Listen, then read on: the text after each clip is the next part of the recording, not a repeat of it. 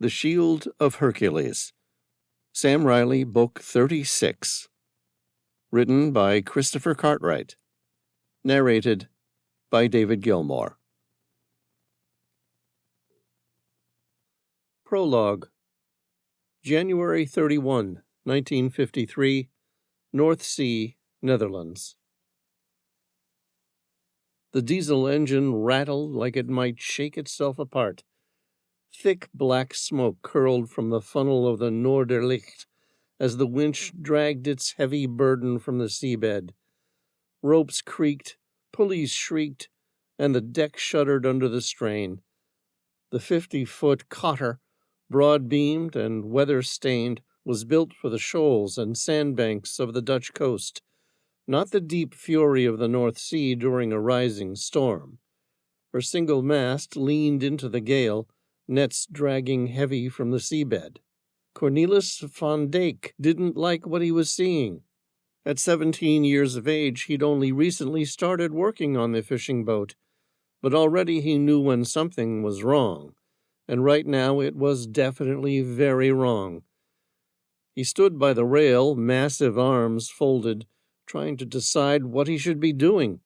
Captain Bart Jansen, a 60-year-old sailor with a thick, white Van Dyke beard, who looked like he'd been born at sea, cursed and threw the winch into neutral.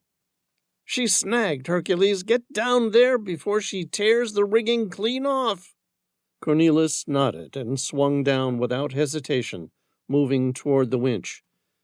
He'd earned the nickname long ago, hauling mussel sacks that took 2 men to lift when he was just 14 years old. Now at 17, he looked the part. A bull of a man, square-jawed and broad-shouldered, with hands like iron. He rarely cut his hair and took little notice of his appearance, meaning that he had a shoulder-length, unruly mane. The Noorderlicht cut through the swell, her wooden hull groaning with every rise and fall. The diesel engine that drove the winch labored under strain, its steady thump-thump breaking into uneven rattles. Hercules studied the steel drum of the winch grinding, cables taut as piano wires. The beam trawl nets rose sluggishly from the seabed, heavy with fish, shells, and half the sea floor besides. Hercules narrowed his eyes. He knew that sound. Metal groaning, pulley straining against something more than fish. The gear was snagged. If they pushed it harder, they'd strip the winch or snap the chain. One way or another, he was going to have to get his hands on it. Spray stung his eyes, fish thrashed in the tangled net, silver bodies slapping against the planks. But something else caught the light, something brighter than scales. He dug into the mass, fingers closing around a lump of metal heavier than it had any right to be. The heavy chain had looped itself into the winch's gear mechanism, wedged tight between the cogs. Salt spray again stung his face as he braced his boots against the slick deck and tugged hard. The chain resisted, grinding stubbornly against the teeth of the gears. With a grunt and one last heave, he pulled it free, the links rattling back into place. He straightened, lifting the freed chain for the captain to see, then flashed a thumbs up. From the wheelhouse, the captain gave a sharp nod and threw the winch back into gear. The engine roared, gears clanked, and the nets began their slow, laborious climb again, the deck vibrating with the strain of the catch.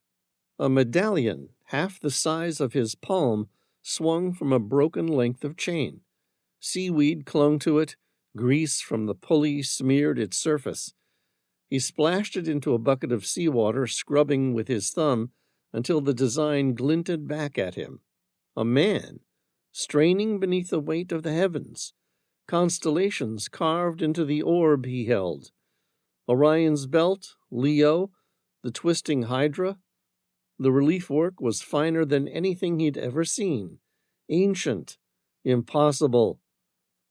He swallowed, staring at it, remembering his grandfather's fireside tales.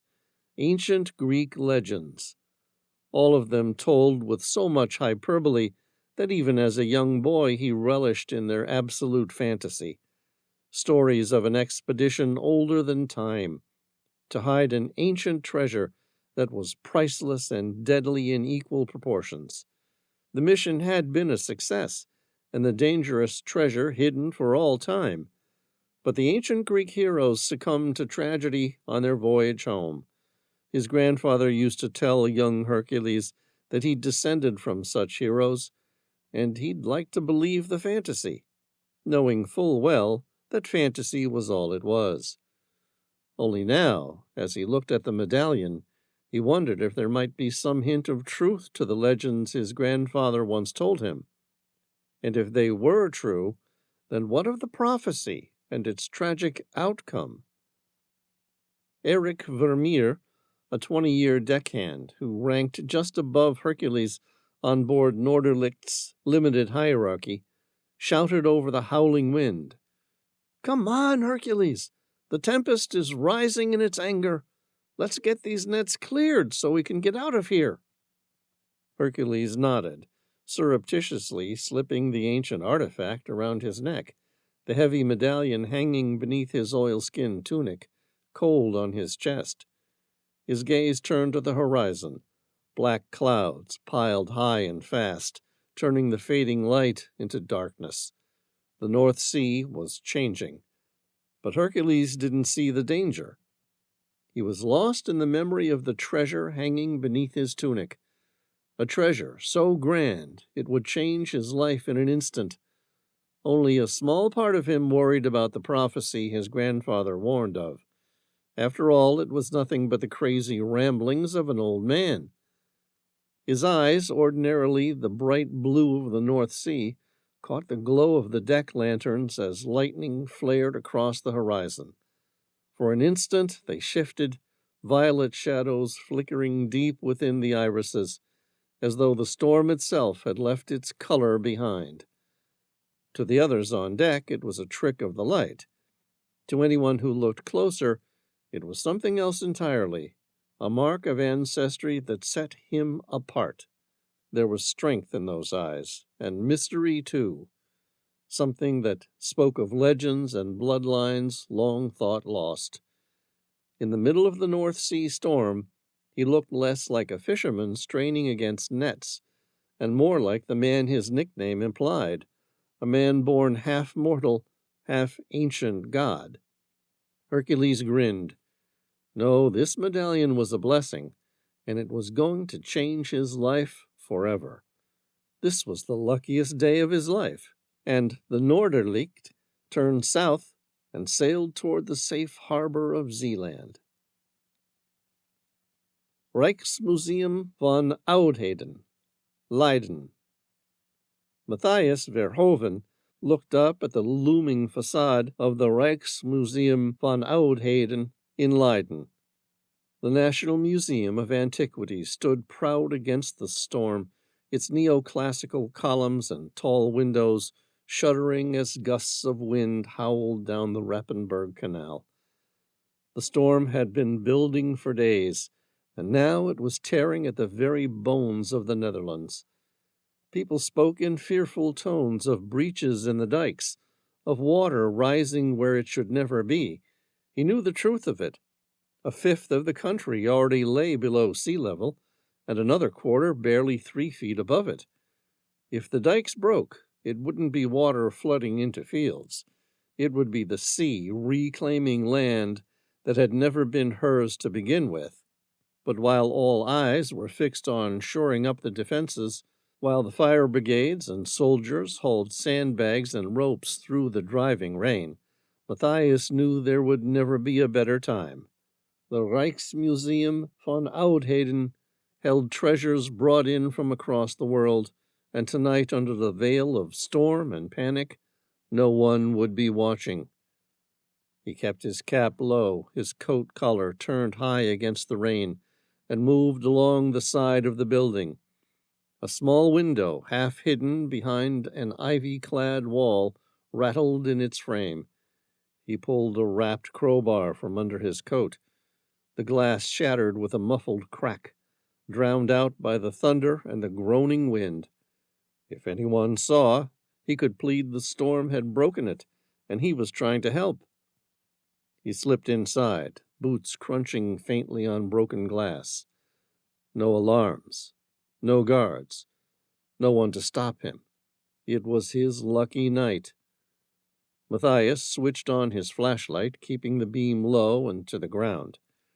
The museum's interior was dark, lit only by the erratic flashes of lightning through tall windows. Shadows stretched across exhibits, sarcophagi, Roman busts, hieroglyphs etched into stelae. He moved quickly, silently down the corridors until he found what he was looking for, the Greek antiquities section, a traveling exhibition on loan. His breath caught. Gold glimmered faintly in the beam of his flashlight. Resting on a stand, framed by fragments of amphorae and bronze spearheads, was a golden disk, wider than his hand, etched with concentric circles. The outer band was inscribed with a labyrinthine pattern, the inner a faint relief of constellations, their positions carefully marked with tiny gemstones. At the center, an engraving of a lion's head, its eyes two dull rubies. It was not just decoration. Matthias felt it. This was a map, a cipher waiting to be joined with something else. Matthias slid the golden astrolabe into a weathered leather satchel, its flap held shut by a single brass buckle shaped like a lion's head. The leather was scarred and worn smooth in places, the sort of bag that had traveled far more than its owner cared to admit. He turned and headed back out the way he'd come. There might have been time to find other treasures, but no reason to risk it. After all, what he'd just stolen was already worth more than enough to pay for him to live out the rest of his days in comfort. He may have been a thief, but he wasn't greedy. Outside, the storm had worsened. The streets of Leiden were awash, water spilling over cobblestones, canals surging dangerously close to their banks. Sirens wailed. Fire brigades rushed past with sandbags piled high in trucks. Policemen shouted orders above the roar of the wind. Matthias moved with the flood's pull, following the Lessel River, letting the water and the chaos cover his tracks. He kept his head low as he passed knots of men in uniform, some hammering wooden planks into trembling levees, others dragging ropes to reinforce the floodgates. The storm lashed at them all without mercy. By the time he reached Nierkerk aan den IJssel, the river was swollen, a dark and seething thing. Through sheets of rain he spotted them, 3 large barges tied up alongside the Nierkerk side in the haven at Kortenord. A perfect refuge. Police boots splashed on the cobbles nearby, their voices carried above the storm. He ducked low, darted across the quay, and slipped into the nearest vessel, a broad iron barge with her name painted across the bow, De Twee Hobroders. Inside it was dark, smelling of damp timber and diesel oil. He crouched low, cradling the satchel against his chest, heart hammering. No one had seen. No one would find him here. Safe. For now. Then he froze. Voices outside. "Arya Ivagruon," someone bellowed through the storm. "This is the mayor. Come on out." Footsteps clanged on the deck. A man's voice, weary but steady, answered, "Sir?" "Mr. Ivagruon," the mayor said, urgent, almost desperate. "I'm hereby commandeering the Twee Hobroders." A pause, then the reply. "What can I do to help?" The mayor didn't flinch. "I need you to ram the Twee Hobroders into a hole in the dike and save Rotterdam." From his hiding place in the shadows, Matthias felt his stomach drop. His safe haven was about to become a battering ram. The Norderlicht raced toward the narrow entrance of the Rompot, the tidal channel that opened into the harbor of Zierikzee. Waves reared up in the darkness, slamming against her bow, while the diesel strained as though every piston inside might tear free. The captain held her steady, jaw clenched, eyes locked on the flashing beacon ahead. Then the storm struck harder. A savage gust roared down from the northwest, a wall of wind that caught the trawler broadside. The Norderlicht heeled violently. The boom swung loose with a screech of steel against steel. Hercules barely had time to cry out before it slammed across the deck with brutal force. It smashed into the captain's head with a sickening crack, dropping him instantly. The impact flung Eric Vermeer, the other deckhand, backward, over the rail, into the black water. Hercules' world narrowed to chaos. The storm howled. Rigging shrieked. Waves pounded the hull like fists. From the water came a strangled cry. "Quick! Hercules!" Hercules spun toward the sound. The deckhand thrashed, one pale arm rising and falling with the waves. The Norderlicht, rudderless, was rocking in all directions, caught between currents, her bow yawing toward the rocks. He lunged for the pilot-house, boots slipping across the wet planks, heart hammering. He shoved the fallen captain aside and seized the helm. His massive hands clenched the wheel, wrenching it hard against the pull of the tide. The trawler shuddered, groaned, then began to respond.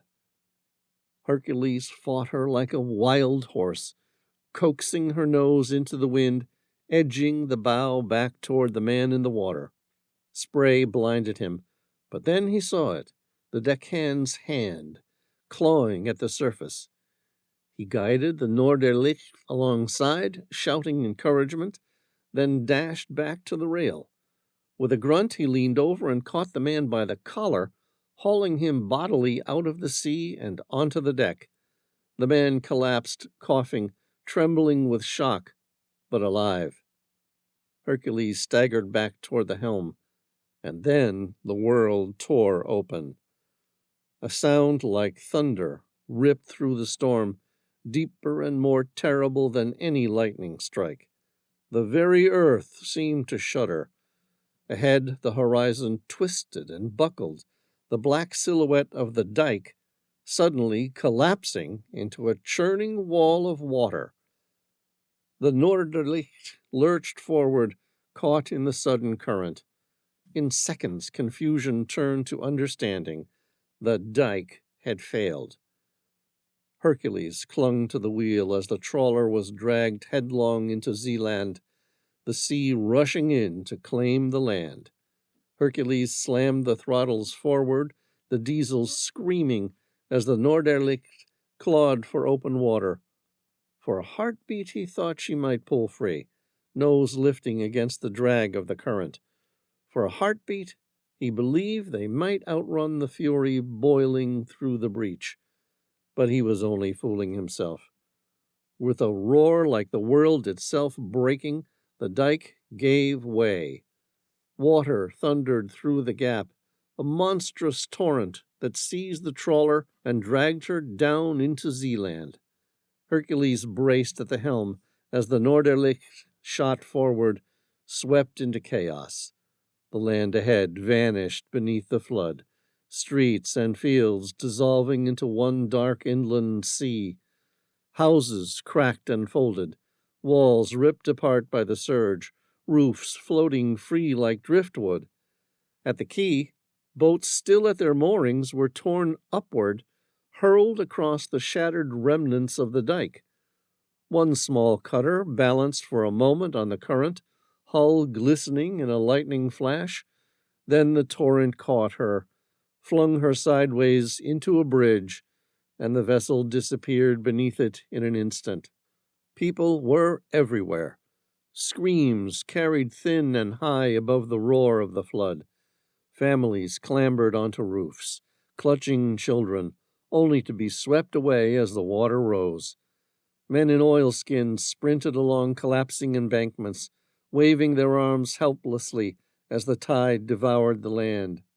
The Norderlicht bucked and spun, her bow hammered by debris, timbers, barrels, the twisted skeletons of carts. Hercules fought the helm with one hand, the throttles with the other. Feathering the power in quick bursts, he coaxed the trawler just enough each time to scrape past obstacles, a floating roof beam, a capsized punt, a half-submerged wagon. Each impact rattled the deck beneath his boots, each strike threatening to rip the propeller clean off. The current turned savage. Ahead, the water spiraled, a black whirlpool, tearing everything into its center. Hercules jammed the throttles to counter it, but the wheel spun uselessly in his grip.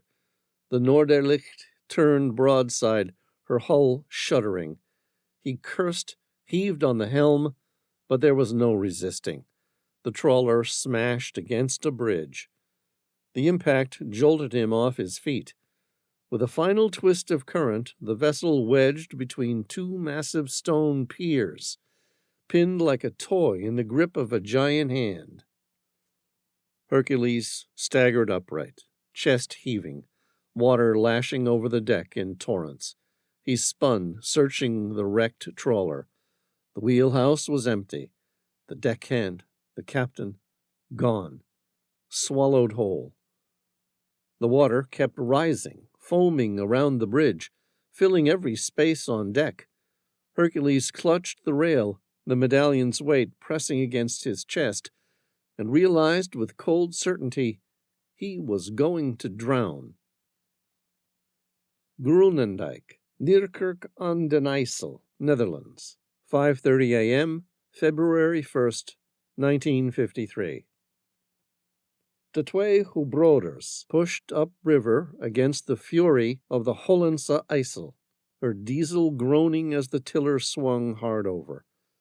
Rain and spray blurred the world into shadows and flashes of lightning.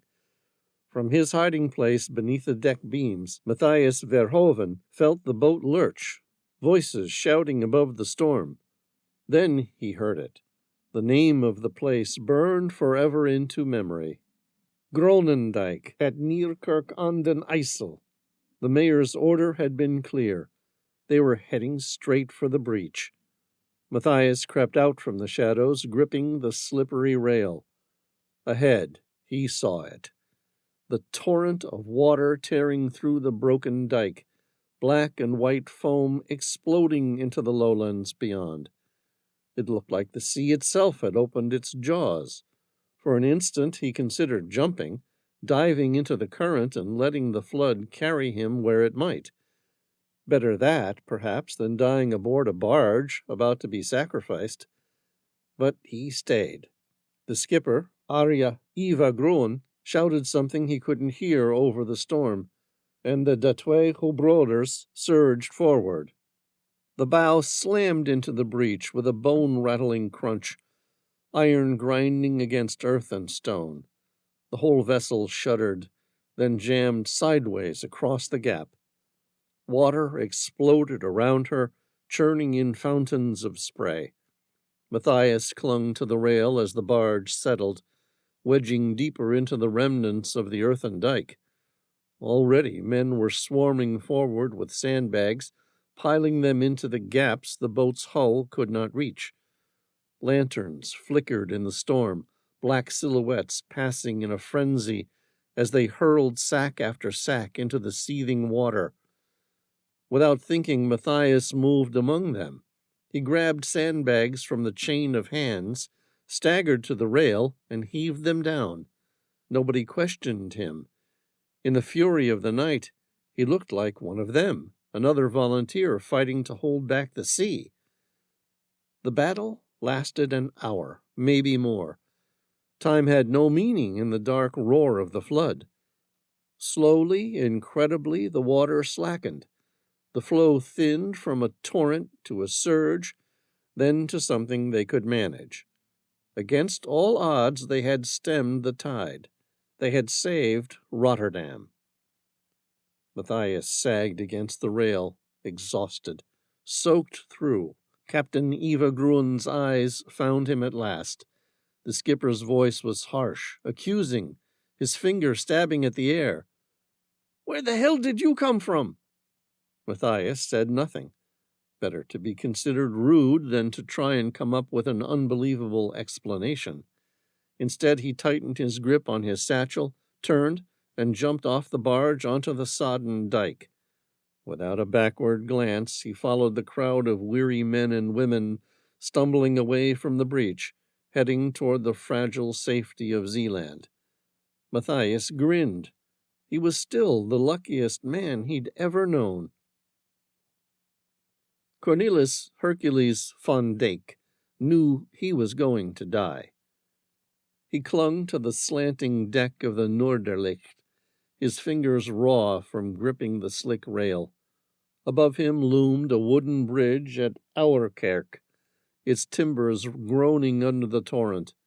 Lantern light flickered through the storm, revealing the structure shuddering like a dying animal. He knew it wouldn't hold. None of them had. Already, the eastern side of the bridge was gone, torn away in a roar of splintering beams. The remaining span sagged, listing at an angle, its planks pried loose one by the relentless current. Beneath it, the water surged black and furious, ripping at the bridge's piers and foundations, dragging stone and earth away in long, sucking eddies. Each surge struck the Noorderlicht, slamming her sideways against the wreckage. The trawler tipped hard to starboard, her deck nearly vertical, her hull shrieking as the current tried to roll her under. Hercules braced himself. If the rest of the bridge gave way, he'd be tipped into the flood, trapped beneath the timbers. He would drown in seconds. Then, above the roar, a voice cut through. "Give me your hand!" Hercules looked up. A man leaned down from the bridge, silhouetted by lightning, arms stretched out. Hercules didn't think. He jumped, muscles straining, fingertips brushing wet wood, then closing around the stranger's wrist. The grip was strong, surprisingly strong. The man didn't pull him up. He couldn't. But the strength in his arm gave Hercules the leverage he needed. With a roar, he hauled himself onto the bridge, sprawling against the wet planks as the last of the span gave way behind him. The Noorderlicht groaned one final time before the torrent dragged her into the darkness below. Hercules staggered upright.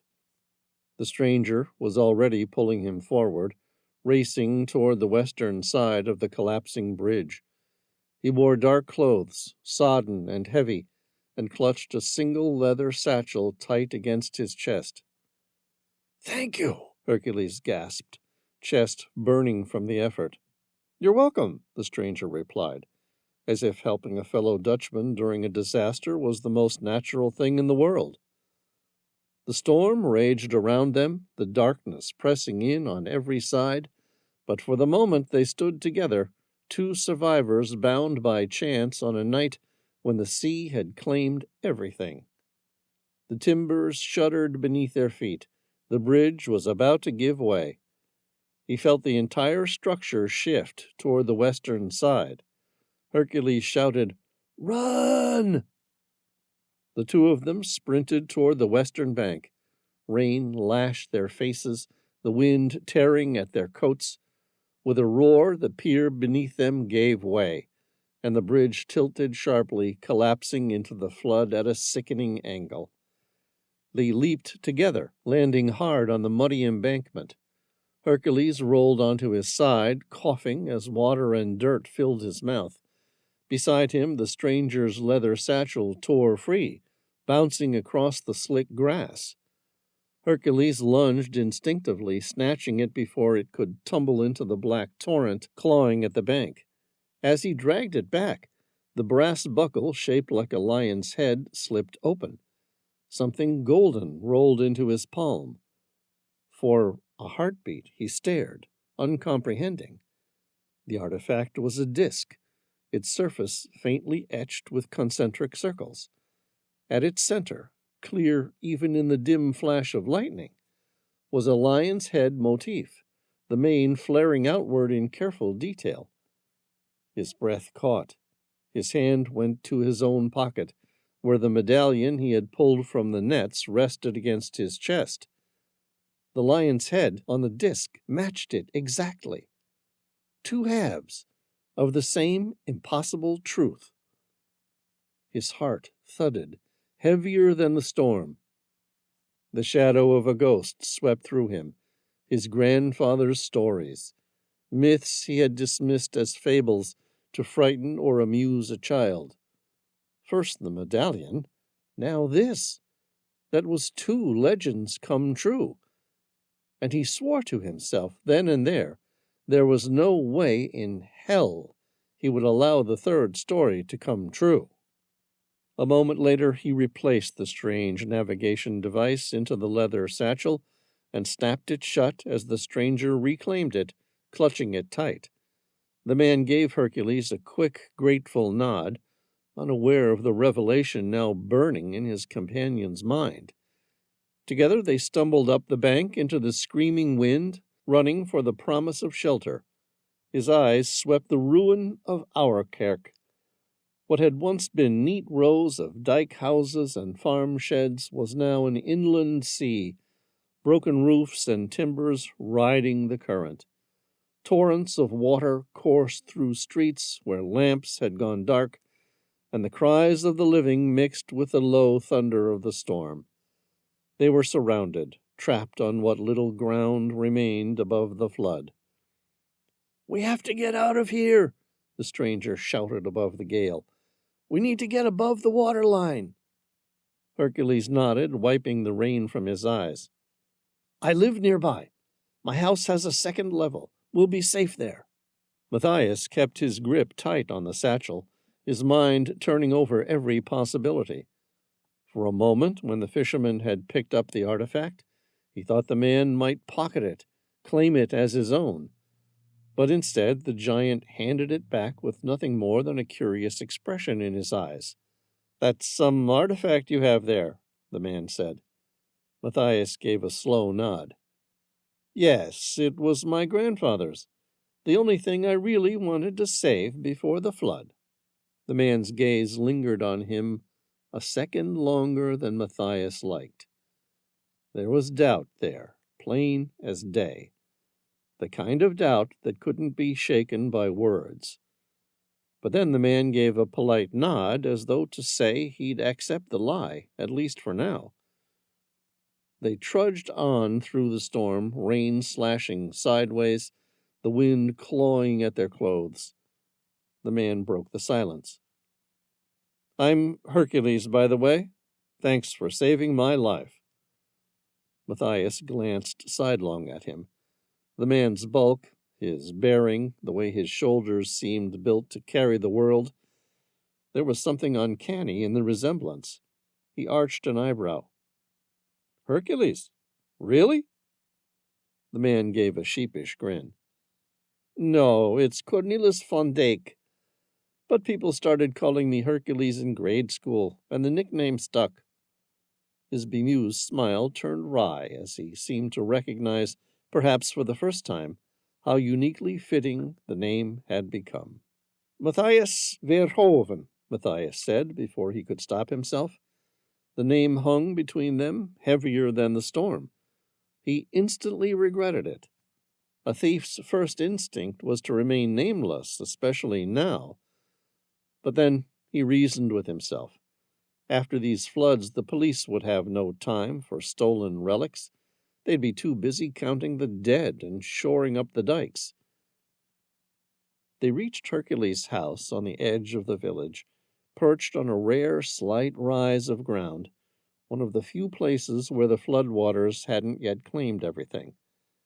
The building was sturdy and plain, brick walls mottled with salt stains, its steep red-tiled roof shining wet under the lightning flashes. Wooden shutters clattered against the windows, and the front stoop stood just above the water line, the waves lapping at the stones but not yet breaching the threshold. It was a single-story house with a large attic-style roof. Hercules pulled a brass key from his pocket, jammed it into the swollen lock, and shouldered the heavy oak door open. Inside, the house smelled of damp wool and wood smoke, the floorboards creaking beneath their boots. A staircase rose sharply to the second floor, precisely the haven the man had promised. Matthias stepped in after him, dripping water onto the tiles, clutching his satchel close. He told himself it was luck, nothing more, that had brought him into this man's home. But deep down he knew better. This night wasn't finished with him yet. Hercules swallowed the fear that rose in his throat like bile. He was terrified by what he was about to do. The water surged around his knees as he pushed against the swollen door, shoulder braced, muscles straining. Beside him, Matthias shoved with equal desperation. The flood roared past the house in a black current, clawing at the foundations, dragging whole branches and fence rails with it. With a final heave, the door burst inward. The torrent struck it like a hammer, slamming it flat against the wall. They both stumbled back as water rushed in, swirling across the tiles and licking hungrily at the furniture. Hercules grabbed for the handle, but the force pinned it wide open. The house had been breached. "Up!" Hercules shouted, already sloshing through the rising water. He yanked open a narrow door set into the wall, half hidden beside the stairwell. It was small, absurdly small, like something built for a child to crawl through. Beyond it, a steep ladder disappeared into the rafters of the attic. "Go!" Hercules barked, gesturing Matthias toward it. Rain and spray lashed through the open doorway, the roar of the flood swelling louder by the second. Matthias didn't hesitate. He ducked low and scrambled through the cramped opening. The satchel bumped against his hip as he climbed. His silhouette swallowed quickly into the dark overhead space. Hercules followed, forcing his shoulders into the gap. The solid oak frame bit into his ribs as he squeezed through. He could just fit. But then he paused. His breath came hard, his heart thudding not just from the effort, but from the certainty that had taken hold of him ever since he'd glimpsed the golden lion in Matthias's possession.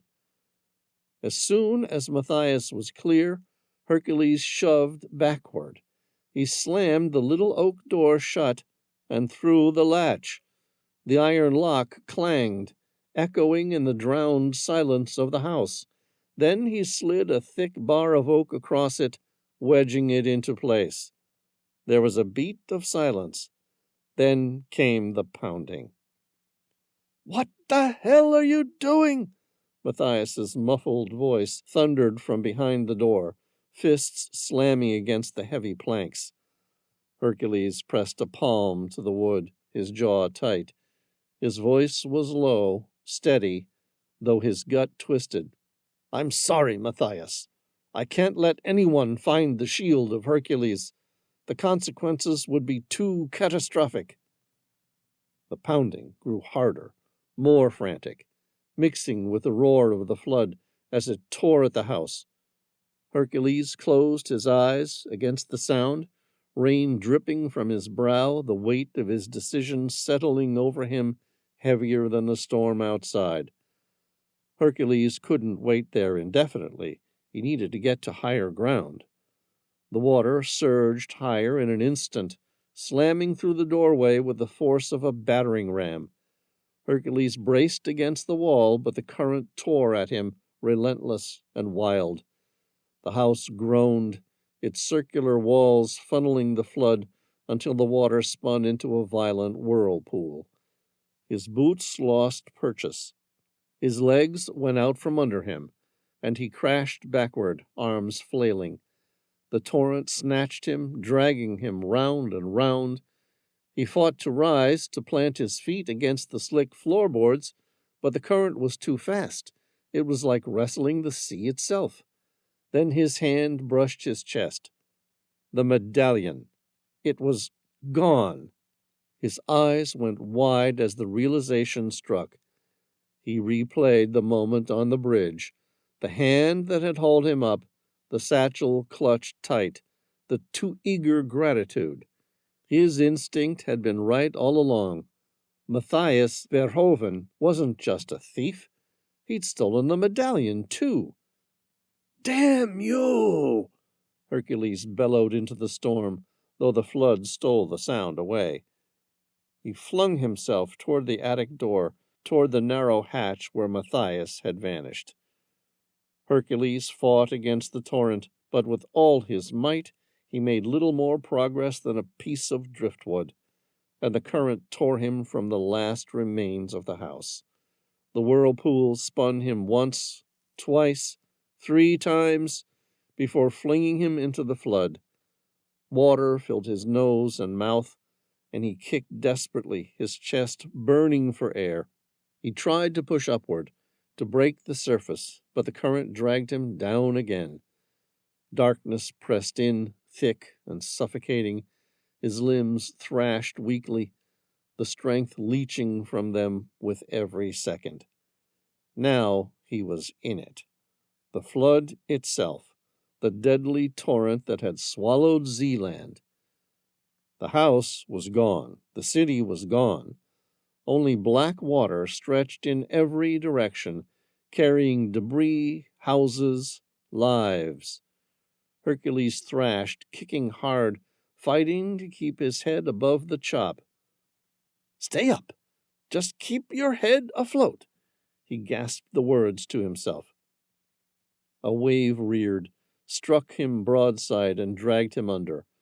The world above became a shimmering blur of flickering lights, lanterns, windows, lightning, distorted, vanishing. His lungs screamed for air. He clawed upward, but the water pressed him down, pulling him deeper. Darkness closed in. His last thought burned in his chest hotter than the fire in his lungs. He had to survive. He had to prevent the Shield of Hercules from falling into the wrong hands.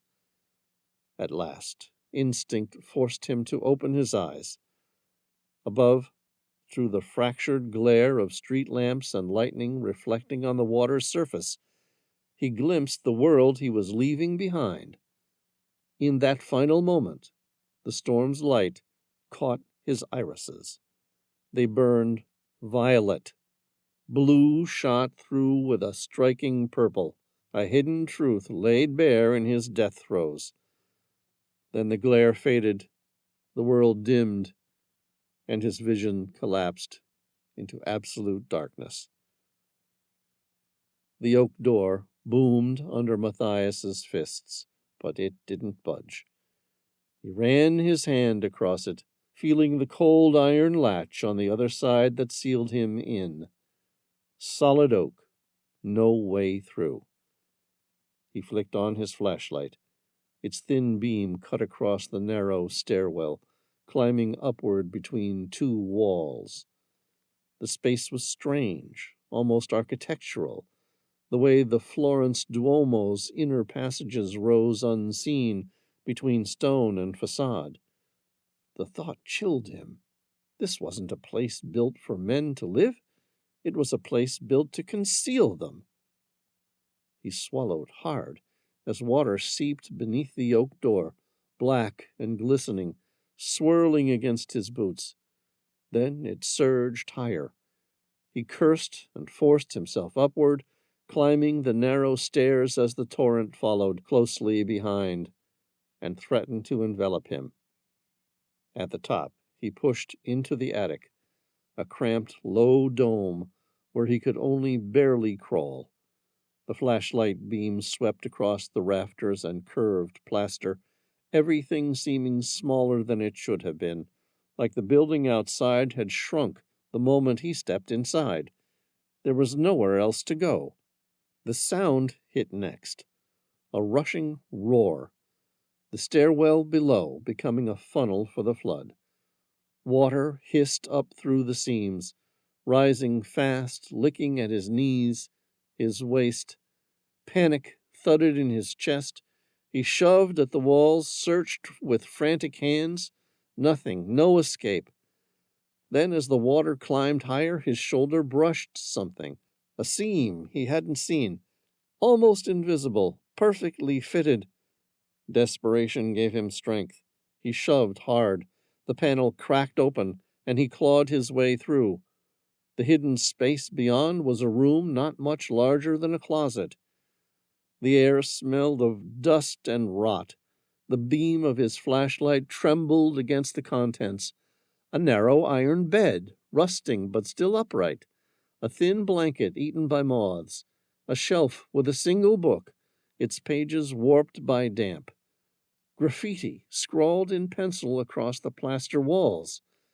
It was a hiding place, a relic from the war, when Dutch Jews had burrowed into secrecy to outlast the Nazis. Now it was his tomb. The water pressed in behind him, filling the secret chamber. It crept up the bed frame, swirled over the floor, licked at his legs, his chest. He tried to keep moving, tried to climb higher, but there was nowhere else to go. His breath came ragged, his heart hammered so loudly it drowned even the roar of the flood. No, no, not like this, he muttered, scrawling words on the wall with a trembling hand. His name, and the name of his murderer. A plea for whoever might one day find his body. The water closed over him. He tried to breathe air where there was none. Chest burning as panic devoured him. He thrashed in the little chamber, banging his fists against the ceiling, against the walls, desperate for one last gap, one last escape. His lungs screamed. He fought it, clamped his lips shut until the pain was unbearable, and then his body betrayed him. His mouth opened, the torrent rushed in. His flashlight beam wavered once across the walls, bed, book, graffiti, then blinked out as the water claimed it. Matthias's last thought before darkness consumed him was the same as every thief at the end.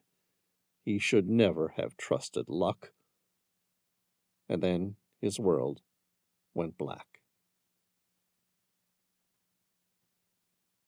Chapter 1. Zeeland, Netherlands. Present day.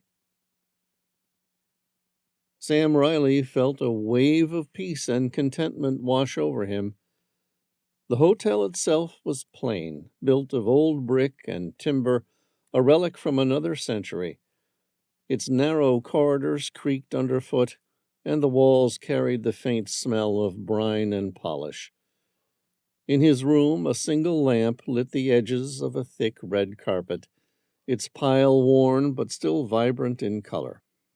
Night pressed against the tall windows of the hotel room, the glass streaked with salt from the day's wind. Beyond, the estuary stretched into darkness, broken only by pinpricks of red and green navigation lights sliding across the water. Fishing boats were heading out to sea, their diesel engines a distant thrum that reached Sam as a low, steady vibration through the glass. Sam leaned his shoulder against the window frame, watching the lights drift out into the channel. The tide was turning, drawing the boats westward toward the North Sea. He smiled at the sight. The ocean was his home, and even on vacation, it was nice to look at it. Sam grinned as he realized this had been one of the first genuine vacations he could remember in more than a decade. He and Tom traveled often, and their lives generally blurred the lines between vacation and work. Sam loved his work, which was so closely linked to who he was that the line between work and pleasure was as close to non-existent as could be possible, that he simply forgot to take actual breaks. Even for the small times of rest and relaxation he had taken, they had generally been with the rest of the crew from the Tehillah. This vacation had been with just Amira, Matilda, Caliburn, and Excalibur. Sam smiled to himself. No ancient codes, no death traps, no collapsing tunnels. Just wind, sea, and the people he loved the most in all his world. His eyes glanced at Matilda sleeping peacefully on a fold-out mattress in front of the fire, next to Caliburn and Excalibur. All three of them were sound asleep. Sam breathed happily. This must be why people are so keen on their vacations. If he'd known how good they could be, he would have taken one long ago. Amira wore a silky pale blue negligee that clung to her 20-week pregnant figure with effortless elegance, a sight Sam found at once deeply seductive and faintly comical. She looked at him and gestured he join her in bed. Sam climbed in. Yes, he would definitely be taking more vacations. They lay on their sides, facing each other in the quiet darkness of the hotel room, the muffled sounds of Zealand's coastal wind barely whispering beyond the window. The sheets were tangled around their legs, their bodies warm from the stillness. Amira's fingers traced the edge of Sam's jaw with absent affection, her deep brown eyes locked onto his, with the same intense devotion he'd first seen years ago. Sam reached out and tucked a loose curl behind her ear. "I love you," he whispered. Her smile widened, tender and sleepy, and then, bang! A sudden, jarring thud shook the tranquility as someone slammed their fist, or something heavier, against the hotel room door. "Sam Reilly," a man's voice said. "Police. We need you to open the door. Right now." Chapter 2. Sam grabbed a pair of jeans and pulled a shirt over his head in one swift motion. Amira's gaze drifted to his duffel bag at the foot of the bed. The Beretta was stashed inside. Their eyes met. No words were exchanged. None were needed. Sam and Amira intuitively thought alike. He lifted a hand in a calming gesture, silently assuring her he'd handle it. Amira, without hesitation, reached for the weapon and tucked it beneath the sheets beside her, just out of view. Sam gave a final glance toward the bed. Matilda was still sound asleep, one arm flopped across Excalibur's back. Caliburn, on the other hand, was wide awake and standing guard at the edge of the mattress, eyes locked on the door with quiet vigilance. Sam nodded at him, lifting a hand in a gesture that suggested he wait and see what happens before doing anything. Caliburn's chromophore fur blended in with the red carpet. A man stood alone in the hallway, mid-40s, tall and broad-shouldered, dressed in a neutral-toned coat over a collared shirt and jeans. The Glock holstered at his hip undercut any illusion of anonymity. The man offered a courteous nod. "Detective Willem Vermeer," he said in a low, steady voice. "Thanks for opening the door." "No problem," Sam replied. Vermeer tilted his head toward the interior. "Mind if I come in?" Sam shook his head. "My wife and daughter are asleep. If it's all the same, I'd rather not wake them."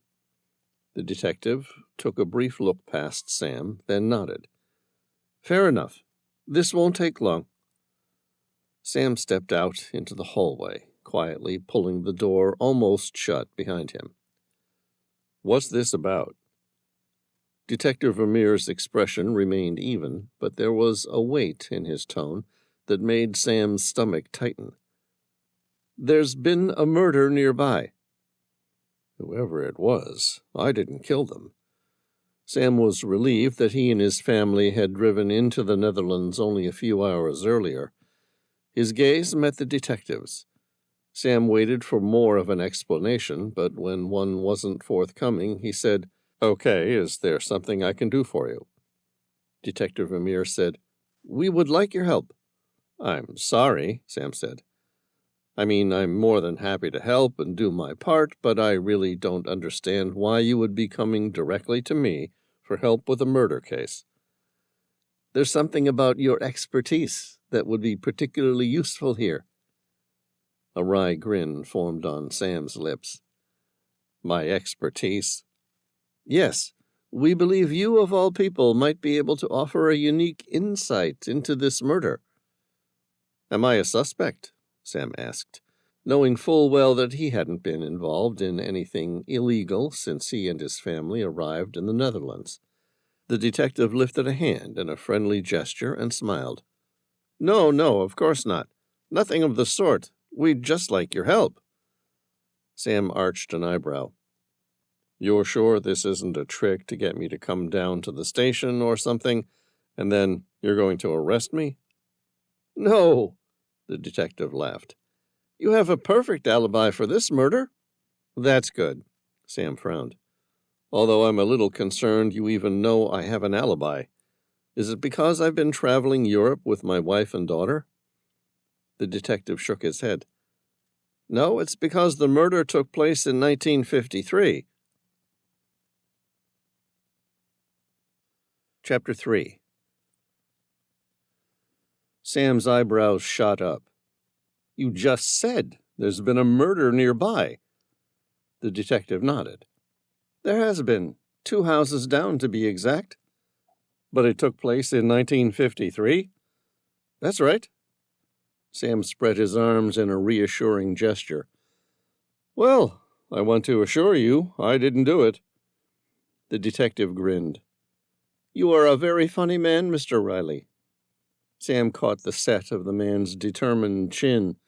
This wasn't a joke. The detective looked like Tommy Lee Jones in The Fugitive. "You're serious?" "Deadly." "About catching someone who committed a murder more than 7 decades ago." The detective suppressed a grin. "Perhaps the murderer is still alive." "Maybe. If he or she is, they will be feeling pretty good about their long life by now, though. All the more reason it's important to catch them." Detective Vermeer's steely gaze set on Sam. "And that's where you come in." A wry grin tugged at the corner of Sam's lips. "You want my help to solve a murder from 1953. "Anything you can offer to shed light on the case would be helpful," the detective said, steady but insistent. Sam's brow lifted. 1953. Wasn't that the year of the Great Flood?" "The Watersnoodramp," Vermeer replied, nodding. "In English, it means the disaster of the waters." "And the victim? He was killed during the flood?" "Yes, and we believe he was murdered for this." The detective pulled out a photograph of an aged artifact. Sam leaned closer. It was rough and weathered, but unmistakable. "You ran an image search," Sam said. "We did," Vermeer confirmed. "Your name came up as the only modern scholar to publish anything on it in over 8 centuries. If not for your work, we'd have hit a dead end." Sam arched an eyebrow. "Dead end? That's supposed to be a pun?" The detective didn't answer. "I'm not an expert," Sam said. "I've only just started digging into that legend." "Be that as it may," Vermeer replied, "you're still the only living person who might know what this man died to protect." "Only just," Sam admitted. Vermeer gave a theatrical shrug. "So imagine my surprise when an international trace lands you vacationing in Zealand, of all places." Sam suppressed a grin. "You tracked me down because you want the truth. You want to know whether that artifact really leads to something ancient, or if it's just a hoax." "That's right," the detective said. "And if it's real, what makes it valuable enough to kill for?" Sam's grin returned, this time with something sharper behind it. I don't know, but I'm happy to help you find out. So you will do it? The detective asked. Sam nodded sagely. Yeah, I'll do it. If it's still out there, I'll find the Shield of Hercules. Chapter 4. Detective Vermeer smiled. Do you need to collect anything before we leave? Leave? Sam asked. Where? I thought I'd start by showing you where the body was found and what we know. The detective paused. And then tomorrow we can start in earnest. Sam gestured toward his family, asleep inside. My family's asleep. We're at the very end of a vacation, and we're flying home tomorrow morning. The detective smiled. Okay, in the morning I'm happy to drive the rest of your family to the airport. Sam said, That won't be necessary. We've got a rental. Amira's going to need to drop it off at the airport anyway. All right, either way, you can see your family off in the morning and then hopefully solve this problem before getting back to your family in a few days. Sam grinned. You want me to locate the Shield of Hercules, an ancient Greek artifact that has eluded some of the greatest archaeologists for thousands of years, in the next few days. The detective looked hopeful. The earlier the better. Sam pressed his lips together. Wait here. Let me talk to my wife for a minute. All right. The detective nodded. Please give her my apologies for the intrusion. If the stakes weren't so high, I would tell you to wait until the morning, but time is crucial. Sam frowned. There was something the detective wasn't telling him. Why? What makes this so time-critical? There's been a murder. Every minute lost is another one where the suspect can get away. Sam grinned. Only in this case, the murder happened 72 years ago. I'd say you've already lost every chance of catching up with him. The detective's eyebrows bunched together, but he said nothing. Sam laughed. Come on. What aren't you telling me? Listen, I think it's important I show you the crime scene. Then you might understand why it's so vital we work out the location of the Shield of Hercules. Why? Because the same series of events that made someone kill to keep that shield safe are coming together once more. You think something bad's going to happen? The detective's lips formed a grim line. No, I know something terrible's going to happen if we don't reach the Shield of Hercules first. Sam nodded. All right, wait here. He stepped through the door, closing it again, and leaving the detective outside. Amira sat up in the bed and looked at him, a defiant expression on her face. You're going with him tonight? He says it's important. It generally is. Sam pressed his lips together. He says something's coming, and the Shield of Hercules may just be the only defense we have. Amira wrapped her arms around him and kissed him. When their lips parted, she met his eyes and said, I've had a really good time, but I knew the world would eventually catch up with you, Sam. We were due to head back to the Tehillah tomorrow. You may as well start work a little early. Are you sure? Sam asked. Of course, Amira laughed. Sam, I knew the sort of life I was getting into when I married you.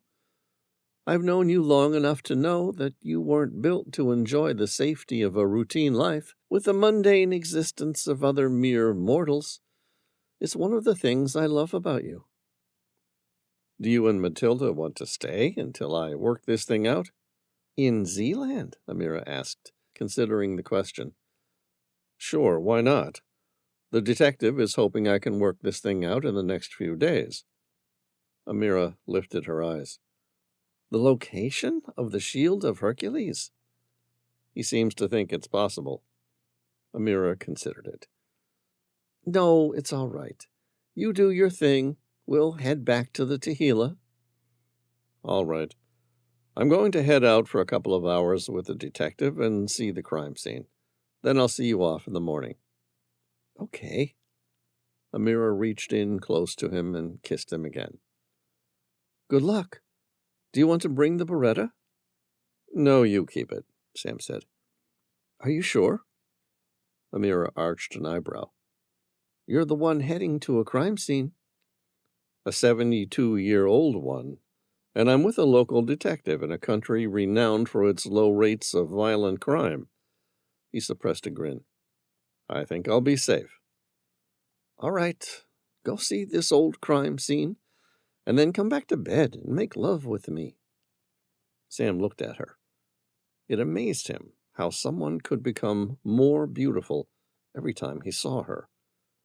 He was sorely tempted to tell the detective he would see him in the morning, but there was something in the man's expression that made him feel like this was particularly urgent.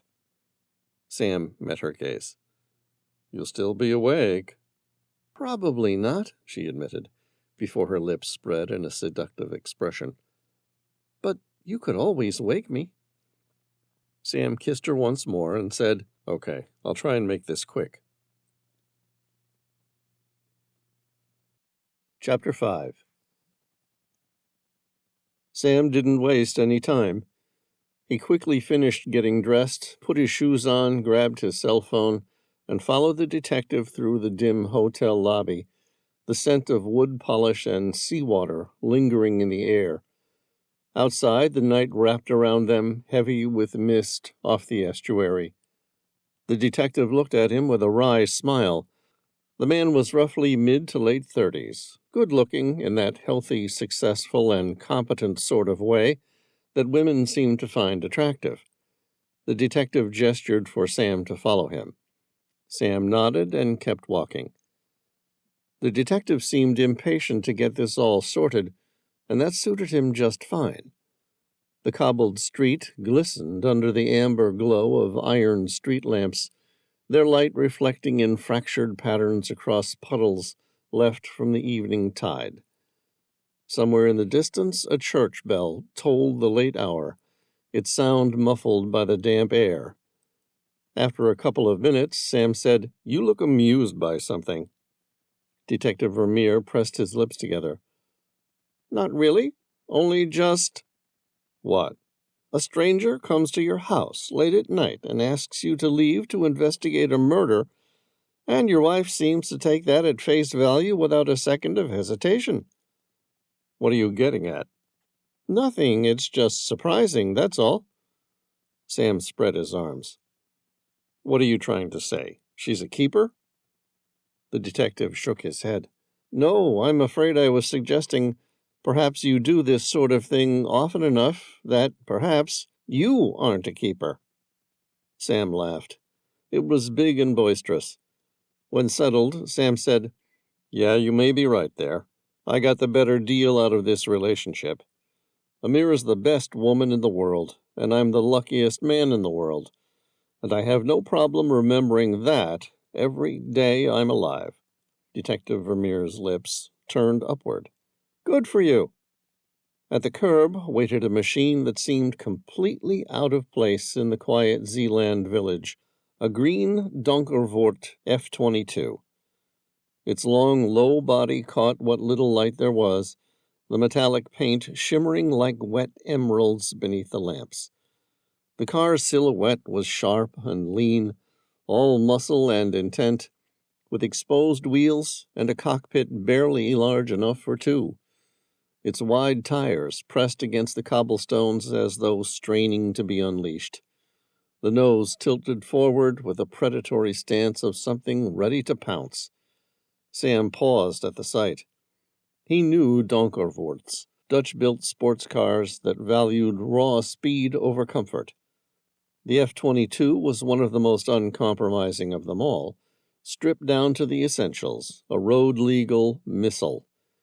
He loved the car. All the same, he had to wonder, what the hell was a Dutch detective doing driving a Donkervoorts F-22? Chapter 6. Detective Vermeer dropped into the driver's seat. He looked like he seemed to wear the Donkervoort F-22 more as one would an expensive jacket instead of simply driving it. He settled his hands on the suede steering wheel and flicked the gear stick into neutral. His thumb pressed the starter button. The car came alive with a sharp, guttural roar that echoed off the cobblestones and rattled the windows of the quiet Zeeland street.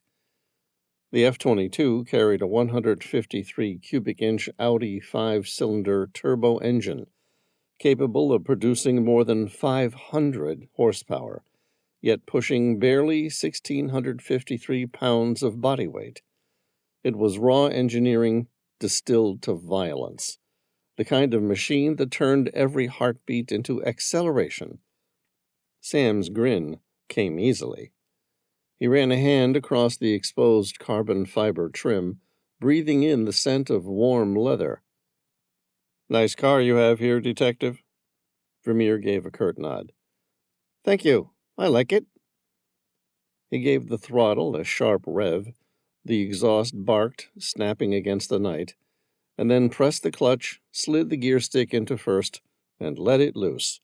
The Donkervoort leaped forward. Sam's shoulders slammed into the seat back as the acceleration pinned him down. The tires spat water from the cobbles as they ripped through the sleeping village, engine note rising to a banshee howl. Street lamps blurred past, and in the rearview mirror the town shrank into darkness. The detective pushed the Donkervoort F-22 harder, his hand moving swiftly through the gears, each shift clean and precise. The car surged forward, the rear wheels clawing at the road as the engine climbed toward its peak. Sam listened to the growl, a sound he knew well. It was the unmistakable tone of Audi's 5-cylinder engine. Unlike the even thrum of a 4-cylinder or the smoother hum of a straight 6, this was different, more visceral, more alive. He recalled how its unique firing order, 12453, created a 144-degree firing interval, delivering both smoother power and that distinctive emotional howl. It was a clever variation of the standard 4-stroke cycle, a design that allowed the engine to be compact, shorter than an inline 6, yet more powerful than most 4-cylinders. Balance shafts were often needed to tame its inherent vibrations, but to Sam's ear the imperfections were part of the character. The result was raw mechanical music, filling the night air as the detective worked the gearbox like a man born to it. Sam couldn't help himself. He laughed, grinning wide. "So, do all detectives with the National Police Corps enjoy such cars?" Vermeer chuckled, eyes sharp on the road. "No, this is a special treat. Called it a sort of fringe benefit in my specific line of work." Sam arched an eyebrow, still enjoying the G-forces pressing him into the bucket seat. "And what line of work is that?" Vermeer shifted into third with a smooth flick of the wrist, the engine's note dropping into a deep growl. "I investigate stolen artifacts and historical crimes." Sam studied him, the grin fading into a knowing half-smile. "There's a special division in Dutch policing for that?" "There is," Vermeer said, his voice almost lost to the howl of the engine. "Although the general public doesn't hear much about it."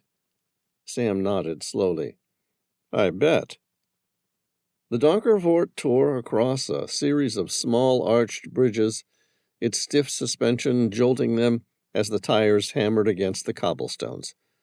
The water below flashed silver in the moonlight, rushing in dark channels between narrow banks. Sam frowned, glancing at the detective. "I thought you said this crime took place next door." Vermeer spread his hands theatrically, still keeping one eye on the road. "A slight exaggeration on my part, but we're still very close." 2 minutes later, he dropped the car into neutral and braked hard. The Donkervoort skidded slightly before coming to a jolting stop in front of a classic Dutch building. its brick facade leaning proudly into centuries of history. Parked beside it was a hulking yellow bulldozer, its steel blade glistening with rain under the streetlight. Sam exchanged a glance with the detective. Vermeer said, "We're here." Chapter 7. Detective Vermeer inserted an old brass key into the lock. He turned it and then pushed open the door. The hinges groaned, protesting after years of disuse. He raised a flashlight, its beam cutting through the gloom. "Power's been cut," he said over his shoulder. "They always shut it off before demolition. Less chance of a spark setting something off." Sam followed him into the house. The air was damp and stale, heavy with the scent of mildew and old plaster. The floor creaked beneath his boots, dust rising from the warped red tiles where rain had seeped in through cracks in the roof. Wallpaper peeled in long curling strips, exposing plaster mottled with water damage. Once it might have been a family home, solid and serviceable. Now it was a hollow shell waiting for the bulldozer. Vermeer led him past a narrow hallway and stopped at a small doorway in the side wall, barely large enough for a man to squeeze through. Inside was a tight stairwell, steep and claustrophobic, its walls pressed close like the throat of a tunnel. Sam switched on his own flashlight and followed the beam, playing over cobwebs and scuffed plaster. At the top, they emerged into an attic where the shallow ceiling seemed at odds with the steep Dutch roof Sam had seen from the outside. Something didn't fit. The detective pointed with his flashlight. "There," he said, a hatchway, almost invisible in the corner. Sam tilted his head, frowning. "Hard to believe anyone found that before this place was torn down." Vermeer gave a thin smile. "One of the demolition workers was checking the ceiling space for gas piping. Standard safety check. Make sure nothing's left that could blow when they start cutting. That's how he found it." Sam nodded slowly. "Any idea what it was used for?"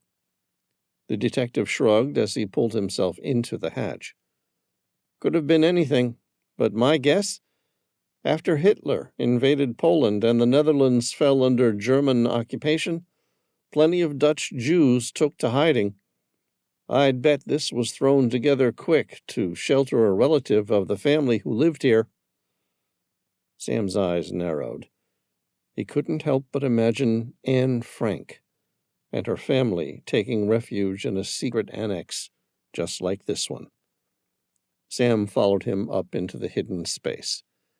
His flashlight beam swept across the room. The air was heavier here, the ceiling low enough that he had to stoop. Water stains streaked the walls, brown lines running up until they touched the rafters. Proof the chamber had once flooded all the way to the ceiling. Against the far wall lay the remnants of a rusted iron bed, its frame twisted. A bedside table lay tipped onto its side, its drawer swollen shut. And there, slumped against the wall, was what remained of a man. The body had collapsed into itself, little more than a skeleton wrapped in leathery remnants of clothing. The skin that clung to the bones was blackened and shriveled, mummified by decades in the sealed space. The jaw hung slack, teeth grinning in a rictus that hinted at the terror of his last moments.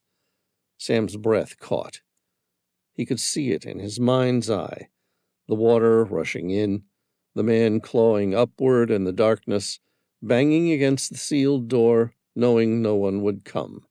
It would have been a horrific way to die. He pressed his lips together, his expression still unreadable. "There's something else you'd better see." "What is it?" Sam asked. "This." The detective's light shifted, illuminating the wall above the body. Crude markings had been gouged into the wood, each letter hacked with desperate force, as though carved by a dying hand with a pocket-knife. The words read, Matthias Verhoeven died here, February 1st, 1953. Sam's eyes landed on 3 words etched directly below it. Hercules murdered me. Chapter 8. Sam stared at the morbid inscription. He read the final 3 words aloud, his voice low in the cramped chamber. Hercules murdered me. His gaze darted toward the detective, who remained silent, his expression revealing nothing. Sam frowned at the grim inscription, then let a wry smile tug at his mouth. Right. So, now we're looking at a 72-year-old murder committed by a demigod from 3,500 years ago. I can see why they made a special division of investigation to deal with a case just like this. Detective Vermeer's face remained unreadable in the beam of his flashlight.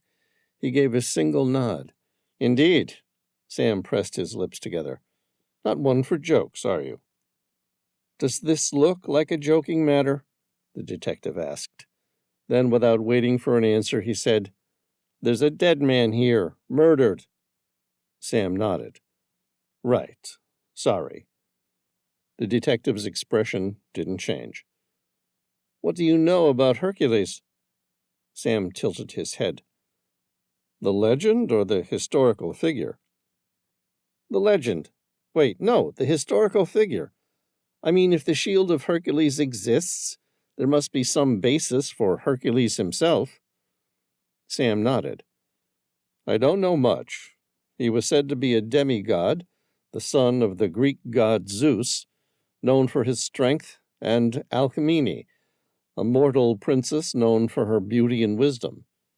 She was the daughter of King Electryon of Mycenae. The legends place him somewhere in the late Bronze Age, but that's more myth than history. What we have are stories. 12 labors, feats of strength, and a man capable of surviving where no one else could. The detective listened carefully, then gave a slow nod. That's about right. Now, what do you know of the Shield of Hercules? Not much. It only recently came onto my radar through someone else's research. A brilliant linguist and computer scientist named Lisa Green. Perhaps I should contact her, Vermeer asked. She might be more knowledgeable on this topic. I'm sure she would be, Sam said, his tone tightening. But that's impossible. Why? Well, for one thing, she's dead. Vermeer studied him, then asked carefully, And the other? She was hell-bent on using the power of Ra to make herself rich at the expense of millions. The detective's lips parted, as though to press further, but then he closed them again, choosing silence.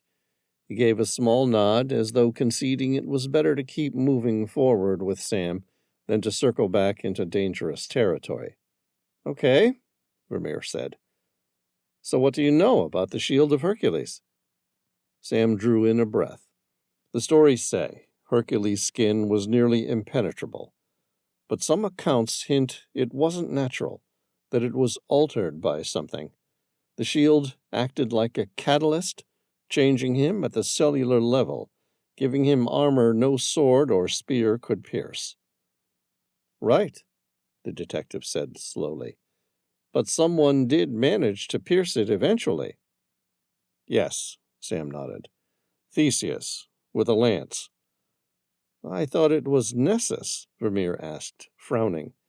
Sam shook his head. No, Nessus was a centaur. He didn't kill Hercules with a weapon. He killed him with poison. When Hercules shot him with a hydra-tainted arrow, Nessus tricked Hercules' wife into keeping his blood. Later, she smeared it on a cloak, thinking it was a love charm.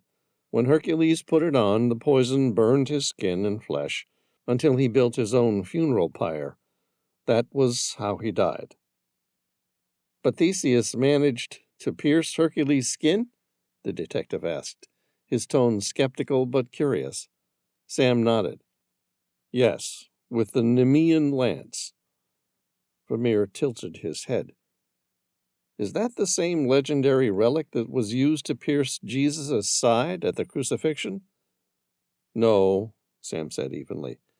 That was the Spear of Longinus, also called the Spear of Destiny. Different weapon, different origin. The Nemean lance was forged with a blade dipped in the claws of a Nemean lion, a creature whose claws were said to be adamantine, harder than iron, harder even than diamond. Nothing else on earth could cut so deep. The weapon had been a gift from King Minos after Theseus rescued his daughter from the Minotaur. The detective's brow furrowed. Okay, so what happened? Ultimately, Sam continued, Hercules won the battle, but instead of killing Theseus, he decided to let him live. And Theseus? Sam exhaled slowly, the story running through his mind like an old half-remembered tale. He managed to capture some of Hercules' blood in a small vessel. That blood became the key. Whoever drank it was said to take on the Shield of Hercules, skin impervious to blades, arrows, and fire. Vermeer went quiet for a moment, the weight of that sinking in. Impervious skin? It would appear so, Sam said. The detective let out a humorless laugh. Great. So all of this is about a dead guy's blood. Sam lifted a shoulder in a shrug. You'd be surprised what lengths people will go to for ancient relics. Sam looked at the marking etched into the wall again. Hercules murdered me. The detective's eyes darted toward him. What are you thinking? Sam spread his arms. It's not much to go on. But? No but, Sam frowned. I'm just thinking this is all about Greek mythology. Only in reality there's no evidence that any of the gods or demigods from ancient Greece ever existed. It's just ancient Greek mythology. Nothing that could forge a weapon or a shield that might have any effect on modern warfare. And yet, the Shield of Hercules was dangerous enough that someone felt the need to murder someone to protect its secret location.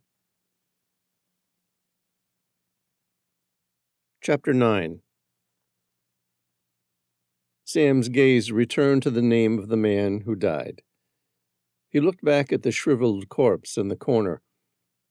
Do we have any idea who Matthias Verhoeven was? Vermeer nodded.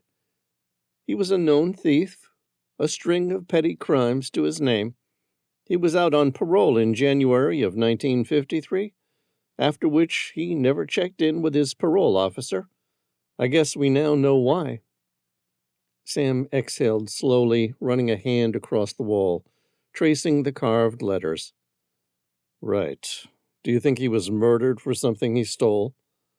Uh-huh, Vermeer said, his tone flat but certain. Any idea what? The detective reached into the inside pocket of his coat and carefully withdrew something wrapped in cloth. He unfolded it slowly, revealing a golden disc. This was with the body, Vermeer said. His gaze flicked toward Sam. Do you know what it is? Sam nodded slowly. He reached out, turning the device gently in his hands, careful not to damage the fragile artifact. This is an astrolabe. Vermeer arched a brow. Did the ancient Greeks even know how to use an astrolabe 3,500 years ago? Sam gave a faint smile. I should think so, given they invented it. He angled the astrolabe toward the light, studying the workmanship. The Greeks developed the first astrolabes to model the heavens, a way of plotting the stars. Later, the Arabs refined the design and turned it into one of the greatest instruments of navigation the world had ever seen. Mariners used them for centuries to find their position by the sun or the stars. It wasn't until better instruments came along, sextants, octants, eventually chronometers, and eventually GPS, that the astrolabe was phased out. He set the device carefully back in front of the beam of his flashlight, his mind racing with the implications. The detective seemed to take note of that revelation. Sam examined the ancient artifact, the beam of his flashlight catching the astrolabe's face. It was wider than his hand, heavy and luminous in the dark. The outer band was etched with a labyrinthine pattern, lines spiraling and twisting as though meant to draw the eye inward. The inner circle carried a faint relief of constellations, each star marked with a tiny gemstone, sapphire, emerald, onyx, set so precisely they caught the light with a cold gleam. At the center, dominating all else, was the image of a lion's head, its mane flaring outward, its eyes two dull rubies that glared back at him through time. He set the device carefully back onto the beam, his mind racing with the implications. Vermeer watched him closely. So, in your opinion, it's possible this might show the way to the Shield of Hercules? Sam met the detective's gaze, the weight of the question settling between them like stone. Yes, he said softly. It's possible.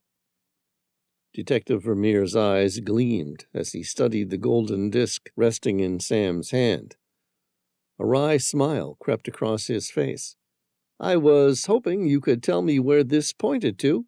Sam turned the astrolabe slowly, the light from his flashlight glinting off its etched concentric rings and the lion's head at its center.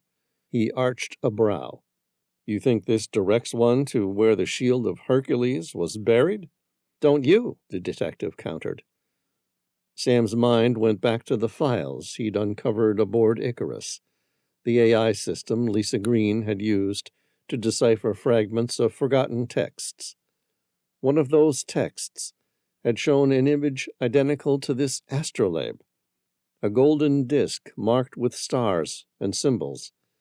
The resemblance was exact. His frown deepened. Something's missing.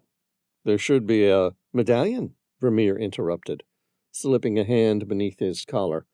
He drew out a golden chain and medallion, letting it swing briefly in the light before resting it in his palm. Sam's eyes fixed on it. The lion's head engraving was unmistakable. That's it. The detective leaned closer, hopeful. Do you think that will be enough to determine the location? Sam brought the two artifacts together, studying them as though they might whisper their secret. The medallion slotted neatly into the astrolabe's center, the designs aligning perfectly. He held them up, turning them until the lion's head pointed north. For a moment, excitement surged in him, then it faltered. He shook his head. No. Vermeer's expression tightened. Why not?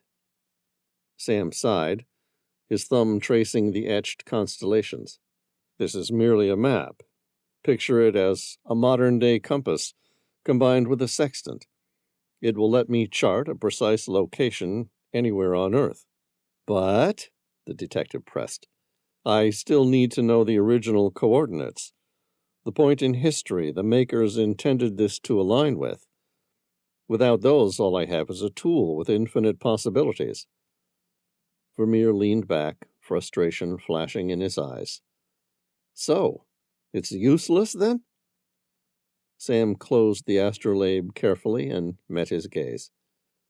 No, not useless. We have the map. His voice steadied, conviction building. Now we just need to find the coordinates.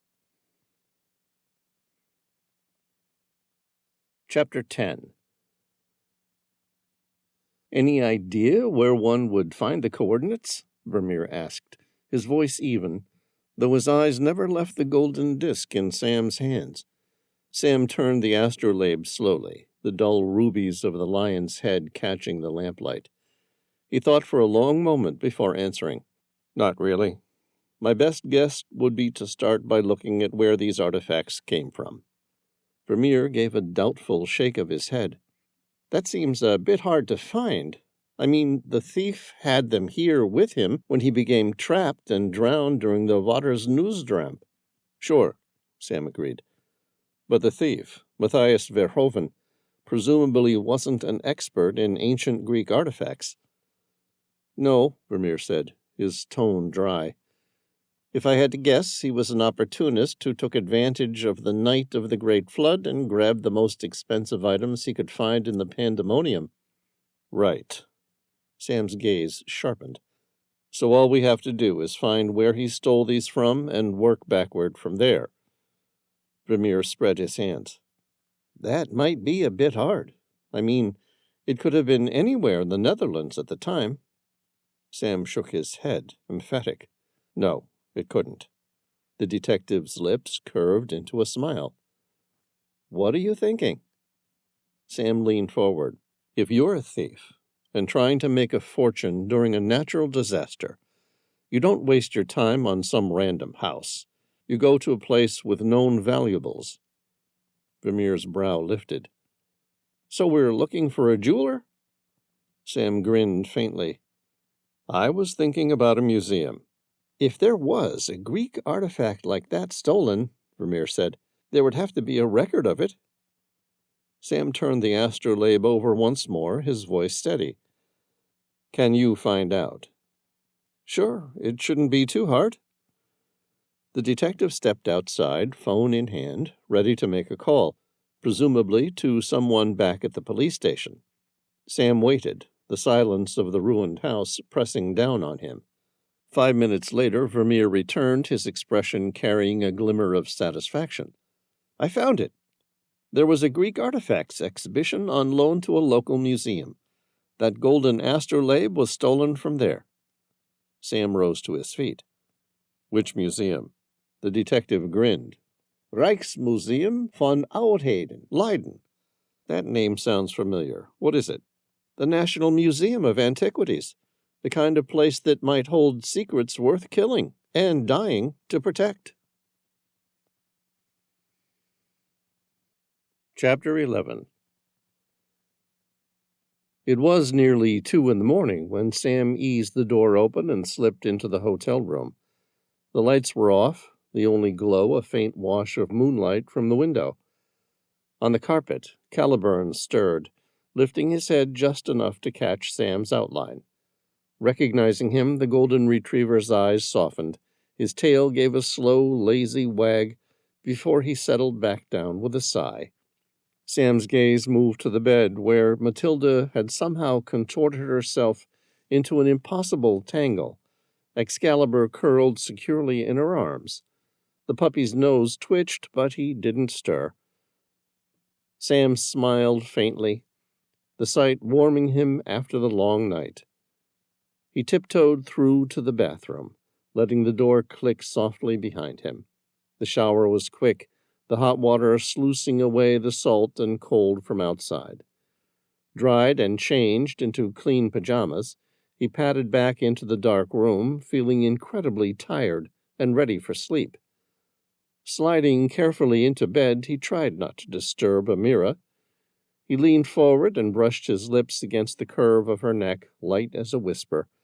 She didn't stir at first. Then a moment later she rolled toward him, her arms wrapping easily around his neck. Her voice was soft, edged with sleep, but there was a smile in it. When did you get home? Just a few minutes ago, Sam murmured. I tried not to wake you. Her eyes half opened, glinting in the dark. Didn't I tell you to wake me? Sam started to reply, but she silenced him with a grin, pulling him closer.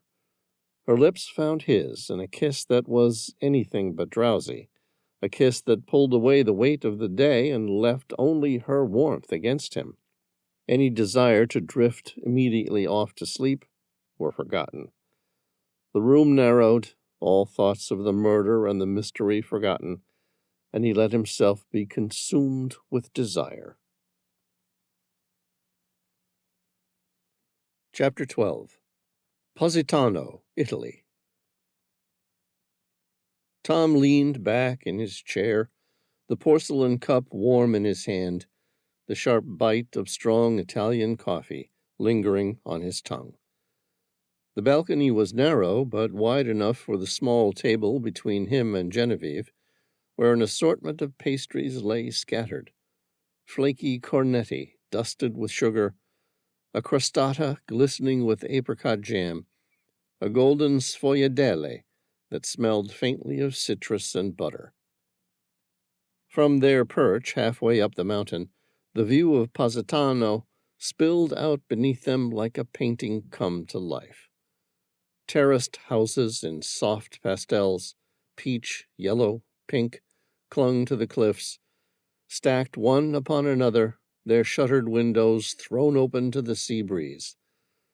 Bougainvillea cascaded down whitewashed walls in riots of purple, while narrow stairways snaked between buildings, disappearing into shadows before spilling out again into sunlight. Beyond the clustered town, the Mediterranean stretched out in a dazzling sweep of green and turquoise, the surface shifting with the morning light. Fishing boats rocked lazily near the shore, their reflections wavering in the shallows, while farther out the deep blue water blurred into the horizon, where the sky and sea became one. Tom exhaled, savoring the rare stillness. The air carried the mingled scents of espresso, warm bread, and the faint salt of the sea below. For once there was no urgency, no crisis, just the view, Genevieve's quiet smile, and the slow luxury of a morning in Positano. He squeezed Genevieve's hand. I'd forgotten how nice it was to go on an actual vacation. Agreed, Genevieve smiled. Shall we tell Sam we're not coming back? I'm surprised he hasn't called to ask for our help. Genevieve's lips parted into more of an impish grin. I'm surprised Amira hasn't called to ask us to send him back to work. Tom laughed and savored his coffee. A few minutes later, Genevieve grabbed her snorkel, fins, and spear gun. I'm going to go get lunch. Are you coming? I think I'll skip it. I've spent too many years scuba diving and appreciating marine animals to go kill them. Oh, really? Genevieve asked. What are you having for lunch? Tom grinned. Whatever you happen to catch. Genevieve laughed. A little hypocritical, don't you think? Not at all. Tom spread his hands. I didn't say I have a problem with you killing some delicious marine creature, just that I don't feel like doing so on my vacation. Genevieve shrugged. Suit yourself. He watched her meander down the series of steep steps that lined the hills of Positano on her way to the emerald-green waters far below. His cell phone rang. Tom smiled and answered. Hey, Sam, we were just talking about you. Have you and the family headed back to the Tehila yet? They catch a flight shortly. Tom felt a jolt. They? As in you're not going with them? No, something's come up. Of course it has. I'm going to be here a few more days. Anything you want my help with? Tom asked. No, I should be all right. It's a long story, but I'm helping a local detective with some consultation work on ancient Greece. In fact, it might lead to the Shield of Hercules. Interesting, Tom said. Genevieve and I were planning on flying out at the end of the week to join the Tehila and start our work on the Celtic prophecy, but we could come back earlier if you need help with this Shield of Hercules thing. Take your time, Tom. Enjoy your vacation. I'll see where this takes me, but I'm not planning on spending more than a few days on it. You sure you'll be all right? I'm safe. Really? Tom asked. Because you know what it's like when we let you go out on your own adventures. It's just some background research for the Dutch police service. All right. Give me a call if anything comes up and you need our help. I will. Tom looked at Genevieve's silhouette disappear under the water. He grinned. He was right where he wanted to be. Chapter 13. Rijksmuseum van Oudheden, Leiden. Sam kissed Amira goodbye, holding her for a moment longer than necessary before kneeling to Matilda's level. She wrapped her arms around his neck, giggling as he lifted her briefly off her feet. He set her down, then patted Excalibur's head. The puppy wagged his tail, wriggling playfully, while Caliburn sat steady beside him, his gaze fixed on Sam with that uncanny sage look, as though seeking assurance that his master would be safe on his own. Sam asked Amira once more if she was sure she didn't want to stay in the Netherlands for a few more days. She only smiled and shook her head. "I'm ready to get back to the Tehillah." "Stay safe," Sam said, kissing her cheek again. "I'll be home soon." "Are you sure you don't want to bring a gun?" Amira asked. Sam shook his head. "No, take it back to the Tehillah. I'm just offering some consulting to the local police force. Nothing dangerous. Besides, the Netherlands has some of the lowest crime levels on Earth, and gun violence is almost non-existent."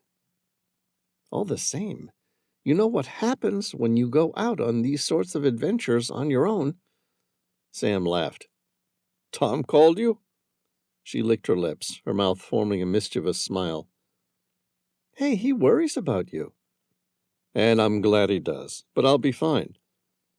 Amira kissed his lips. "That's what I told him." Sam stood at the edge of the hotel's driveway and watched as she climbed into the car with Matilda and the dogs. The taillights disappeared into the misty morning, leaving him with a faint ache of absence. A moment later, Detective Vermeer cleared his throat. "Shall we?" They slid into Vermeer's car, and within seconds the detective had the engine alive and growling. He drove hard, accelerating down the narrow Zeeland road with a confidence that made Sam grip the door handle out of instinct. They wound past canals lined with poplar trees, their branches bare and stark against the winter sky. Windmills stood sentinel on the horizon, their sails motionless in the still air. Beyond the dikes, Sam caught glimpse of gray-green fields cut by ribbons of water, and farther out, the glint of the North Sea. Vermeer took a corner faster than seemed reasonable, the tires hissing over wet cobbles. Sam felt his body pressed back into the seat, and despite himself he grinned. "You don't seem to have a slow and steady setting, Detective." Vermeer smirked, eyes fixed on the road. "Not much use for it in my line of work."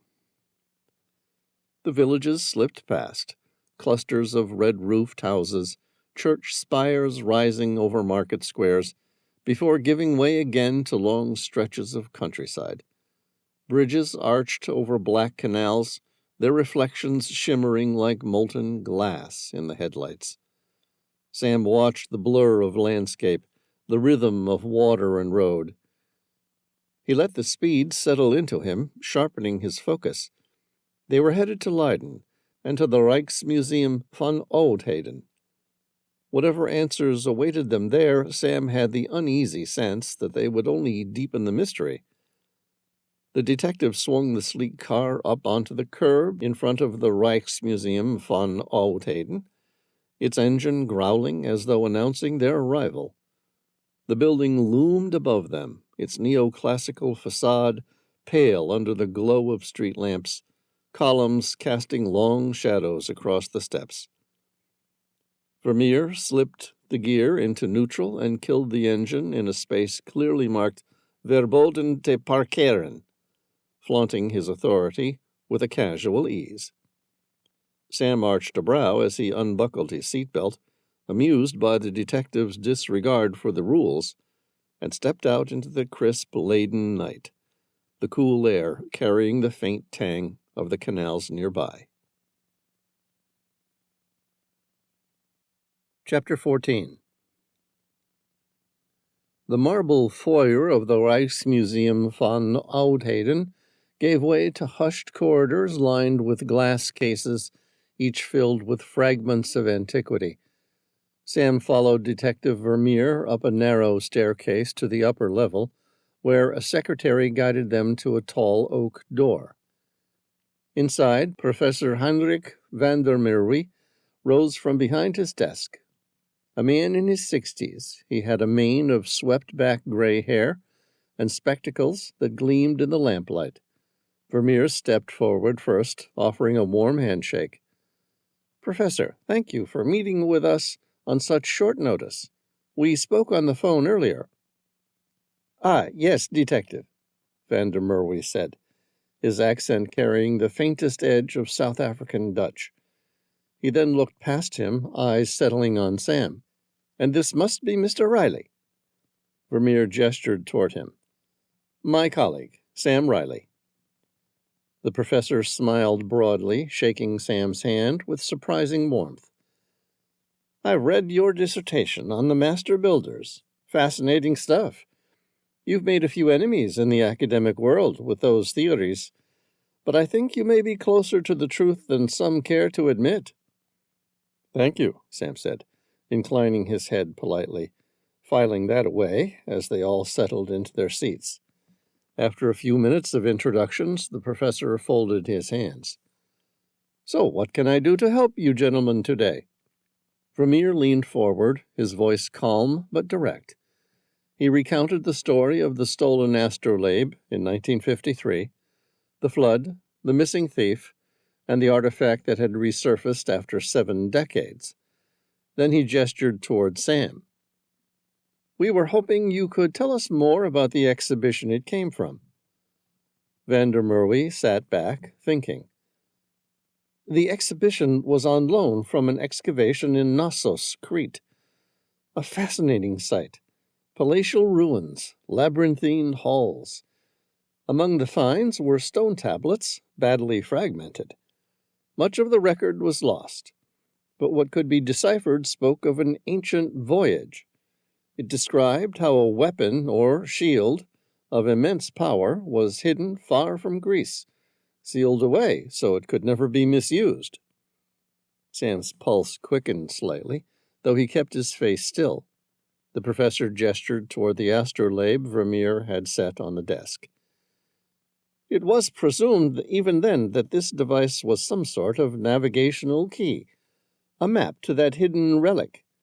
But without the matching medallion or the original coordinates, it was useless. Just a compass with no bearing." They spoke for a while longer, probing for details, but Van der Merwe had nothing more to offer. Eventually Sam rose, shaking the man's hand again. "Thank you, Professor. You've been more help than you know." "Good luck," the professor said, his expression unusually grave. "If that shield truly exists, I fear whoever seeks it may unleash more than they can control." Chapter 15. The museum doors closed behind them with a heavy thud, muffling the silence of centuries inside. Outside, the night air carried the chill of the canals, laced with the faint smell of wet stone and diesel from the few cars still prowling Leiden's narrow streets. Detective Vermeer strode ahead, his hands buried deep in his coat pockets, his jaw tight. When they reached the car, he stopped short, muttering under his breath, "Well, that was a royal waste of time." His hand jabbed at the keys as if accusing them of treachery. Sam pressed his lips together, leaning a shoulder against the car door before climbing in. "I don't think so." Vermeer snapped his head around, his eyes narrowed. "Really?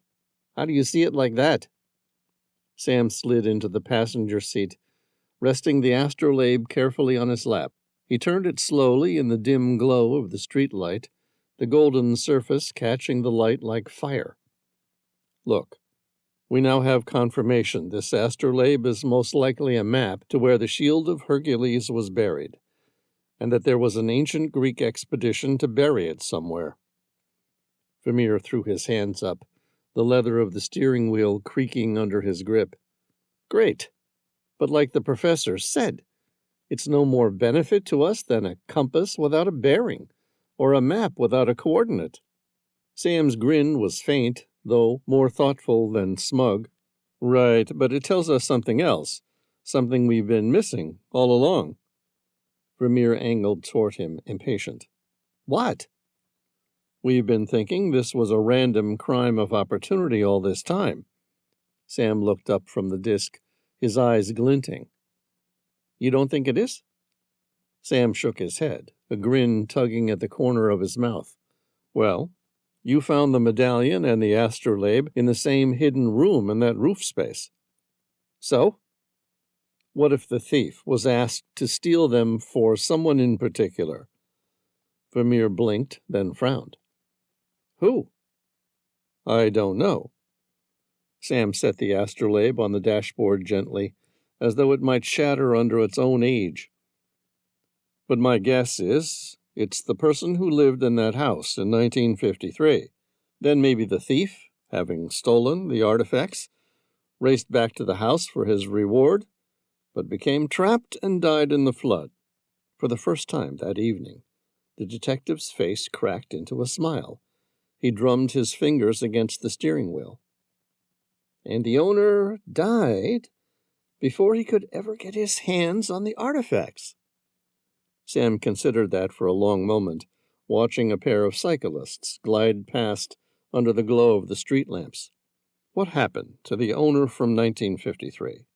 We don't know. Vermeer leaned back in his seat, voice lowering. His name was Cornelis van Dijk, and he was never seen again after the flood, presumed drowned. Then the house lay vacant for years. Eventually it was sold through a government trust, and someone moved in around 1958. They lived there until their deaths recently, and the house was purchased by a developer looking to knock it down for a set of resort-style units.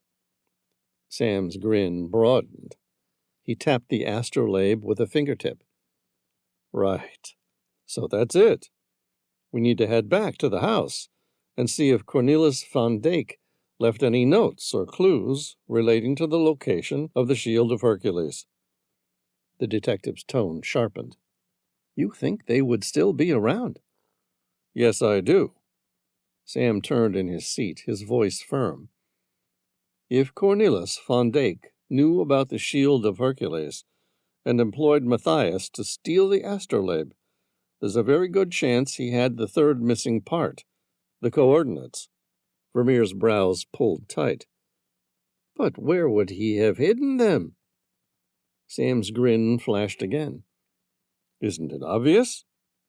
The detective tilted his head. No. Where? Sam pointed with one finger, decisive. Inside that hidden attic space. A slow smile crept across Vermeer's face as he turned the ignition, the engine roaring to life. Great, let's go. Sam buckled in, holding the astrolabe carefully against his chest. As the car pulled away, his pulse quickened, not just from the detective's hard driving, but from the sense that the hunt had shifted gears. It was the first time since this thing had begun that Sam felt they were finally searching for something tangible. Chapter 16. The detective parked discreetly around the back of the old house. The engine kept ticking as it cooled in the night air. Gravel crunched underfoot as he stepped out. Sam followed him around to the front, the boarded windows casting long fractured shadows in the beam of Vermeer's flashlight. The detective produced a key with practiced ease, fitting it into the lock and swinging the heavy door open. Inside, the air was damp, heavy with the scent of mold and salt. Their footsteps echoed faintly in the stairwell as they climbed. The detective's light caught cobwebs strung across the corners, dust motes spiraling lazily through the disturbed air. At the top, they crouched through the narrow door into the hidden room. Sam paused, sweeping his flashlight in a slow arc. The narrow space felt smaller than he remembered, the sloping roof pressing down, the air stale and close. Water stains climbed the walls in streaks, fading into darkness near the ceiling. The twin beams of their torches flicked across warped wood, a collapsed bed frame, and the husk of an overturned table. Shadows shifted and recoiled in the corners, filling the room with a hushed, almost oppressive silence. They worked methodically, crouching low, running hands along beams and boards. Sam pried open warped drawers, finding only fragments of rusted nails and wood pulp. Vermeer muttered under his breath as he checked the far wall, knocking against panels to test their solidity. Minutes stretched. The room offered nothing but rot and the ghosts of the flood. Sam was about to concede defeat when his hand brushed across a panel that sounded hollow under his knuckles. He stilled, listening to the echo. "Here," he said softly. The detective handed him a knife. Sam wedged the knife into the swollen seam until the old wood splintered with a sharp crack. He pried the panel loose, his flashlight beam cutting into the narrow cavity beyond. Inside lay a papyrus scroll, its fragile edges bound with a strip of vellum that had somehow endured the flood and the decade since. He drew it out carefully, brushing dust from the cover with his thumb. Faded Greek letters marked the titulus in uneven strokes. Sam leaned closer, his mind piecing the symbols together. The Greek letters read Tau Omicron Pi Omicron Zeta, Tau Eta Zeta, Alpha Sigma Pi Iota Delta Omicron Zeta, Tau Omicron Upsilon, Eta Rho Alpha Kappa Lambda Epsilon Omicron Upsilon Zeta. The detective said, "I don't suppose you know what that means." Sam nodded. Place of the Shield of Hercules. Vermeer looked impressed. "You can read ancient Greek." Sam shook his head. "No. I mean, I can read a little, but languages really aren't my strong point, and I never specialized in ancient Greek." Vermeer's eyebrows bunched together. "But you think you're right about this?" "Yeah." "How can you be so sure?" Sam showed him the translation app on his phone. "I just took a photo of it. This is what the computer says." The detective laughed. "Well, I was impressed with your seemingly infinite knowledge." Sam looked at the words. He mouthed them again, and a wry thought surfaced. Topos, the ancestor of the modern word topography. The ancients hadn't worked in latitude and longitude. They thought in places, in signs, in sacred bearings. And this was no vague reference. It was precise, a marker to something hidden, something guarded. His pulse quickened as he held the scroll higher in the beam. If the astrolabe was the tool to follow the heavens, then this was the key to where it pointed. Sam glanced at Vermeer, who stood watching, his flashlight beam tracing the warped rafters overhead. Sam's voice was low but certain. "We found it. The place of the Shield of Hercules." Chapter 17. Sam carried the fragile scroll downstairs, his hand steady though his heart raced. In the dining room, sunlight spilled through the tall, dusty windows, catching the motes in the air. He laid the scroll gently on the old dining table, its surface scarred by water and time. He and Detective Vermeer exchanged a quick glance. The detective's eyes gleamed, urging him silently forward. "Go on," he whispered. Sam nodded and carefully began to unroll the scroll. The papyrus, already weakened by years of water damage, crumbled the instant he touched it. Flakes of ancient writing scattered across the table like brittle leaves. The detective swore violently. Sam cursed himself under his breath. He should have known better. He should have waited, taken it to a controlled lab, where an expert would have known how to handle it without destroying centuries of history in a heartbeat. Instead, their only lead to the Shield of Hercules had disintegrated in his hands. The silence that followed was heavy, both men staring down at the ruined fragments as if willing them back into wholeness. Finally, Vermeer broke it. "Now what?" Sam frowned, drawing a steadying breath. "Now I'll return to my ship. I'll make some professional inquiries and see if anyone else knows more about where the Shield of Hercules might have been buried." Vermeer's eyes hardened, flashing with sudden heat. His jaw clenched tight, nostrils flaring as though he were forcing air through sheer rage. The color drained from his face, leaving it pale but taut with fury, and the vein at the center of his forehead bulged like it was ready to burst. "You're not staying, then?" he asked, his voice trembling with suppressed anger. "I'm afraid I can't," Sam replied, meeting his gaze evenly. "Besides, it's not like we have another lead to go off." In a sudden motion, Vermeer grabbed Sam by the shoulders, fingers digging into the fabric of his jacket. "So you come here, you ruin our only hope of finding the shield, and then you disappear?" Sam twisted sharply, knocking the detective's arms away. "Hey, I've tried everything I could to help." The metallic sound of a weapon being drawn cut him short. Vermeer's Glock appeared in his hand, the barrel leveled squarely at Sam's head. "It's not good enough," the detective hissed. Sam froze, raising his arms in a gesture of supplication. "Whoa, easy there, detective."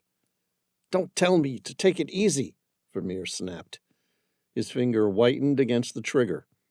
"You have to find the Shield of Hercules. Whatever it is you're working on right now will have to be canceled. This has to be your priority."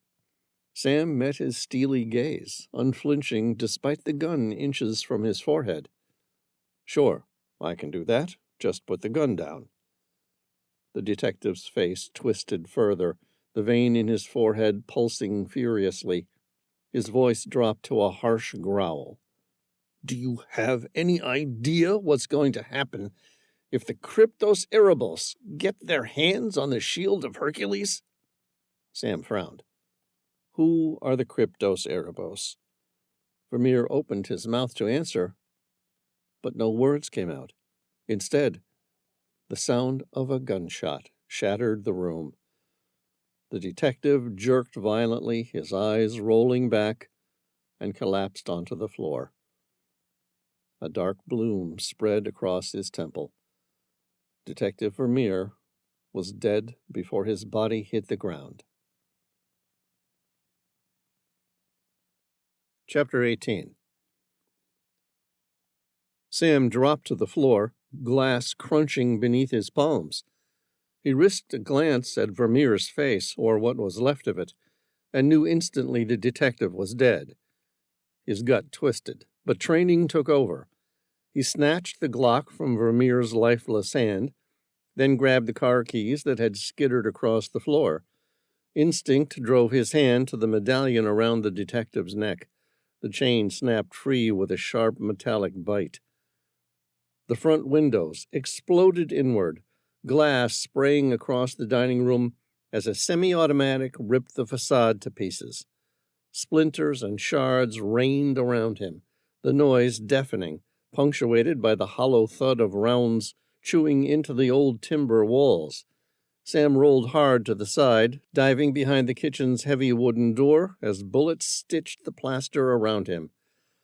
A footstep echoed across the creaking floorboards. Sam steadied his breathing, raised the Glock, and fired 3 quick shots. The intruder dropped in the entryway, blood pooling fast across the warped floorboards. Sam's heart pounded. One? Or more? The answer came in an instant. Another burst of fire erupted, glass shattering, the walls coughing dust as rounds chewed through the house. Sam swore under his breath, crouched low, and sprinted for the back door. He shoved it open and burst outside into the cold air. The detective's sleek green Donkervoort F-22 waited where they'd left it. Sam flung the driver's door open, vaulted inside, and jammed the key into the ignition. The starter roared, the 5-cylinder turbocharged engine coughing once before catching with a feral snarl. He slammed his foot on the clutch, dropped the gear into first, and mashed the accelerator. The Donkervoort leaped forward, tires spitting gravel. A shrill chime cut through the growl of the engine, the seatbelt warning alarm flashing angrily on the dash. Sam ignored it, hands white-knuckled on the wheel as he powered down the narrow lane. Behind him, more shots rang out, glass shattering as the house took another hail of fire. Sam gritted his teeth, the gunfire fading with each gear shift as the car devoured distance. The Donkervoort's engine wailed, the force pressing him back into the seat, but still the warning chime persisted, nagging in perfect rhythm with his pulse. At the first corner, he yanked the wheel hard, the car's tires screaming. The chime nagged again. Sam exhaled sharply. All right, I'm doing it. He snapped the seatbelt across his chest and clicked it into place with one hand, the other still locked on the wheel. For a split second, he thought he'd broken free. The night road stretched ahead, the engine's growl promising escape. Then he checked the rearview mirror. 3 motorcycles surged into view, headlights cutting through the darkness, engines snarling as they closed the gap fast. Chapter 19. Sam shoved the Donkervoort F-22 harder through the gears, the engine screaming like a wild animal straining at its leash. The car's rear fishtailed slightly as he wove through traffic, tires shrieking across wet asphalt.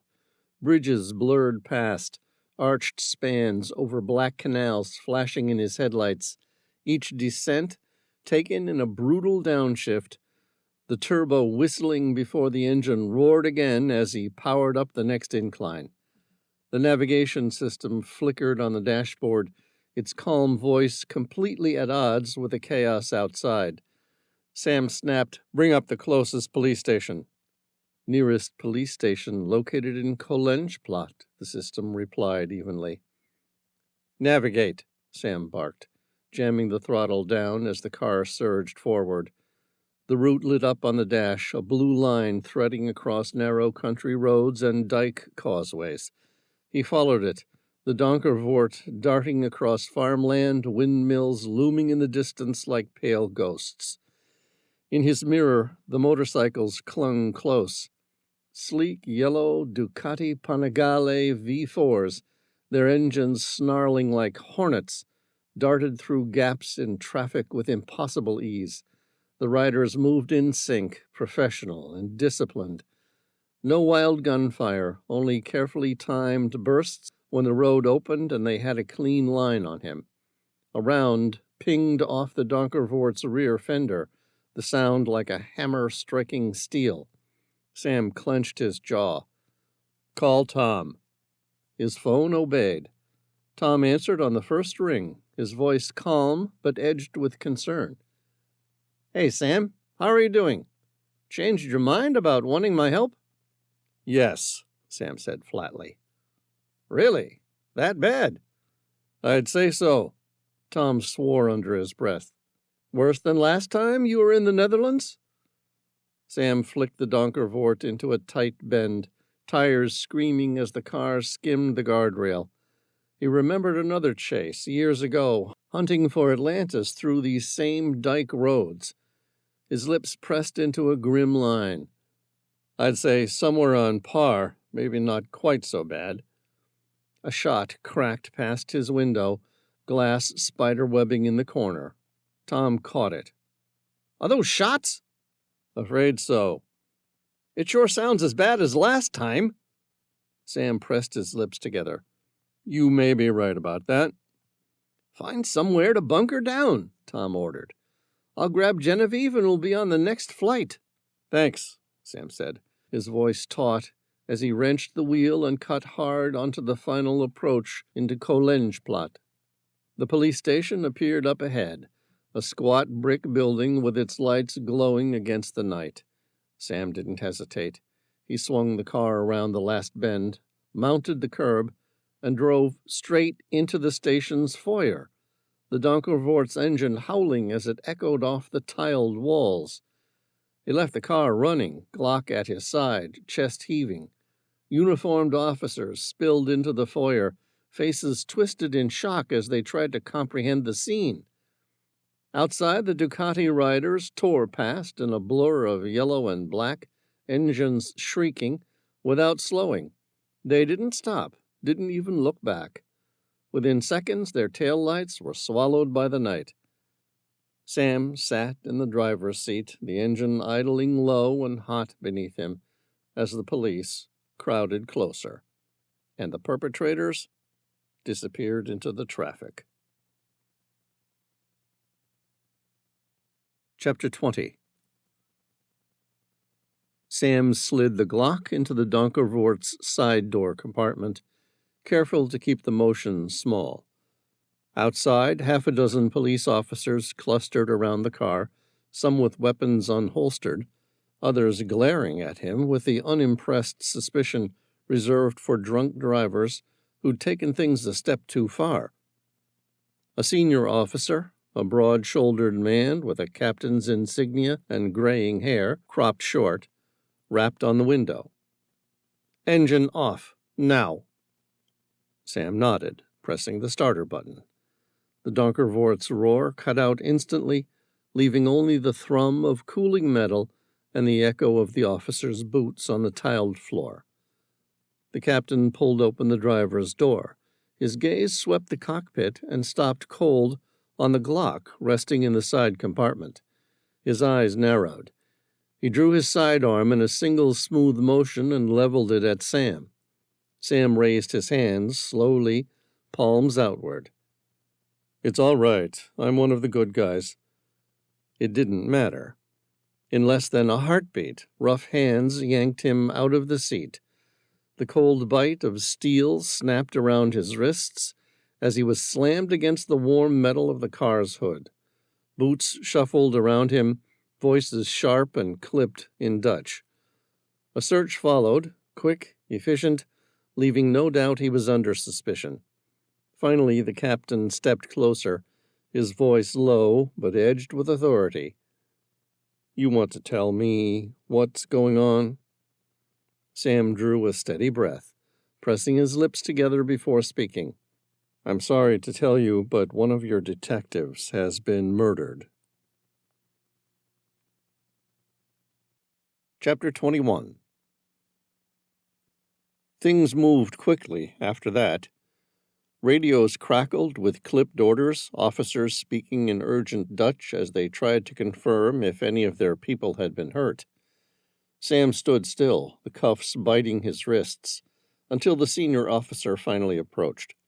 "I'm Captain Peter Smit," the man said, his tone measured but firm. "I run this station." Sam gave him his name. Within minutes, a background check came in with his full history. The cuffs were removed with a click, leaving red welts on his skin. Smit gestured toward his office. "Come." Inside, the captain poured him a glass of water, then pointed at a chair across the desk. "Sit. Start at the beginning." Sam lowered himself into the chair, rolling his shoulders once, and laid it out as best he could. The flood of events. The scroll, the ambush, the chase, and finally Vermeer's murder. He ended with the words that still tasted strange even as he spoke them. "We were working together to track down the Shield of Hercules." Smith's frown deepened into something close to disbelief. "Is this a joke?" Sam shook his head. "No, sir." "Why would one of my detectives be chasing some sort of Hercules?" "Shield," Sam corrected. "Whatever," Smith snapped. "What does any of this have to do with one of my detectives?" Sam leaned forward, steady. "The man told me he was with your Stolen Artifacts and Historical Crimes Division." For a moment, Smith just stared at him. Then the captain slowly shook his head. "There is no such division in the Dutch police force." A chill crept down Sam's spine. He frowned. Strange. Smith folded his arms. "What was this detective's name?" Sam didn't hesitate. "Detective Willem Vermeer." The captain's expression hardened. He leaned back in his chair, the leather creaking under his weight. "I don't know who you've been talking to, Mr. Reilly, but Detective Willem Vermeer died 3 weeks ago." Chapter 22. Sam felt his entire world begin to spin. He looked at the captain. "Are you sure?" Captain Smith's eyes softened, the lines in his face deepening. He nodded solemnly. "Yeah. Vermeer was a good friend of mine." "I'm sorry for your loss," Sam said. "May I ask how your friend died?" "Car accident coming home from work a few weeks ago. He was T-boned and knocked into the water, drowned. The poor man was coming off night shift. Whoever hit him didn't even stop to help or call to report the accident. Just drove away." Sam pressed his lips together, a pang of guilt stirring in his chest. "May I see a photo of the real Detective Vermeer?" Smith nodded and pulled his phone from his breast pocket. He swiped across the screen, then turned it toward Sam. The photo showed 2 men on a fishing boat straining to hold up the largest zander Sam had ever seen. Both men's faces beamed with pride and laughter, flushed from the cold air and the thrill of the catch. It was obvious they'd had a good day. Just as obvious was the fact that this Vermeer was at least 30 years older than the man who had introduced himself at Sam's hotel. Sam exhaled slowly, then explained everything.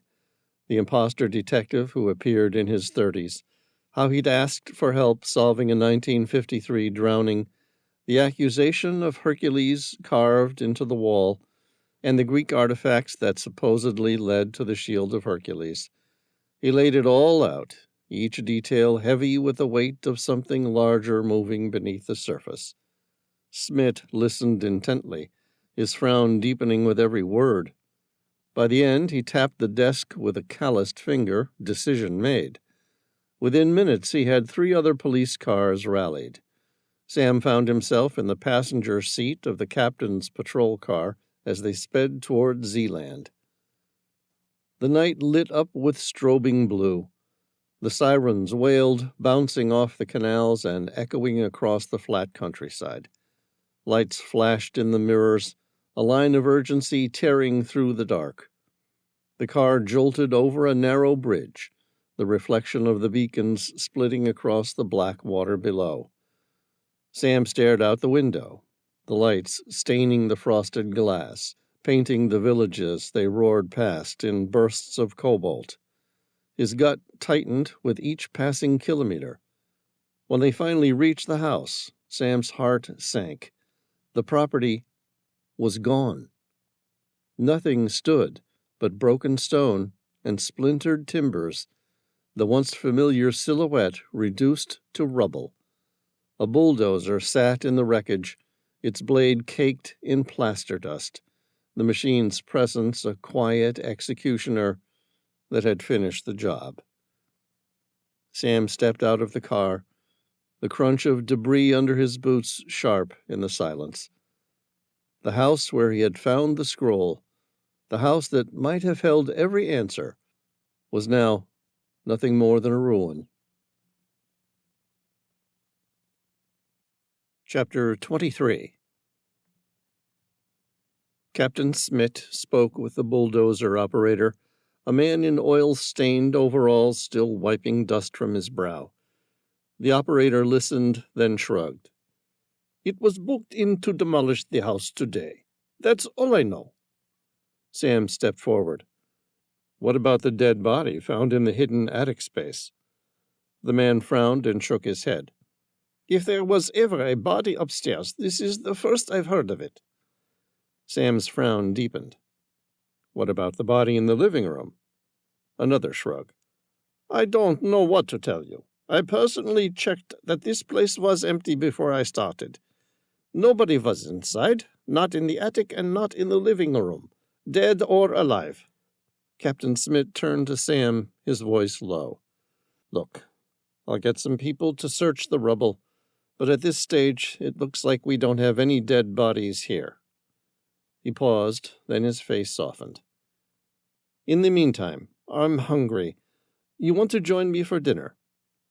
At that moment, Sam's stomach betrayed him with a low growl. He gave a rueful smile. "Actually, that would be great. Are you sure?" The captain nodded firmly. "Yeah. I read about your story of breaking the human trafficking ring and the slave gold mine in the Sahara a few years ago. You're a good man, Sam. If you tell me you saw 2 bodies in that house, I believe you." Sam smiled faintly. "Thanks." They grabbed a quick takeaway, paper cones filled with patat frites, smothered in satay sauce from a street vendor, and headed back to the station. From the captain's office, Sam stood by the tall window overlooking the bay. The water rippled under a soft breeze, gulls wheeling overhead, their cries carried in on the salt air. Movement caught his eye, an aircraft motoring slowly across the bay's surface, its twin engines sending up twin trails of spray. Sam leaned closer, his breath fogging the glass. The silhouette was unmistakable. The high-mounted wing, the long, slender fuselage, and the twin tail fins balanced over the broad hull. The flying boat nosed gently toward its mooring, crew on the wingtips tossing lines ashore. Sam's lips parted in awe. "That's a PBY Catalina!" Behind him, Captain Smith stepped up beside the window, folding his arms. He gave a small nod, the hint of a smile tugging his features. "You've got a good eye for aircraft. You're right. That there is Miss Pick-me-up, the very last flying PBY Catalina in Europe. She's here for a local air show." Sam glanced at him, surprised. "You seem pretty up-to-date with aircraft, too." "My son's the real enthusiast," the captain admitted with a chuckle. "Makes me take him to every air show within driving distance. That one there's owned by a group of private pilots, Plain Sailing Air Displays Limited, proudly supported by the Catalina Society. Their base is the Imperial War Museum at Duxford, near Cambridge." Sam returned his gaze to the bay, studying the graceful lines of the aircraft as it settled into place, the sunlight glinting off her rounded nose and broad wing. "She looks beautiful," he said softly. "The chief pilot right now is a young man named Matt Dearden," Smith added. "Nice fellow. If you are staying here a few days, you should check it out." Sam blinked, a faint grin tugging at his lips. "Matt Dearden. No kidding. Small world." "You know him?" the captain asked. "No," Sam admitted, "but I read his book, Flying from Shangri-La, about his time as a jungle pilot, flying Pilatus PC-6 Porters in Papua New Guinea. It was a great read." Smith chuckled. "Well, you should check it out while you're here." Sam nodded, his eyes lingering on the Catalina as her engines powered down and silence returned to the bay. "I might just do that." A couple of hours later, the captain came and found Sam, informing him that his officers had finished combing the rubble. The report was grim. No bodies, no bloodstains, nothing. Worse still, the Donkervoort F-22 had turned out to be more than a stolen car. Its plates matched those of the vehicle the real Detective Vermeer had been driving when he crashed into the harbor. Smith's lips pressed into a thin, grim line. "That means whoever did this killed Vermeer, took his identity, and that makes this personal." The Donkervoort was impounded, and the Glock logged into evidence. Captain Smith took down Sam's details, promising they'd be in touch. "Need a lift anywhere?" he asked. Sam shook his head. No, I'll stay around a few days in case you need me. Across the street, a motorcycle rental caught his eye. Besides, I see my transport right there. Minutes later, Sam had signed the paperwork and chosen his machine. A Vanderheide motorcycle, its full carbon fiber frame sleek and aggressive, a predator crouched on two wheels. He bought a set of leathers and a matte black helmet with integrated phone comms. The Vanderheide purred to life beneath him, its engine smooth but coiled with restrained power. Sam adjusted his gloves, clipped his helmet shut, and rolled out into the night streets. His helmet connected with the bike's navigation system. He searched up the address for the Rijksmuseum van Oudheden, Leiden. The only lead he still had to go on was the Cryptos Erebos that the man pretending to be Detective Vermeer was afraid of. He'd done a couple of Google searches and found nothing on them, but he was willing to bet if anyone knew about the Cryptos Erebos, it might just be the professor of ancient Greece from the National Museum of Antiquities. Chapter 24. Sam loved riding the Vanderheide. He eased the motorcycle to a stop in front of the Rijksmuseum van Oudheden, its sleek carbon fiber frame humming as he cut the engine. The glass doors reflected only his silhouette and the fading light of evening. A sign confirmed what he already suspected. The museum was closed for the night. After a short exchange with the security department, Sam learned what he needed. Professor van der Merwe was an early riser, in his office at 6 every morning before the rest of the staff arrived. The guard assured him that, given the urgency of his situation, the professor would likely welcome the interruption if Sam turned up early tomorrow morning. Thanking him, Sam swung a leg back over the Vanderheide and fired the bike to life. The engine's smooth roar reverberated through his chest, thrilling in its precision. With nowhere to be until morning, he let the road guide him. The Netherlands opened itself before him in ribbons of tarmac that cut across water and land in equal measure. Bridges arched gracefully over tidal rivers and narrow lakes, their lights glimmering in the night air.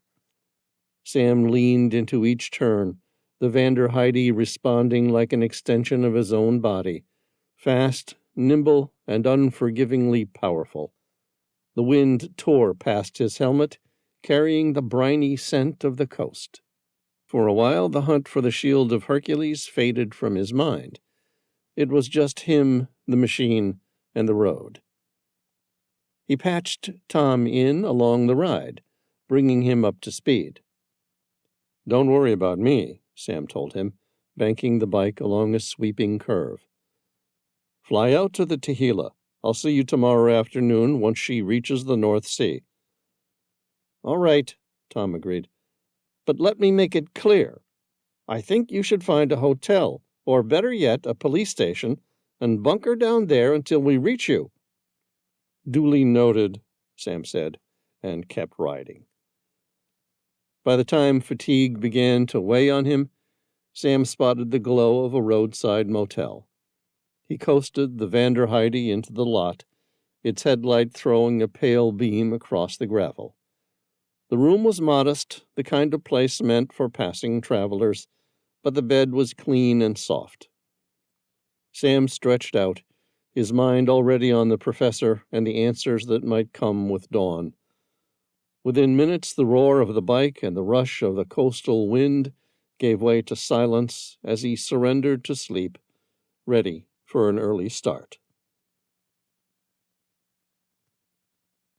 Chapter 25. Rijksmuseum van Oudheden, Leiden. The polished marble floors of the National Museum of Antiquities echoed softly under Sam's steps as he strolled past glass cases of pottery, sculptures, and tablets from a world long gone.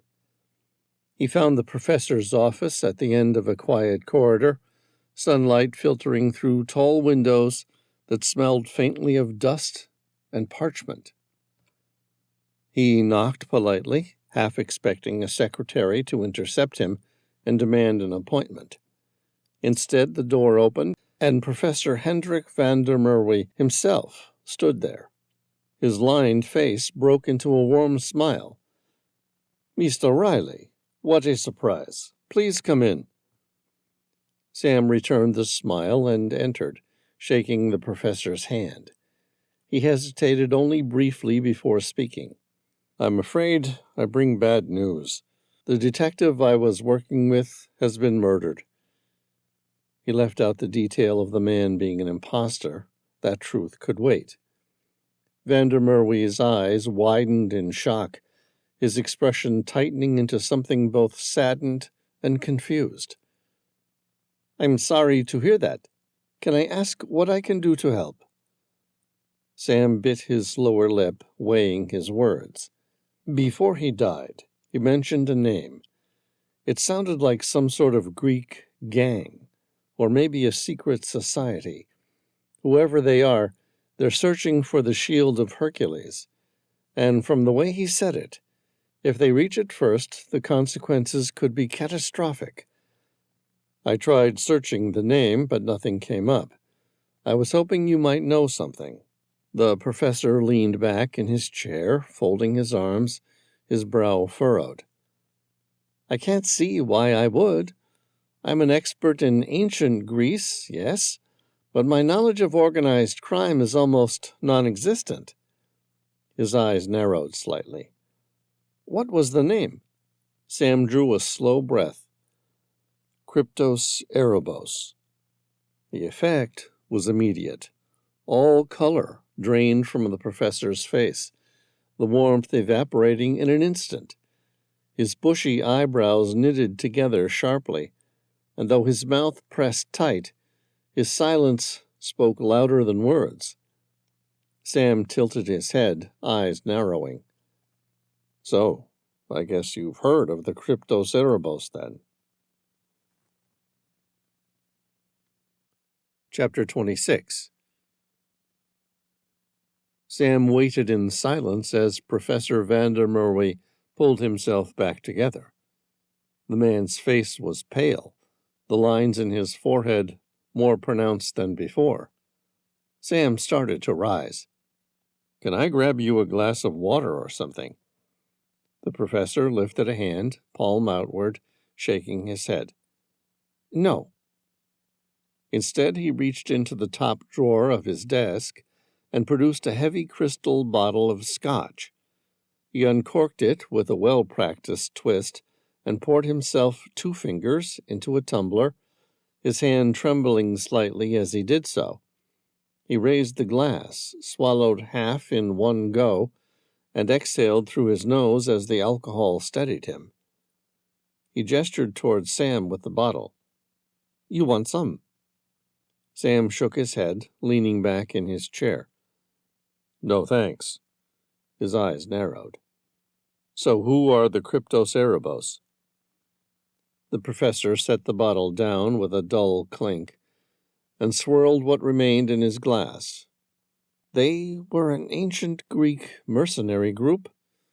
The word Kryptos referred to the hidden, the secret, the concealed.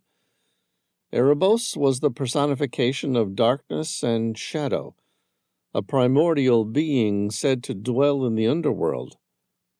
He took another sip, his bushy eyebrows pulling together, as if the taste of the words was worse than the scotch.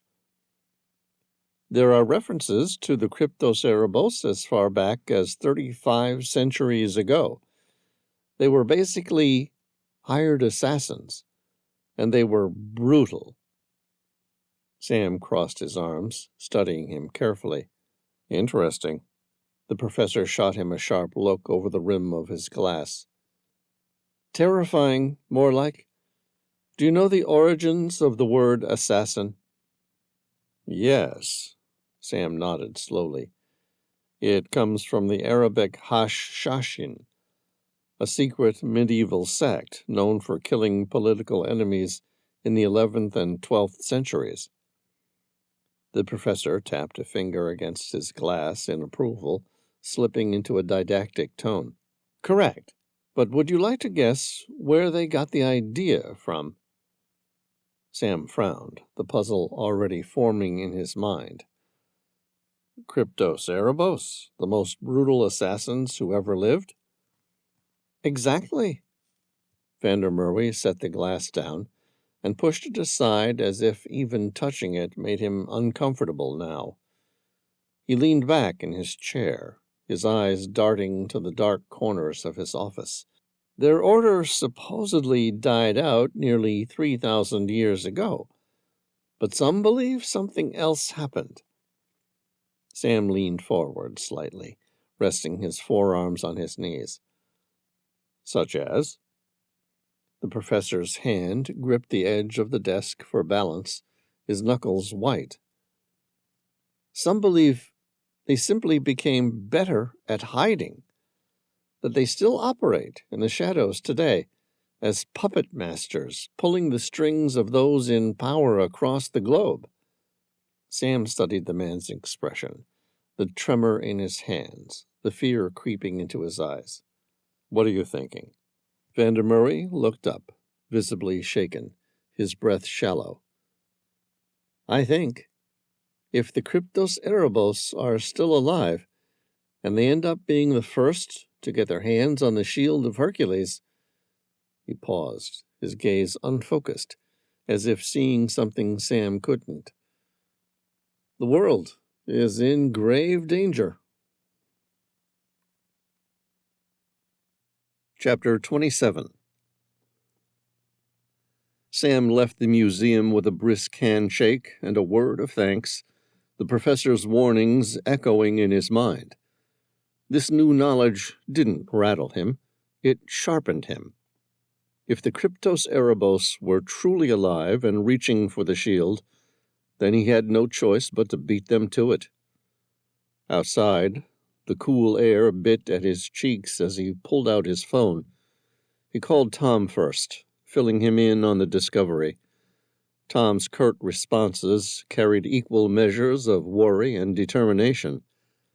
Then Sam patched through to Matthew aboard the Tehila. Within minutes he had organized for the ship to be brought into the North Sea, ready for whatever came next. Sliding his helmet into place, he mounted the Vanderheide motorcycle and pressed the starter button.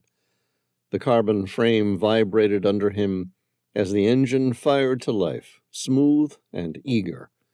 He leaned into the throttle, weaving through traffic. He decided to head back to the police station at Kolenjplat and fill Captain Smith in on the development. For the first time in days, he felt a swell of confidence. He had information. He had momentum. For once he had the upper hand. Then it happened. A truck barreled through a red light from the cross street, its horn blaring as it thundered toward him. Sam's instincts screamed too late. Luck more than reflexes saved him. He swerved, the motorcycle jolting hard beneath him, and somehow shot through the gap between the truck's grill and the curb. His tires skidded on the far side of the intersection, forcing him to a full stop, chest heaving as adrenaline coursed through his veins. He turned, eyes narrowing on the truck that had almost ended him. The driver didn't even look back. Was it possible it was all just an accident? From the shadow of the intersection, 3 yellow Ducatis slipped through the chaos, sleek and silent predators on his trail once more. Sam's grip tightened on the handlebars, the professor's words cutting cold through his mind. If the Kryptos Erebos are still around, it means they're the most successful and dangerous assassins of all time. And they were hunting him now. Chapter 28. A couple of sharp cracks split the air, bullets sparking off the asphalt just feet from him. Sam jerked the Vanderheide sideways, cursed under his breath, and twisted the throttle wide open. The motorcycle screamed like a rocket, surging forward with brutal acceleration. Behind him, the three yellow Ducatis fanned out, their riders leaning low, closing the gap with the speed and agility of professional riders. Sam grimaced. So much for the Netherlands' low gun crime. Amsterdam blurred around him, bridges flashing past, canals reflecting neon light, trams rattling on their tracks as startled drivers honked and swerved out of his way. He dodged between two trucks with inches to spare, the Vanderheide vibrating violently under the strain. "Tom!" he barked into his helmet comm. The line clicked alive almost instantly. "Hey, Sam! I hope you're having a better day today." "Not yet," Sam shot back, leaning hard around a traffic circle. "That bad?" Tom asked. "I'm in a bit of a pickle," Sam admitted. Sam could hear the disappointment of a parent in Tom's voice.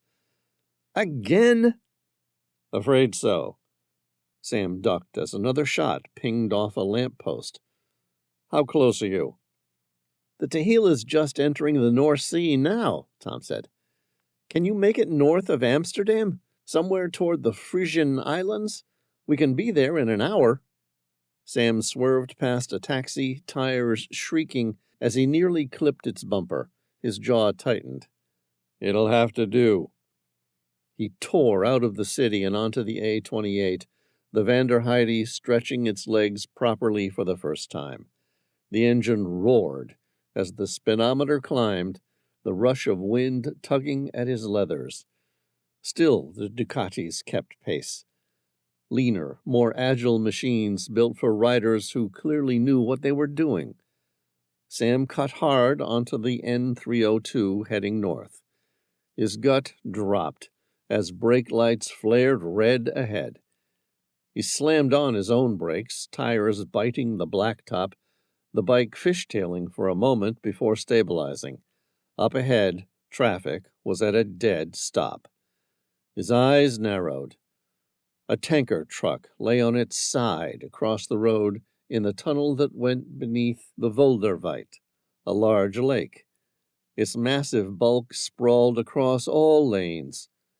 Sam's eyes flicked between the three closing riders and the wall of metal and chaos ahead. Horns blared. He searched for somewhere to turn around. A thick concrete divider prevented him from throwing a U-turn. Sirens wailed faintly in the distance. There weren't any other options left. He revved the throttle, jaw set. The Vanderheide roared, and Sam hurled himself straight toward the accident. Chapter 29. The Vanderheide shot ahead. The aqueduct Veluwemeer loomed ahead, a marvel of Dutch engineering. Instead of forcing ships to stop for traffic, the N302 dipped beneath the Wolderwijd, allowing boats to sail calmly overhead in their own concrete channel. It was elegant, efficient, and now completely blocked by the overturned gas tanker that lay sprawled across the tunnel entrance. Sam's eyes flicked across the structure. A narrow concrete retaining wall ran up the side, no more than half a foot wide. His pulse spiked. He jerked the handlebars, jumped the curb, and let the Vanderheide's engine scream as he charged up onto the wall. The tires vibrated violently against the narrow track, the wind clawing at him as he fought to keep balance.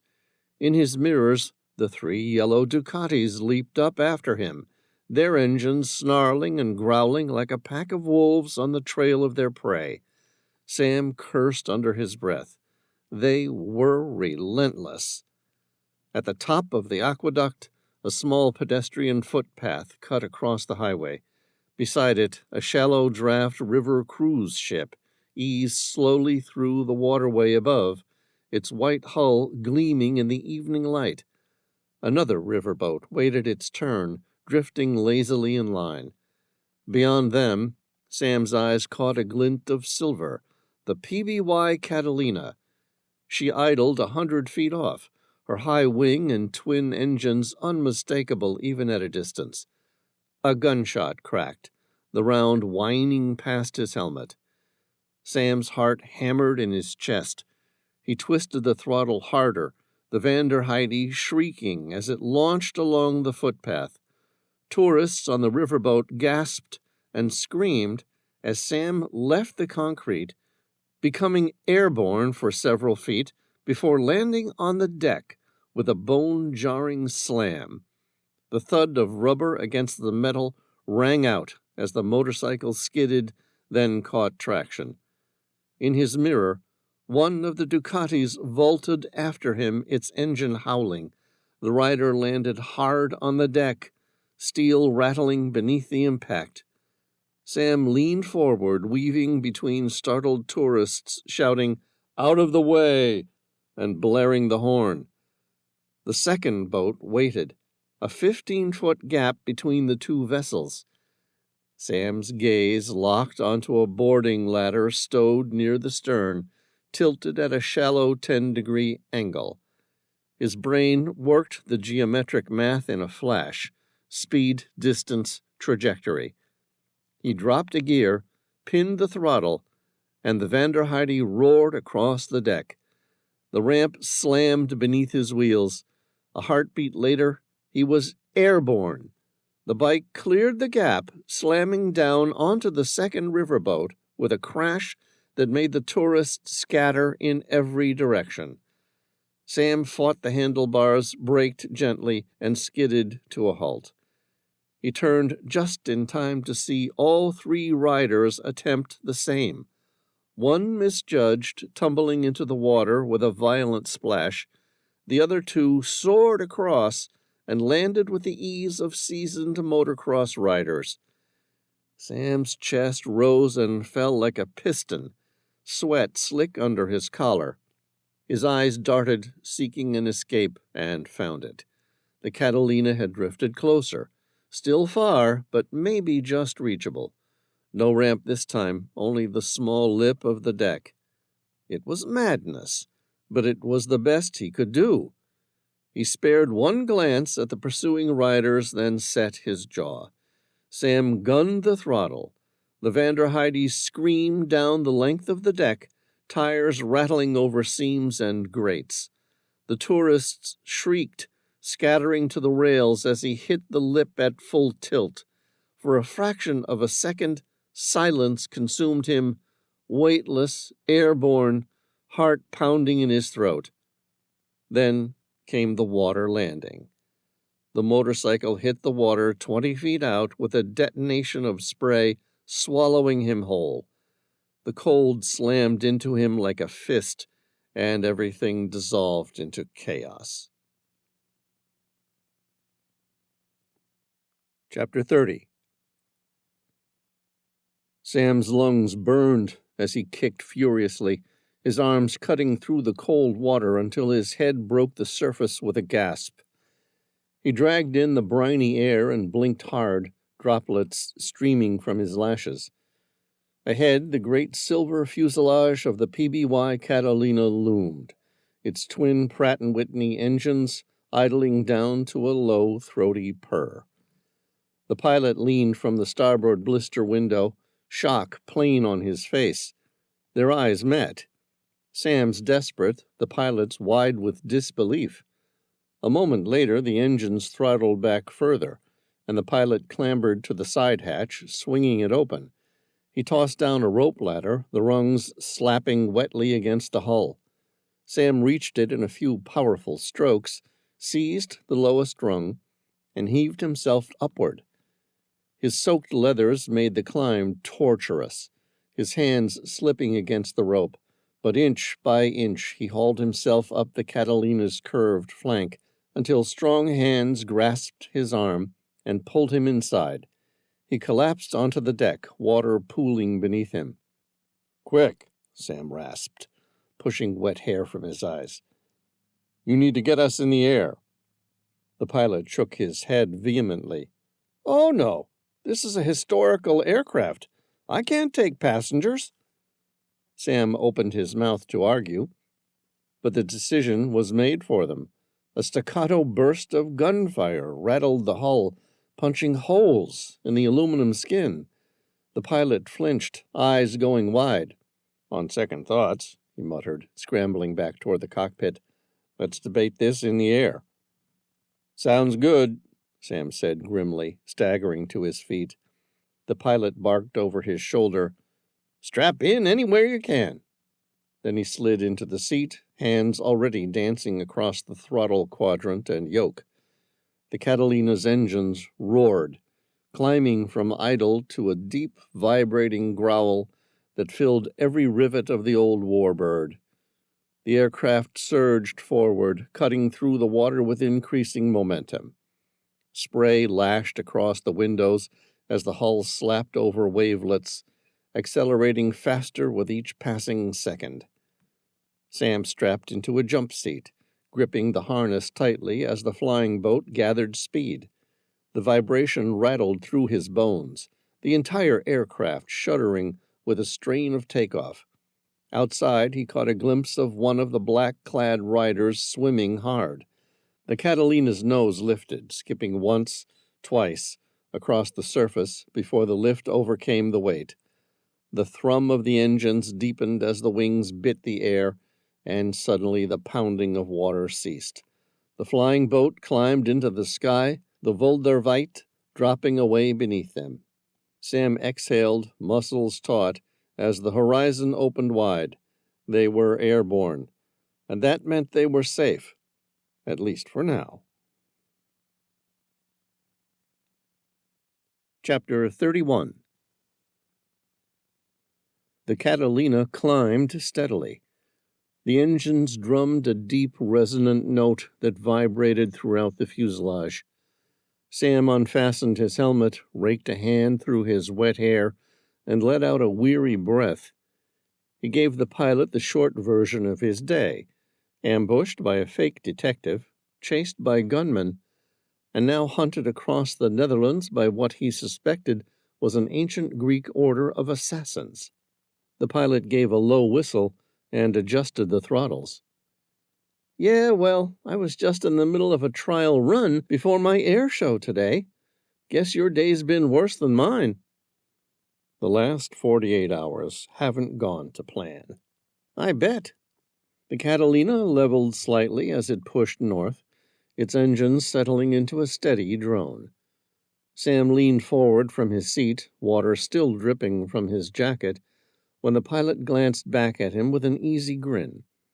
"I'm Matt Dearden, by the way," he said, voice light, despite the chaos that had just unfolded.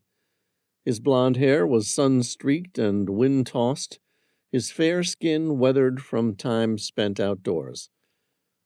The white pilot shirt, sleeves rolled just above the elbows, gave him the clean professional look of someone used to long hours in the cockpit. Sunglasses dangled from his pocket, and a sturdy wristwatch caught the glow of the overhead lights as he reached for the throttles. There was something relaxed about him, as though even in the middle of a crisis he could shrug it off with the same confidence that carried him through jungle airstrips and unpredictable skies. Sam nodded, extending his hand across the narrow space. "Sam Reilly, thanks for saving my life." Matt shook his hand firmly, then returned to the controls. "Don't mention it. Where would you like me to put you down?" "There's a police station in Kolenjplat," Sam said. "I think you moored the Catalina there last night?" "Yeah, that's a regular stop for us while we're in the Netherlands with the air show."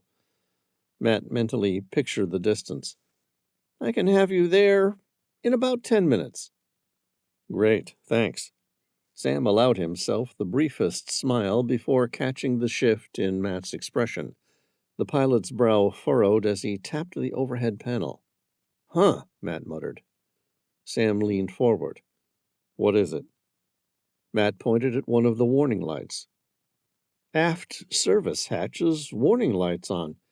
Means it's been opened." Sam's stomach tightened. "Could someone climb in that way?" Matt hesitated, then shook his head slowly. Possible, but highly unlikely. The hatch sits high out of the water. You'd need to be strong, fast, and lucky to haul yourself up. Odds are near zero.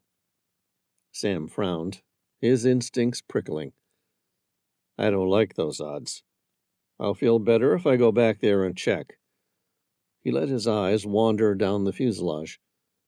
Is there any way I can get back there while we're in the air? Matt gestured with a quick tilt of his chin. Sure. Just make your way down behind me. Thanks, Sam said. Keep an ear out in case I need you. Matt chuckled, adjusting the yoke. This old girl doesn't have an autopilot, you know. All the same, Sam countered. I might need your help. Matt shot him a wry glance, the corner of his mouth twitching upward. What exactly are you expecting me to do? I don't know. Think of something. Matt gave a short nod, as though satisfied with that answer. Good luck. Sam rose from his seat, the drone of the engines filling his ears, and started down the narrow fuselage toward the aft, every sense sharp with anticipation. He squeezed himself out of the cockpit and into the main fuselage. The passageway stretched long and narrow, the curved skin of the aircraft arching above him. The air smelled faintly of fuel and salt. With each subtle shift of the old flying boat, the fuselage creaked and groaned like an aging ship at sea. The constant drone of the twin Pratt & Whitneys reverberated through the airframe, a low vibration that rattled his teeth and pressed into his chest. He moved cautiously down the fuselage, boots slipping slightly on the smooth metal floor. His hand brushed against a pair of parachutes strapped to the wall. Their canvas was yellowed, the straps brittle with age.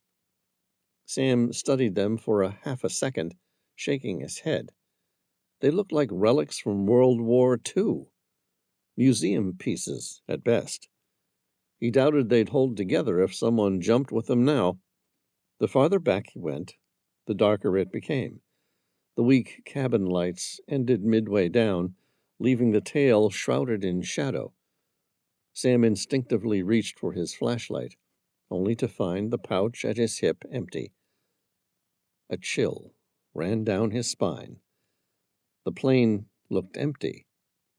He exhaled, turned to make his way back toward the cockpit, then froze at the faint scrape of movement above.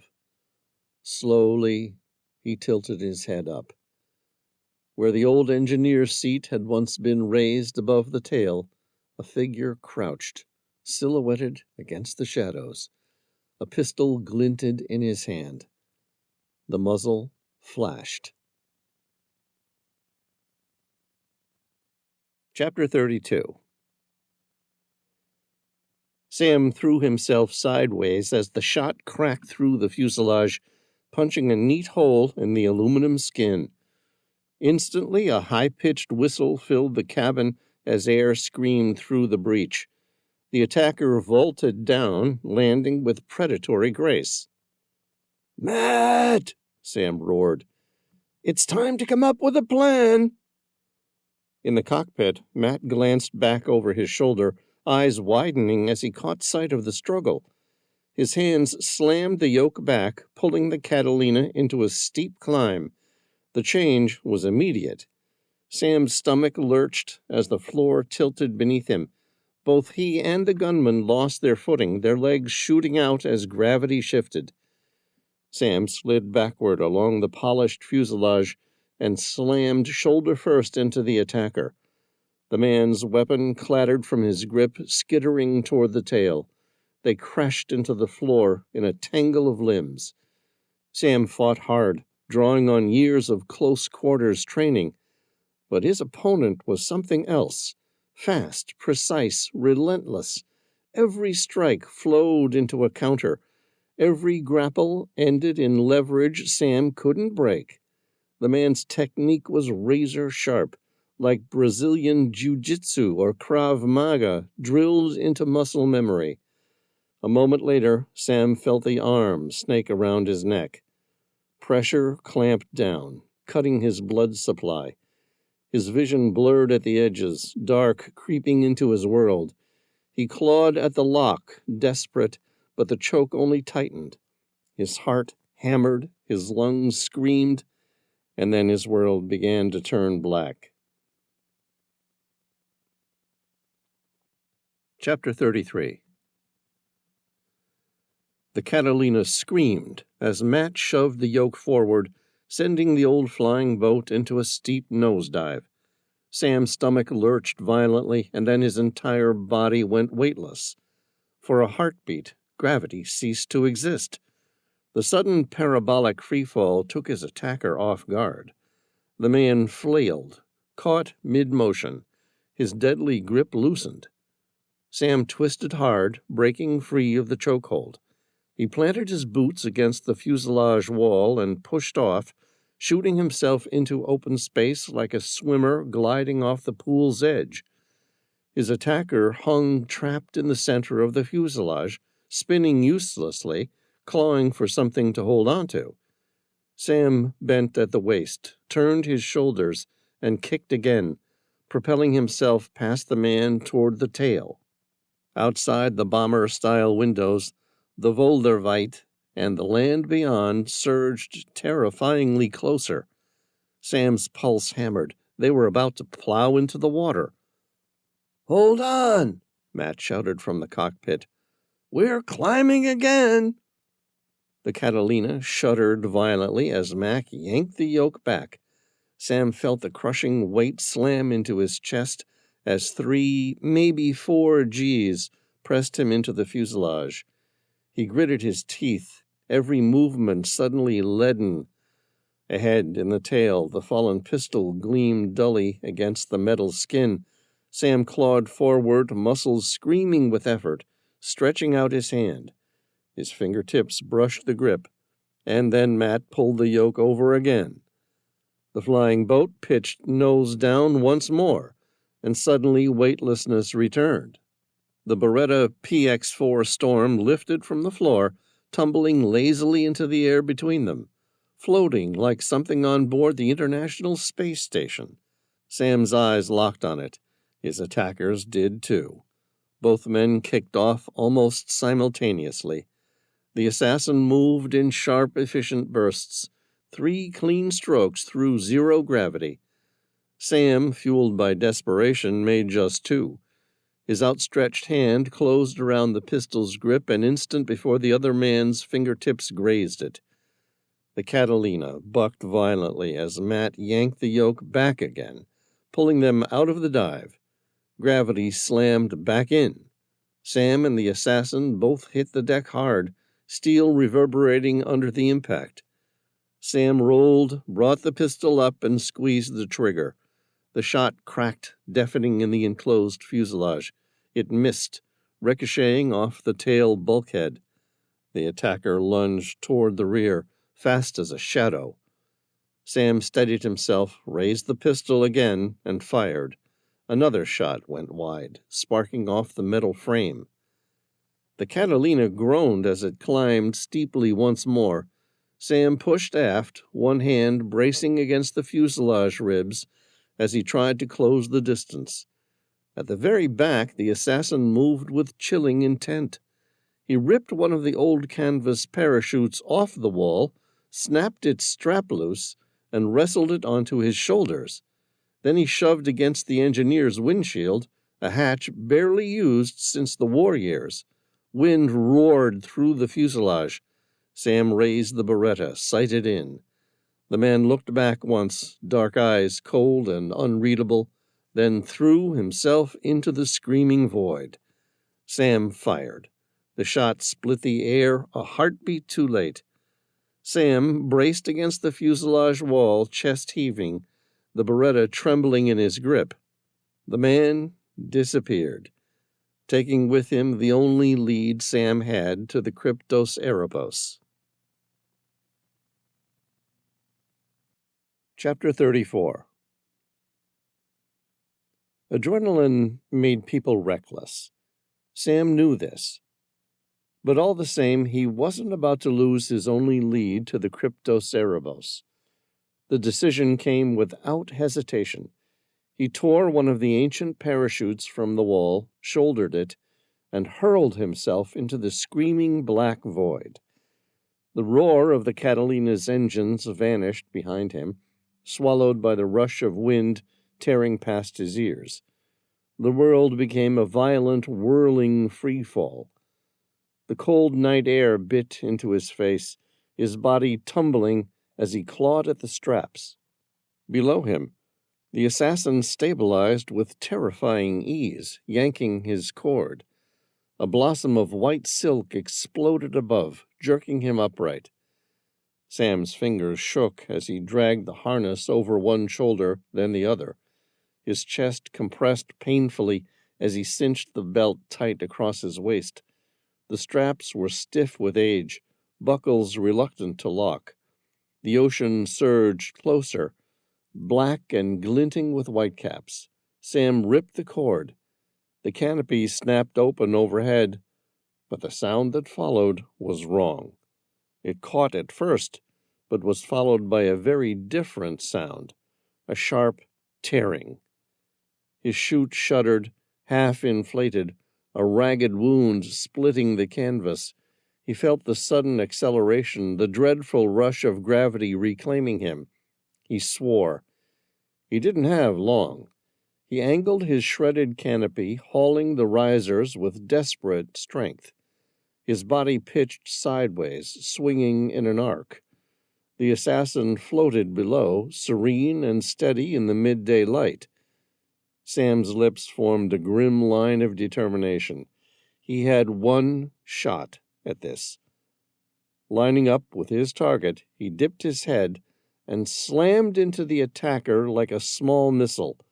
The impact jolted through his bones, arms wrapping around the man's torso. Their chutes twisted instantly, cords tangling, canopies collapsing into each other. The assassin snarled, fighting him, both men grappling in the thin air. Sam's mind flashed back to that insane freefall over Russia, where he'd leaped without a chute at all, grabbing hold of another parachutist who had a parachute.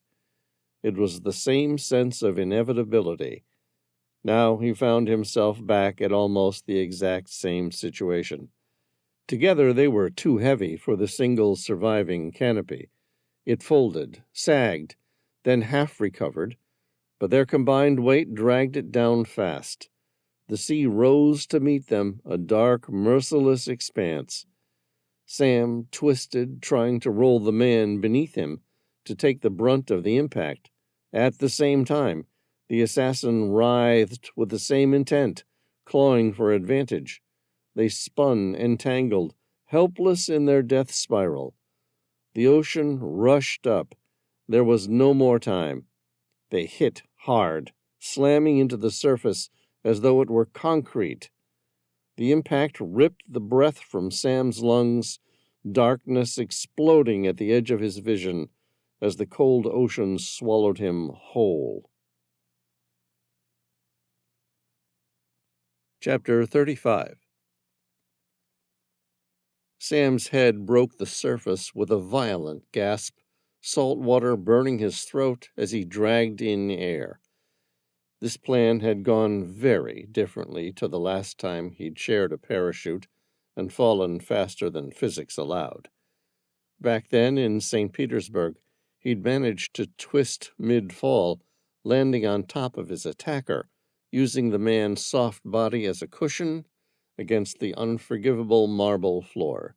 Brutal, but effective. This time, he landed on water, cold and merciless. And though the impact felt like the worst belly flop of his life, it was far from fatal. Sam shook the sting from his eyes and glanced sideways. The assassin bobbed nearby, still tangled in the collapsed parachute canopy. Sam didn't wait. He turned and swam hard, every stroke fighting the drag of his soaked clothes. The Beretta was gone, slipped into the sea during freefall. He wasn't about to test his luck grappling bare-handed with a man who had already proven to be the better fighter. He surged forward, desperate to put distance between them. Behind him came the faint rip of fabric, the assassin, cutting free of his cords. Sam cursed under his breath. Of course he'd know how to swim, and not just swim. Move with the fluid, efficient grace of someone trained for it. Navy, military, assassin, it didn't matter. The man was on him in seconds. A sharp tug at his ankle dragged Sam backward. He kicked, twisted, but the two of them spun together in the water, thrashing in violent spirals like crocodiles locked in a death roll. Sam clawed for leverage, but his opponent moved with the calm, relaxed ability of a professional fighter, slipping behind and locking an arm around his neck. The choke tightened. Water surged over Sam's face. Panic clawed at him. He tried to pry the arm loose, tried to twist free, but every movement only wasted oxygen. His vision blurred at the edges, colors dimming. Where was the Tehillah? It should have been somewhere in the middle of the North Sea by now. Maybe Tom had seen the fall. Maybe Amira had felt it, the strange sixth sense that lovers sometimes shared. But no one was here, not now.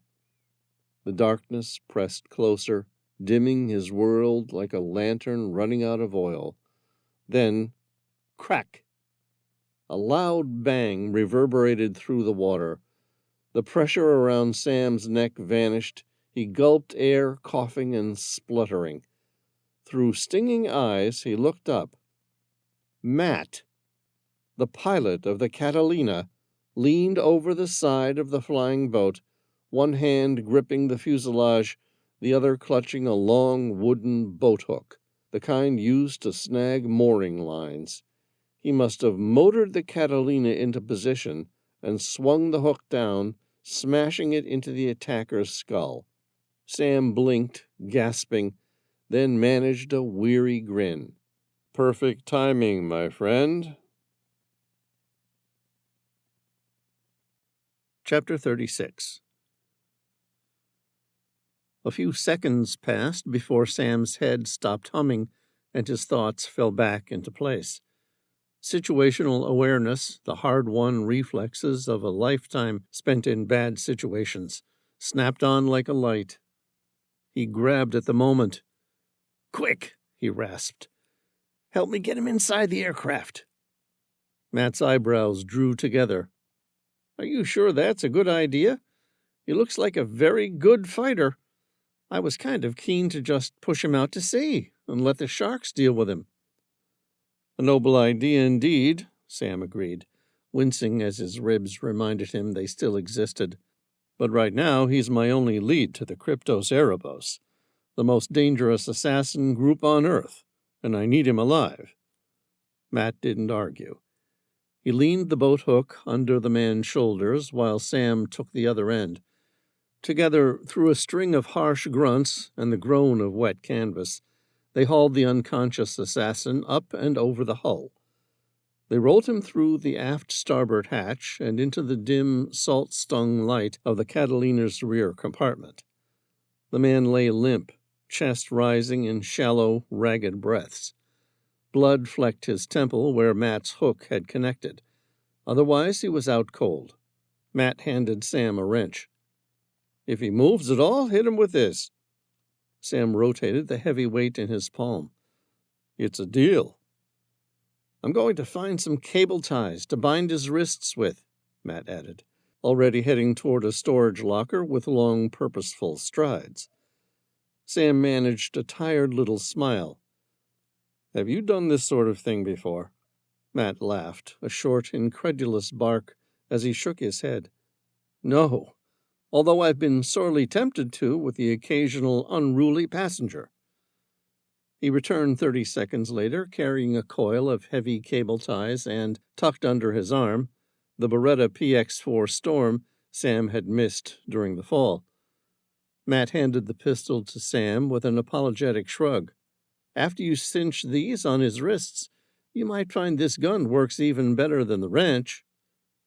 Sam worked quickly, snapping the ties around the man's wrists and pulling them tight until the plastic bit into the canvas of the assassin's jacket. He looped ties around ankles as well, then threaded a final tie through the first ones to make certain. A cold, clinical click of the plastic felt absurdly mundane after the violence that had filled the night, but it bought him breathing room. When he straightened, the wrench still in his free hand, and the Beretta heavy and familiar at his hip, he felt safer than he had since the house in Zealand. 1-on-1, he'd been outclassed. 2-on-1, with a wrench and a loaded pistol and cord-tied limbs between the man and the rest of the world, his odds tilted back towards survivable. He let out a long, bracing breath and looked down at the motionless figure. Soon he would regain consciousness, and then Sam would finally learn who he's dealing with and where they could find them. Chapter 37. Matt glanced back once, then settled into the climb, the yoke steady beneath his hands. Sam gave him a nod and held onto a grab bar on the inside of the fuselage as the Catalina eased off the water and climbed. The old boat shuddered and vibrated beneath his feet. Beyond the windows, the dark ribbon of the Voldavite fell away as the shoreline shrank into a smear of lights. Sam checked the Beretta's magazine one more time out of habit. 7 rounds had gone earlier. The magazine snapped home with a comforting click of 10 remaining. He let the weight of the pistol sit in his hand and, for the first time since the fall, allowed himself a small, hard grin. One well-placed shot from this distance would be all he needed. They were airborne for only 10 minutes or so, long enough for the air to thin and for the man on the deck to come slowly back. The assassin's breathing deepened, his eyelids fluttered. As the Catalina banked toward Kolenjplat, Sam rolled the man onto his side into the recovery position and watched him rouse. "Good morning," Sam said, voice flat. The man blinked, saliva and seawater at the corner of his mouth. He worked at the cable ties with hands that moved quickly despite the bindings.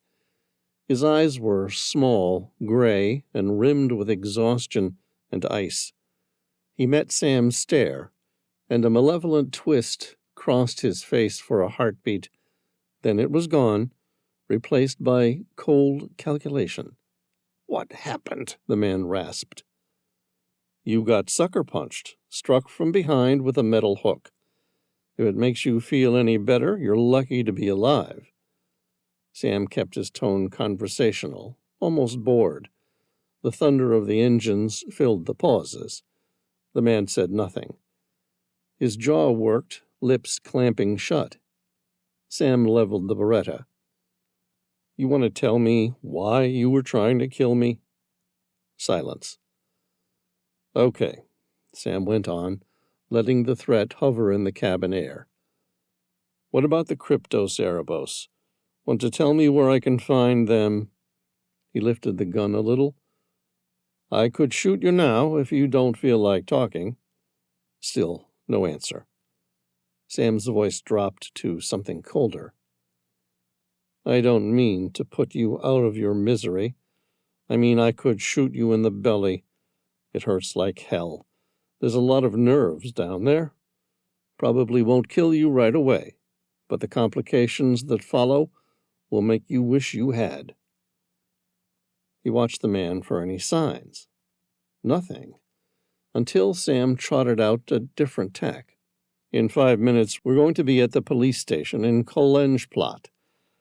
They will contact the local newspapers and have them publish that you were collaborating with the police, naming all members of the Cryptocerabos in exchange for leniency." "I'd never do that." "I have no doubt," Sam grinned. "But the Cryptocerabos don't know that." That did it.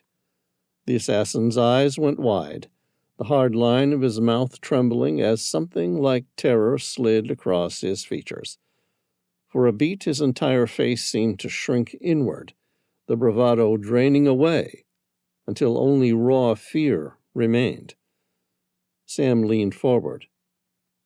"You want to tell me what you're frightened of?" The man looked Sam straight in the eyes, voice small and hoarse. "I'll never talk to you. Hercules would kill me." Chapter 38. "Hercules," Sam repeated, incredulous. "Are you telling us your boss is some ancient Greek demigod?" The assassin's eyes turned to the cockpit windows, as if watching some distant, impossible thing. Sam pressed his lips together, running the calculation in his head. Altitude, airspeed, the condition of those brittle World War II parachutes. Even if the man made a run for the hatch, there was almost no margin for error. The spare chutes lay between them and the windshield. Like a ridiculous temptation, Sam suddenly wished he'd had the foresight to remove them beforehand. For a heartbeat, the man simply stared, then moved, fast. He levered himself upright, snatched one of the old canopies from the wall, swung the hatch open, and without a word launched himself into the night. "Matt, we've got a problem," Sam barked. Matt spun the yoke, craning to look over his shoulder. "Where'd he go?" "He just jumped," Sam yelled. The Catalina pitched, and through the side window Sam watched the figure fall, a dark slash against the black sea and the marshland below. For a mad instant it looked like he might pull it off. The canopy fluttered open, a ragged bloom against the sky. Then the fabric sagged, never fully filling, the lines too old, too weak for the sudden jerk. They saw the final arc from the cockpit. The man nosed down, the parachute a limp smear, and then the impossible closing of distance between him and a narrow stretch of blacktop on the island below. Sam's stomach dropped.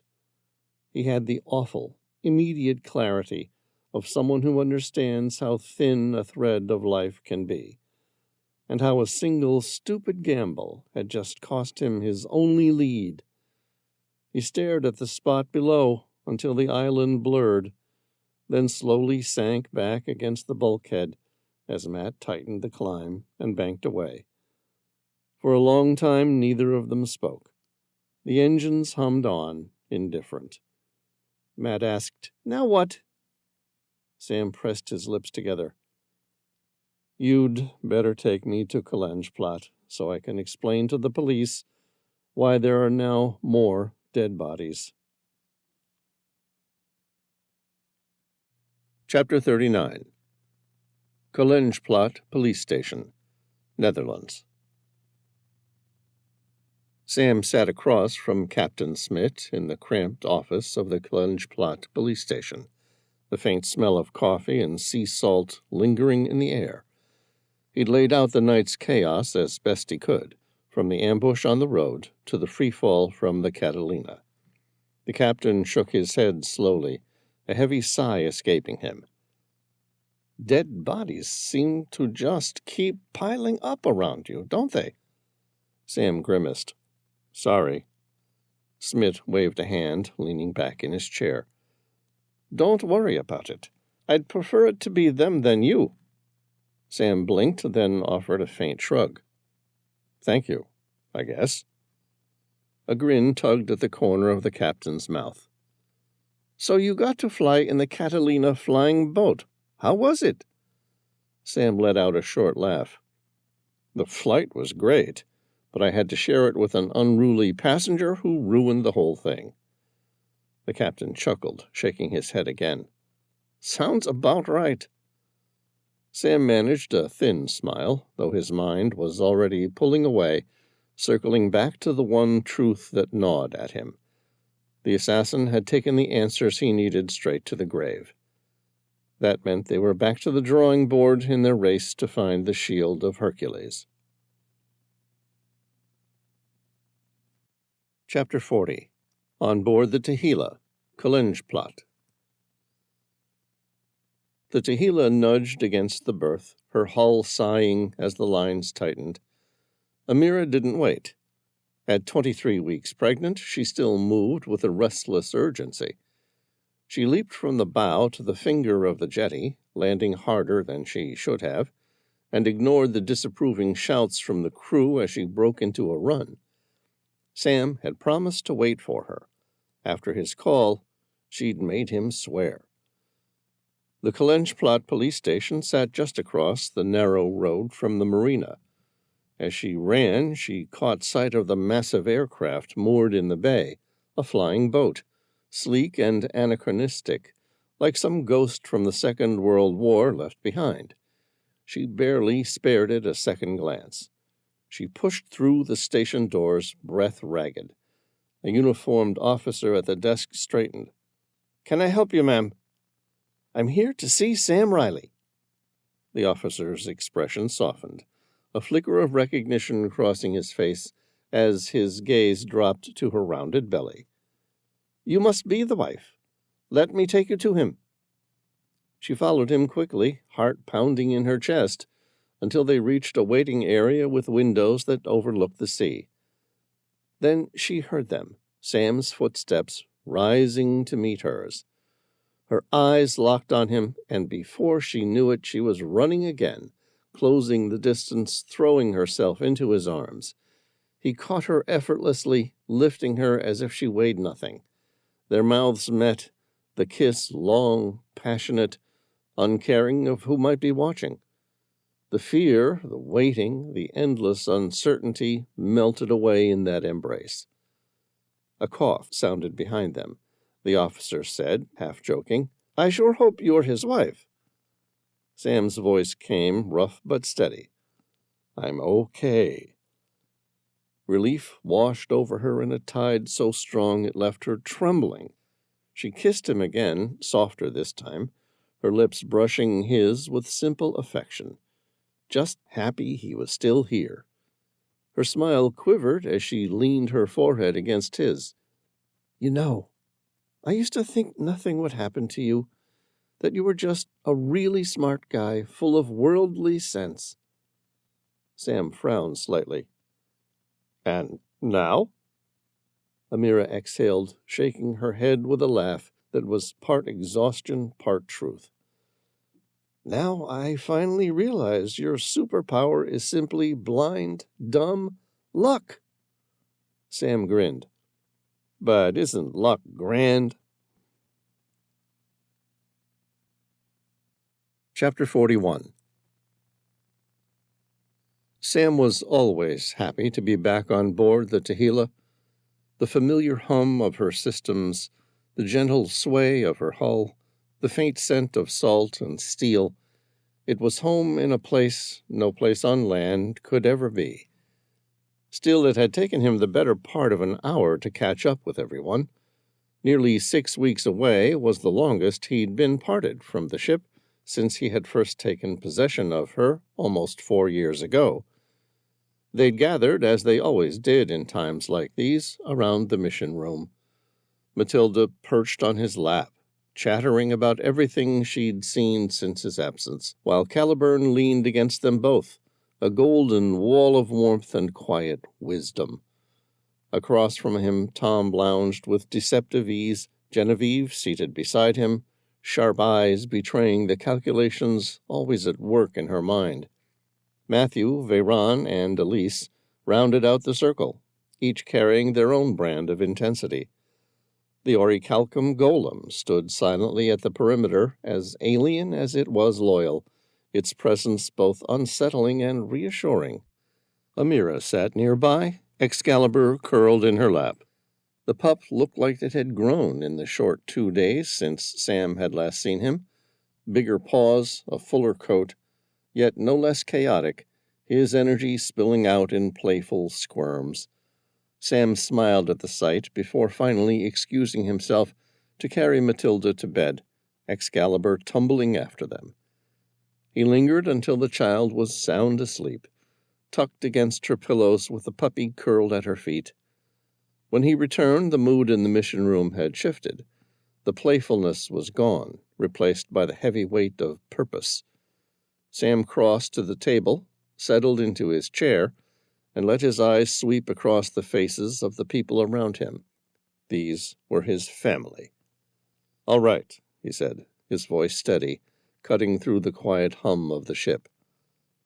"Let's go through what we know so far, and what we're going to do about the Kryptos Erebos." Chapter 42. Sam slid his cell phone onto the table's docking pad, and the Tehila's mission room came alive. The round glass surface of the table glowed faintly, then projected the first image into the air above them. A still frame of the man behind the wheel of the Donkervoort F-22, captured surreptitiously as they'd driven. "This is what we know so far," Sam began, his voice carrying over the quiet hum of the ship. "This man was going by the fake persona of Detective Willem Vermeer, a real detective who worked out of Kolenjplat and was murdered 2 weeks ago. This imposter was shot dead in front of me. The last thing he said before the bullet hit him was, 'We can't let the Kryptos Erebos reach the Shield of Hercules.'" He swiped the display, the false detective's face dissolving into the shriveled, leathery remains of a corpse. "Matthias Verhoeven," Sam continued, "a thief on parole during the Great Flood of 1953. He stole an ancient Greek astrolabe from the National Museum of Antiquities during the disaster. He ended up here, murdered in Zeeland, where some of the greatest loss of life occurred during the flood." Another flick of his hand, and a new image formed. A youthful outline, handsome and long-haired, frozen at the cusp of adulthood. "This is Cornelis van Dijk. He owned the house in Zeeland where Matthias was found. He was never seen again after the flood, presumed drowned." Sam leaned forward and flicked once more. The air shimmered, then filled with a face he couldn't shake, the man who had fought him inside the Catalina flying boat. The memory of weightlessness, of fists and steel and parabolic dives, lingered sharp in his chest. "We don't have this man's name," Sam said grimly.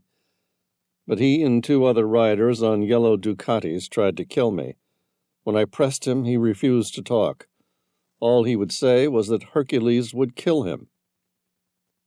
Sam let the silence settle, the floating faces of Verhoeven, Van Dijk, and the nameless assassin staring down at them all. He straightened, bracing both hands on the edge of the glowing table. "So, that's it," he said, his tone hardening. "That's what we have.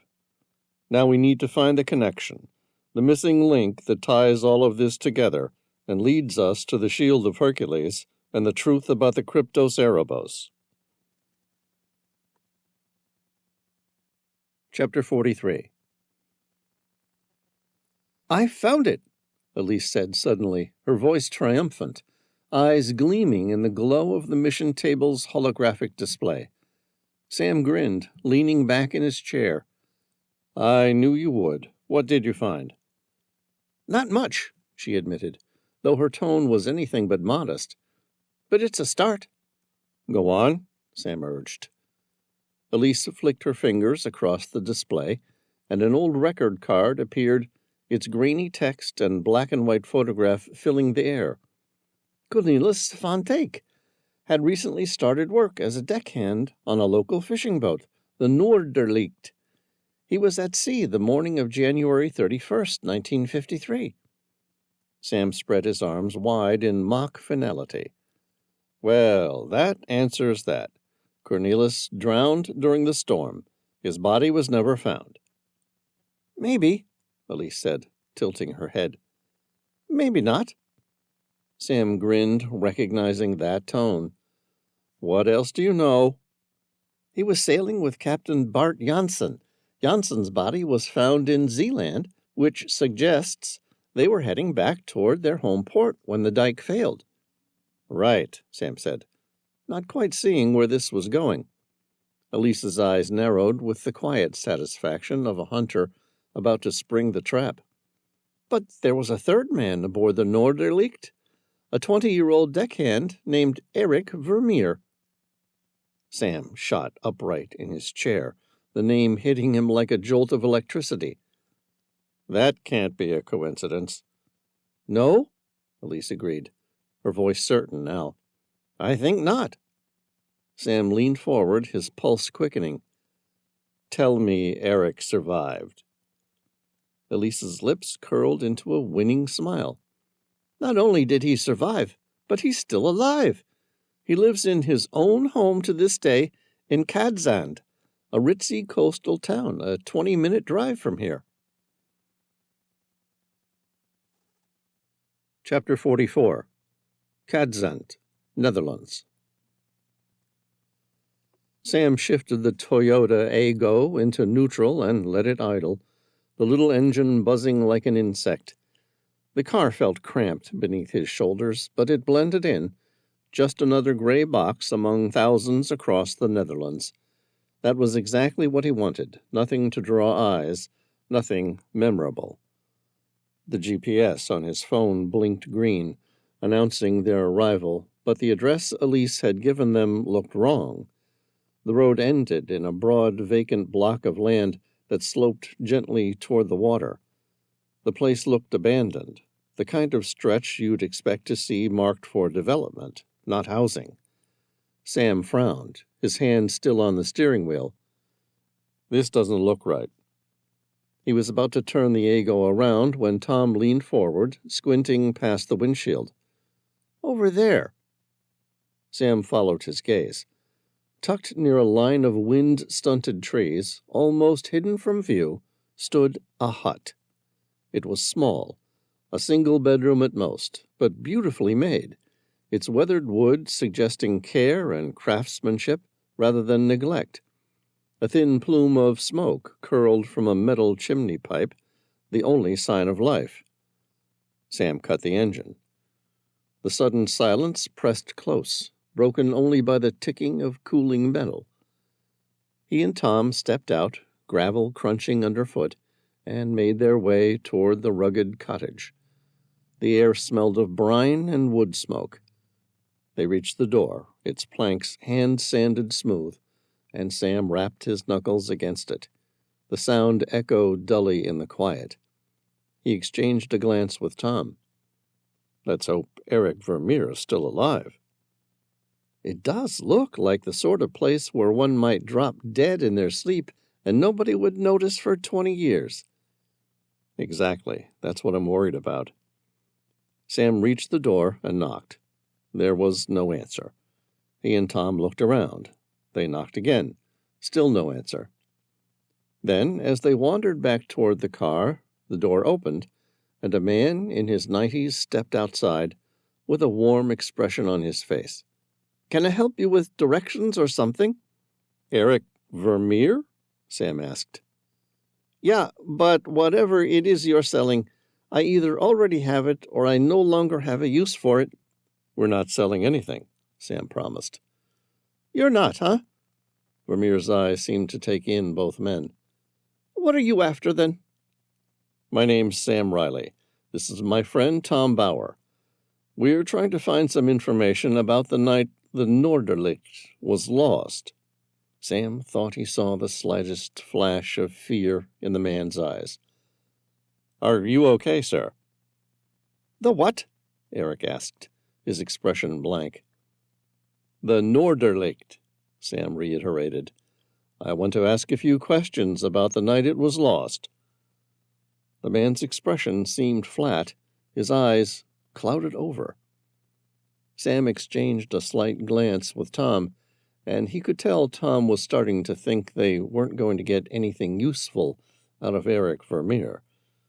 Whatever he might have known about that night was long buried in the recesses of his memories. Then Eric shook his head, looked Sam straight in the eye, and said, I always knew someone like you would one day come around here asking questions. A wry grin tugged on Sam's lips. You did? Yes. The man glanced around almost furtively to make sure nobody else was around. You'd better come inside. Are you sure? Sam asked. We don't want to impose. No, it's fine, Eric smiled. I mean, you've obviously come a long way and gone to considerable lengths to find me. The very least I can do is tell you the truth. Sam's eyes narrowed. The truth about what? Eric grinned. Why, the Shield of Hercules. I assume that is why you're here. Chapter 45. Sam followed Eric Vermeer into the little cottage, surprised at how tidy it was. The place bore the creak of age, but it was neat, every item in its place. The old man's gait was slow and unsteady, his balance fragile, yet he moved with an odd determination. There was a small leather reading chair by the window, a coffee table polished with years of use, and a single couch opposite. Eric lowered himself into the chair and gestured with a frail hand for Sam and Tom to sit. I'm sorry, Eric began after a pause, his gaze distant. What were we talking about? Sam frowned, studying him. Was the man senile or simply forgetful? He had seemed on the verge of telling them something important, and now his eyes were blank. Sam leaned in gently. The Shield of Hercules. Oh, right, yes, Eric blinked. What did you want to know? What can you tell me? Sam countered. Well, Eric said, voice steadying as if recalling a well-rehearsed tale. Legend has it that the Shield of Hercules came from the blood of Hercules himself. When consumed, it acted on the body's cells, forming a kind of adamantine layer of protection. The body becomes tougher at a cellular level? Sam asked. Some believe so. Not the entire body, mind you, just the skin. One cannot simply leap from a cliff and hope to survive. But knives? Bullets? One might be considerably more impervious, Sam finished. Tom gave a single nod, eyes narrowing. Eric leaned back in his chair. The shield wasn't perfect, though. No? Sam prompted. Legend claims that once consumed, the shield altered the cells themselves. Impermeable skin, yes, but in doing so, normal cellular function of the mitochondria was crippled. And without that function, without the ability to use glucose and oxygen to release energy, the body starves at its very core. Sam recalled his high school biology teacher's lectures on ATP, adenosine triphosphate, the little batteries that powered every living cell. His lips thinned. So, then what happens? Those who ingested the shield inevitably died, starved at the cellular level. Sam frowned. All the cells in their skin failed to absorb nutrients? No, from what I've heard, the same thing that caused the skin to become impenetrable made their bowels impermeable, which meant they ended up starving to death. Wouldn't they die of dehydration long before they starve? Good question. According to the legends, people live 2 to 3 weeks after getting infected by whatever triggered the Shield of Hercules. So I guess their bodies were still able to absorb water. The old man shrugged as if the entire thing was merely philosophical. Who knows? Sam's voice was quiet. Fascinating. So many people died, Eric went on, that the learned men of Greece declared the shield too dangerous to exist. A mission was undertaken. They buried it where no one would ever find it again. Sam leaned forward. So, the Shield of Hercules was hidden. That's correct. And now, Eric's eyes sharpened. Now I've told you what I know. Will you tell me what you know, and why you're after it? Sam chuckled lightly. It's a long story. Well, then, Eric said, his thin smile edged with irony, I suggest you make a start. I'm not sure I have that many years left to listen. Sam gave a dry laugh. All right. I worked with a computer scientist who ran an AI linguistics program over ancient texts. She came across a reference to the shield. I wrote a paper about it and was later approached to see if I could track it down.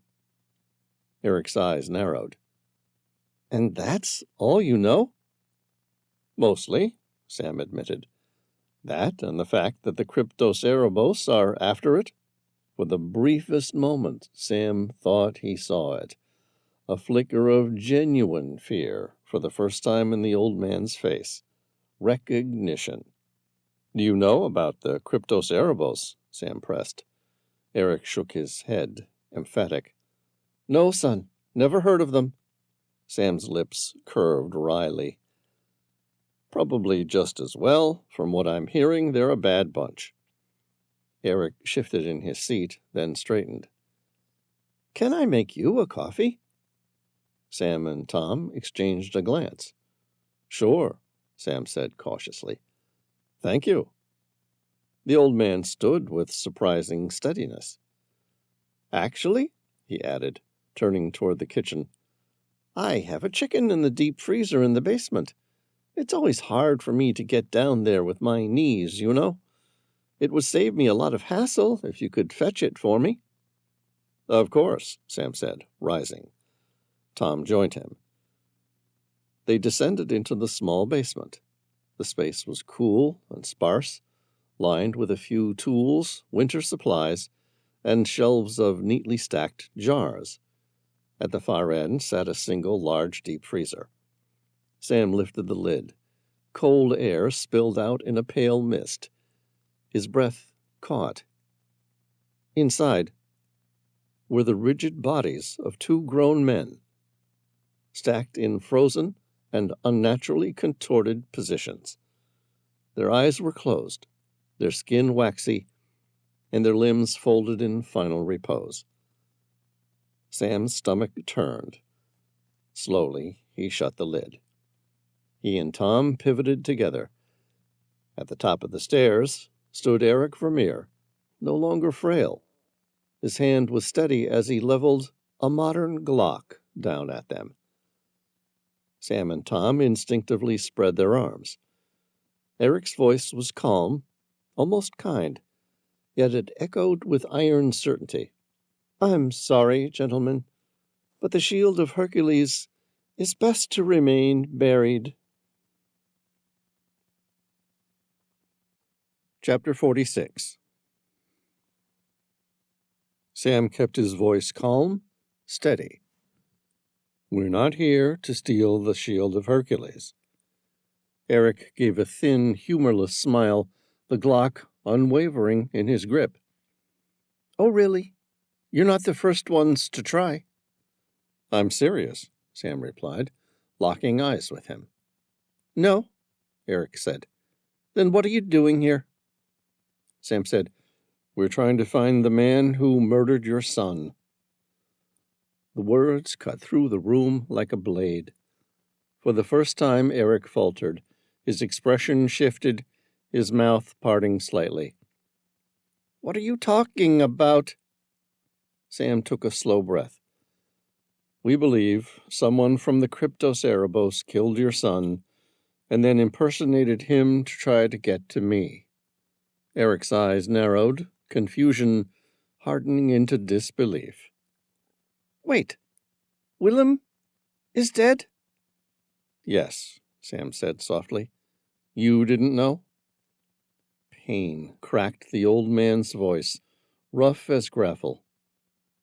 No, my son and I haven't spoken in nearly 40 years.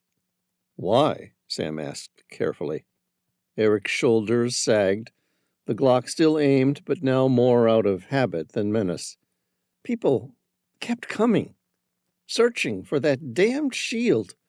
And I realized if anyone knew Willem was tied to me, one day they might use him as leverage, the same way they did when they killed my wife.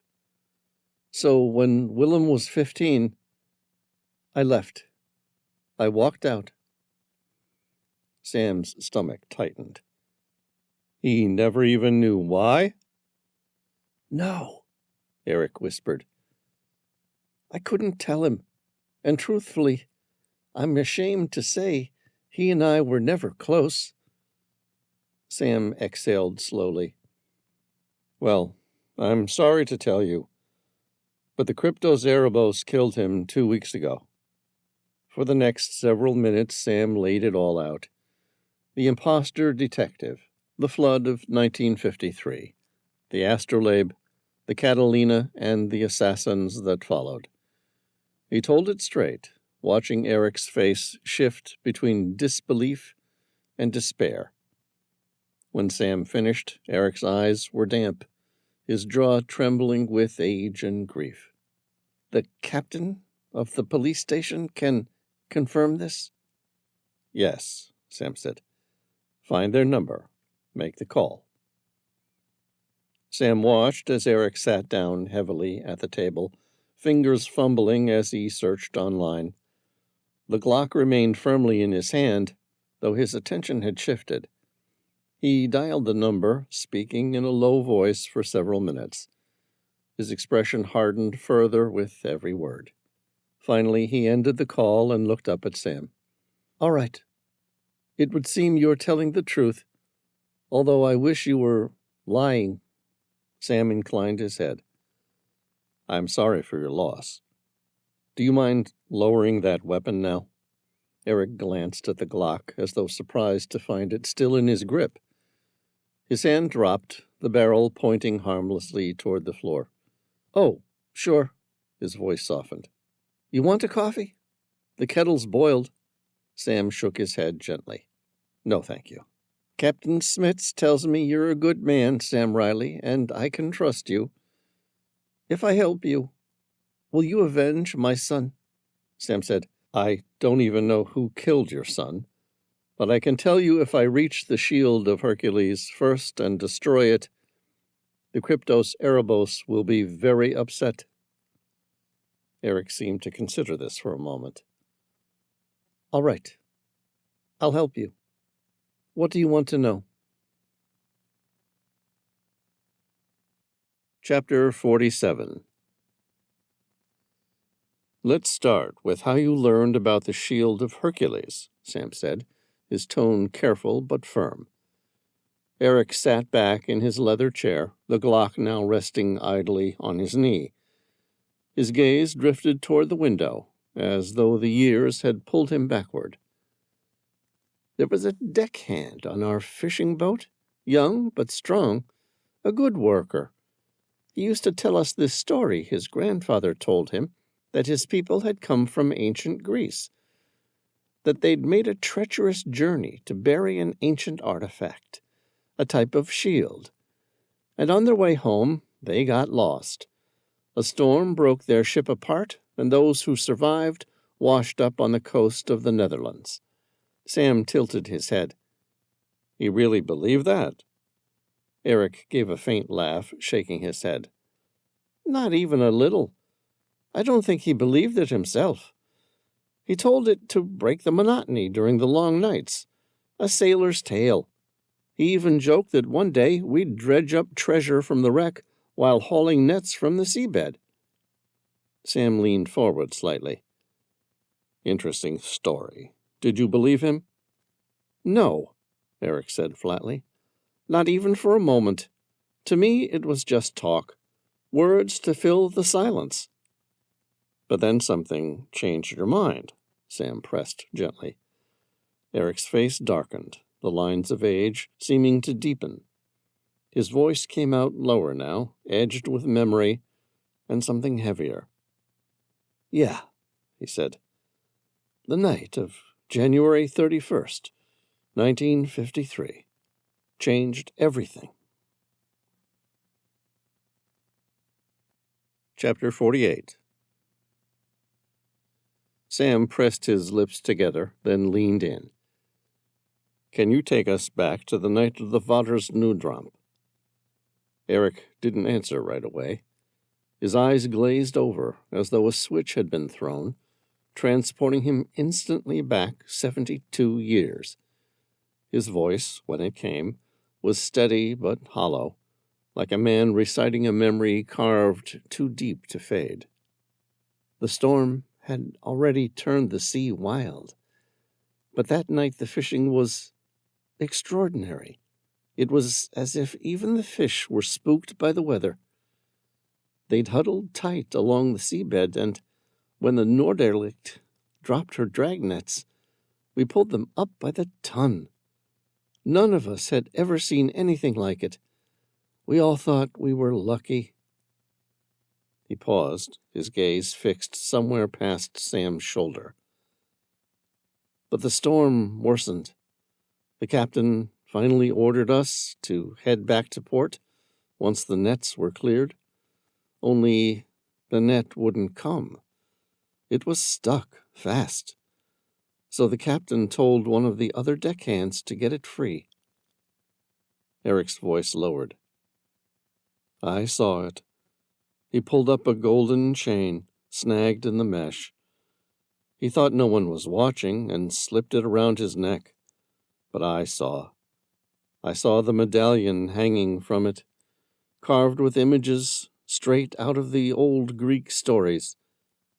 He exhaled slowly. And for the first time, I started to wonder if those tales about the Shield of Hercules weren't just myths after all. Sam leaned forward. Did you ever ask him about the medallion? Eric shook his head. No. I told myself I'd confront him once we got back to shore. But that never happened. The dike broke before we made it home. The Norderlicht was dragged over the edge and smashed into Zealand. Sam's voice was quiet, steady. What was the name of the deckhand? Cornelis van Dijk, Eric said. His eyes flicked upward, a shadow of a smile tugging at the corner of his mouth. But we all called him by his nickname, Hercules. Sam's grin came unbidden. Do you still keep in touch with him? Hercules? Eric gave a slow shake of his head. No. Like so many others, he was lost during the flood. His voice softened. And his body was never found. Chapter 49. February 1st, 1953. Zealand.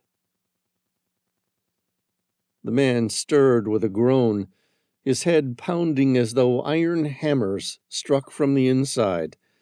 His long, wet hair clung to his face in heavy strands, plastered across his eyes and mouth, dripping brackish water into the mud beneath him. He blinked, forcing his eyelids apart, and the world swam into a blurred haze. Everything hurt. His ribs, his legs, even the act of breathing sent shards of pain through his chest. A shadow fell across him. Someone was coming down from the water's edge. The figure wore heavy work boots and wool trousers tucked high, soaked to the knee. A farmer's face, weathered and honest, peered down at him in surprise. "You're alive," the man said breathlessly. "Your body was so still, I thought you were dead." The words barely registered over the dull roar in his head. He pushed against the sodden earth with trembling hands, unsteady, his body protesting every motion. Slowly, painfully, he forced himself upright until he was standing, though the world tilted sideways around him. He looked about, dazed. The landscape looked like a war zone, a place of total devastation. Downstream from the broken dikes, the water had spread and then begun to recede, leaving behind a patchwork of flooded fields, drowned livestock, and shattered homes. Trees stood like blackened skeletons in a sea of mud, their roots exposed where the soil had been ripped away. Pieces of timber, broken carts, and household furniture drifted in shallow pools. The air was thick with the smell of brine and silt, and the cries of distant survivors carried weakly on the wind. The farmer steadied him with a hand on his arm. "Are you okay?" The man swallowed against the ache in his throat and managed a nod. "I think so." "What's your name?" the farmer asked gently. The man frowned, closing his eyes as if the answer might be written on the inside of his lids. But all he found was emptiness, a void where his memories should have been. When he opened them again, there was only confusion in his gaze. He swallowed hard. "I have no idea." Chapter 50. Cassant, Netherlands, present day. Sam and Tom stepped out of Eric Vermeer's cottage, the sea breeze cool against their faces, a complete contrast to the heavy air inside. Sam turned back, his hand resting on the doorframe. "Thank you," he said sincerely, "for everything you've shared." Eric gave a small nod, his lined face unreadable. Sam was about to follow Tom down the path when a thought tugged at him. He paused. Sam pulled his phone from his jacket. "I took a photo of the man who was impersonating your son. Do you mind looking at it, just in case you recognize him?" "I doubt it," Eric muttered. "Like I said, I haven't seen my son in a very long time." Sam brought up the image, the false detective's face glowing on the small screen. He held it out. "Any chance you've ever seen this man?" Eric leaned closer, eyes narrowing. To Sam's surprise, he nodded almost immediately. "Of course I recognize him. That's Adrianus Visser. He was my son's best friend." Sam's brows knit together. He thought about it for a moment, the pieces not fitting neatly. "What would your son have been doing searching for the Shield of Hercules with his best friend?" "I have no idea," Eric said flatly. Sam frowned, slipping the phone back into his pocket. "Weird. There has to be an explanation, but right now I don't see it." Eric's jaw hardened. "I'm glad Adrianus is dead. It gives me some peace for what he did to my son." Sam studied him.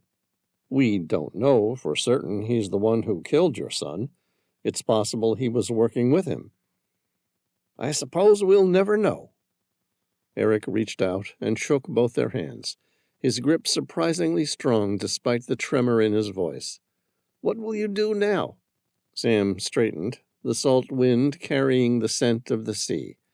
"I'm going to try and find that ancient Greek ship, the one used to hide the Shield of Hercules." "Any idea where to start after all this time?" Eric asked, skeptical but curious. Sam grinned, a flash of determination in his eyes. "Well, that depends. Can you remember where you were when the Norderlicht pulled up that medallion?" Chapter 51. North Sea, off the coast of the Netherlands. The Tehila motored steadily over the gray waters of the North Sea, her hull cutting a fine wake as she traced the location Eric Vermeer had recalled from that fateful night in 1953. On the aft deck, Sam and Tom worked side by side, setting up the towing rig. Thick cabling ran from hydraulic winches to a pair of sleek, torpedo-shaped sonar buoys. "These are bathymetric sonar buoys," Sam explained as he secured one of the couplings. Each buoy contained high-frequency transducers that pulsed sound waves deep into the water. The echoes bounced back from the seabed, feeding data into the onboard computer. Over time, the software stitched the returns into a detailed three-dimensional image of the sea floor, contour by contour, like a painter layering brushstrokes into a landscape. Matilda stood at the rail, eyes wide with curiosity. "What are you doing?" Sam glanced back at her, smiling. "These buoys let us see beneath the surface. Think of it like an underwater camera, except instead of light, it uses sound. Every pulse bounces back, and from that we build a map of the seabed." He tapped the monitor mounted on a stand beside him, where the faint blue and green outlines of the sea floor were beginning to take shape.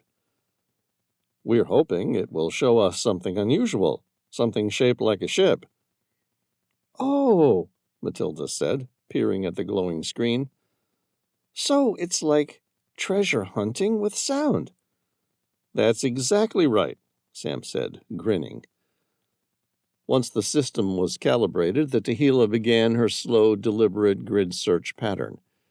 Hour after hour, she traced neat parallel lines across the search box, like mowing a vast lawn beneath the sea. On deck, Matilda entertained herself by throwing a ball for Excalibur, the golden puppy bounding after it with endless energy.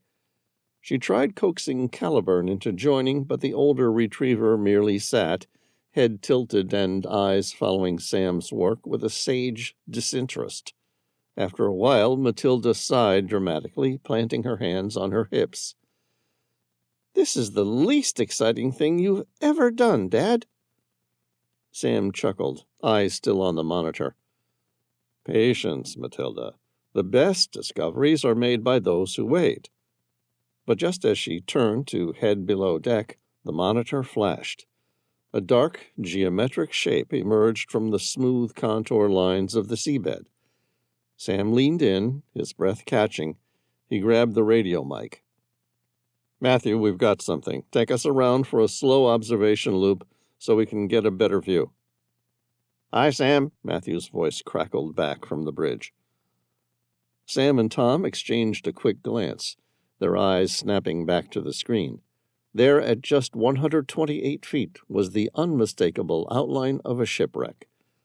The sonar painted her hull with stark precision.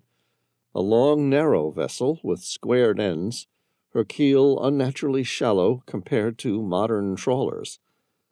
Amid the sedimentary blur, Sam spotted the faint suggestion of oar ports along the hull. No fishing boat, no Dutch freighter. His breath slowed as the image sharpened. "Look at that," he whispered. It was the skeleton of a galley, its form unmistakably ancient Greek. Chapter 52. Sam cinched the final strap of his dry suit, feeling the thick thermal underlayers snug against his skin. The cold bite of the North Sea wouldn't get far today, not with the suit sealed tight and the Draeger rebreather humming quietly on his back. He tested the oxygen mix one last time, listening to the faint hiss of gas through the scrubbers.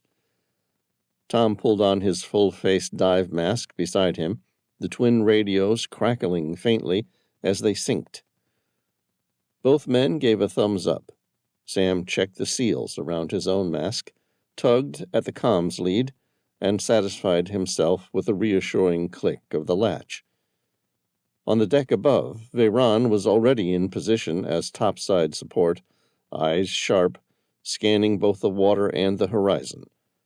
Genevieve moved like a shadow near the weapons rack, ensuring rifles and sidearms were loaded, chambered, and within reach. Sam had seen her calm in chaos before, but there was something about the quiet focus in her eyes that made him believe she was expecting trouble.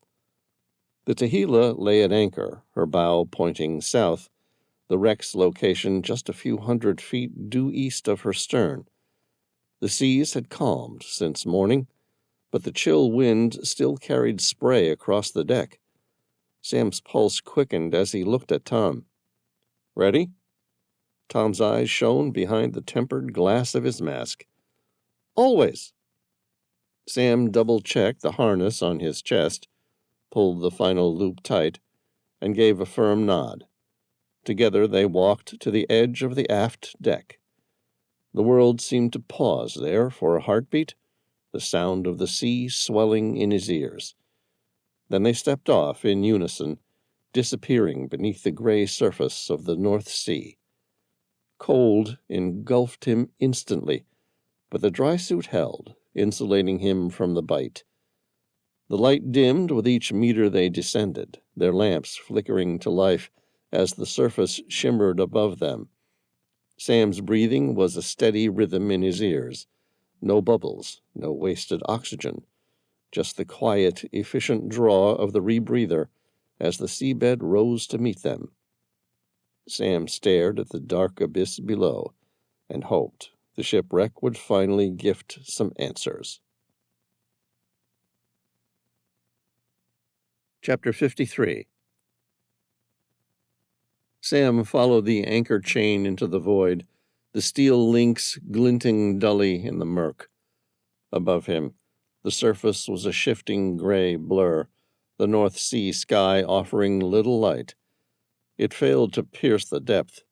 He equalized the pressure in his ears as they descended meter by meter. The ache eased, replaced by the steady rhythm of his rebreather.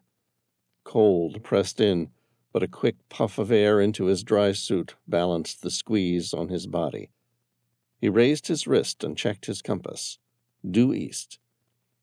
Turning sharply, he tapped Tom's shoulder and angled them both toward their target.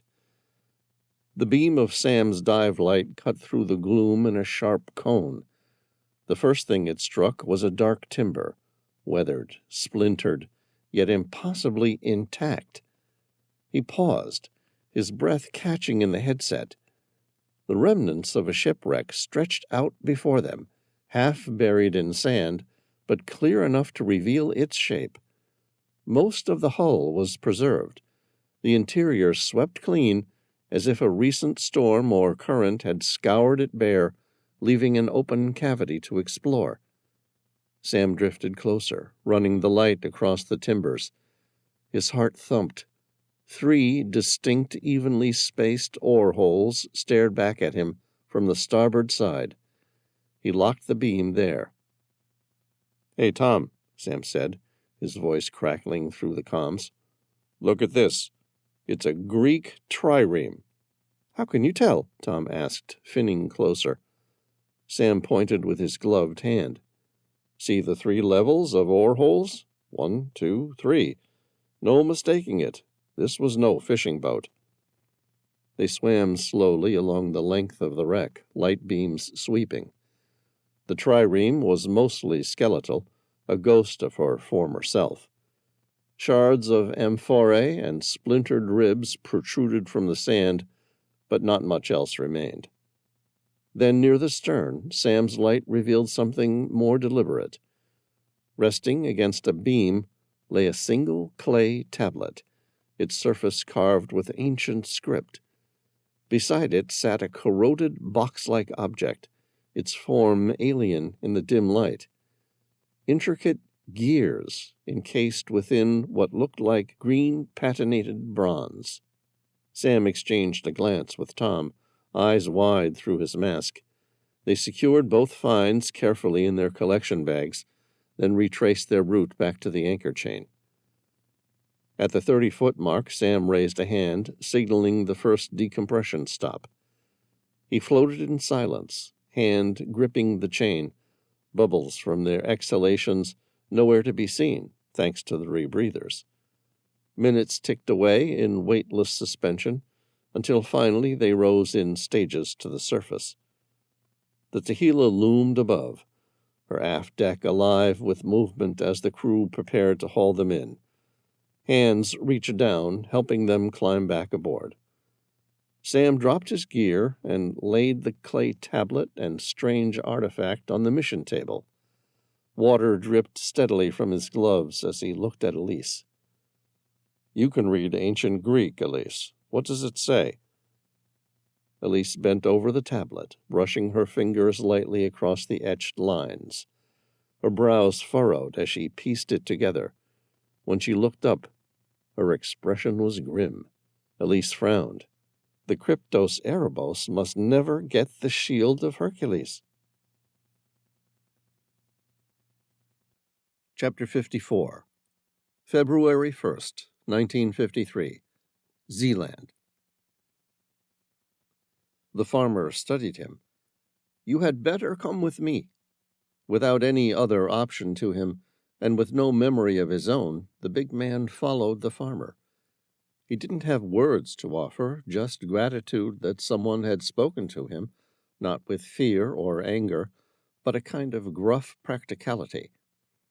They walked a long time, through fields half drowned in brine and broken fences. Wind whipped across the flat land, and the sun sank toward the horizon. By the time they reached the farmstead, dusk had turned the world blue. The house was squat and built of red brick, and beyond it sat a slanted barn, its roof patched with mismatched tiles. The smell of wood smoke and onions drifted through the air. He moved toward the farmhouse door, drawn by the warmth, by the golden light flickering through the window. But the farmer stopped him with a hand to the chest. "You had better sleep in the barn." The man's stomach twisted painfully. "I'm sorry," he said quietly. I'm so hungry." The farmer stared at him a moment, then nodded once. "Tomorrow you can work for me. When you work, you will be fed." There was no cruelty in the man's voice, only a hard logic. But it struck the stranger as cold, harsh. Still, he didn't argue. What else could he do? He didn't even know his own name. That night he lay in the hay beside the few animals, the air thick with the smell of straw and livestock. His stomach ached. His limbs trembled from the cold. He thought he wouldn't sleep, not like this. But soon sleep came, heavy and dreamless. Before dawn, the farmer opened the barn door and handed him a harness. "You'll pull the plow. I'll guide it." It was back-breaking work. The earth was still soaked, thick and clinging. Each step was a struggle. But strangely, the man didn't mind. The weight suited him. His body obeyed without complaint, strong, tireless.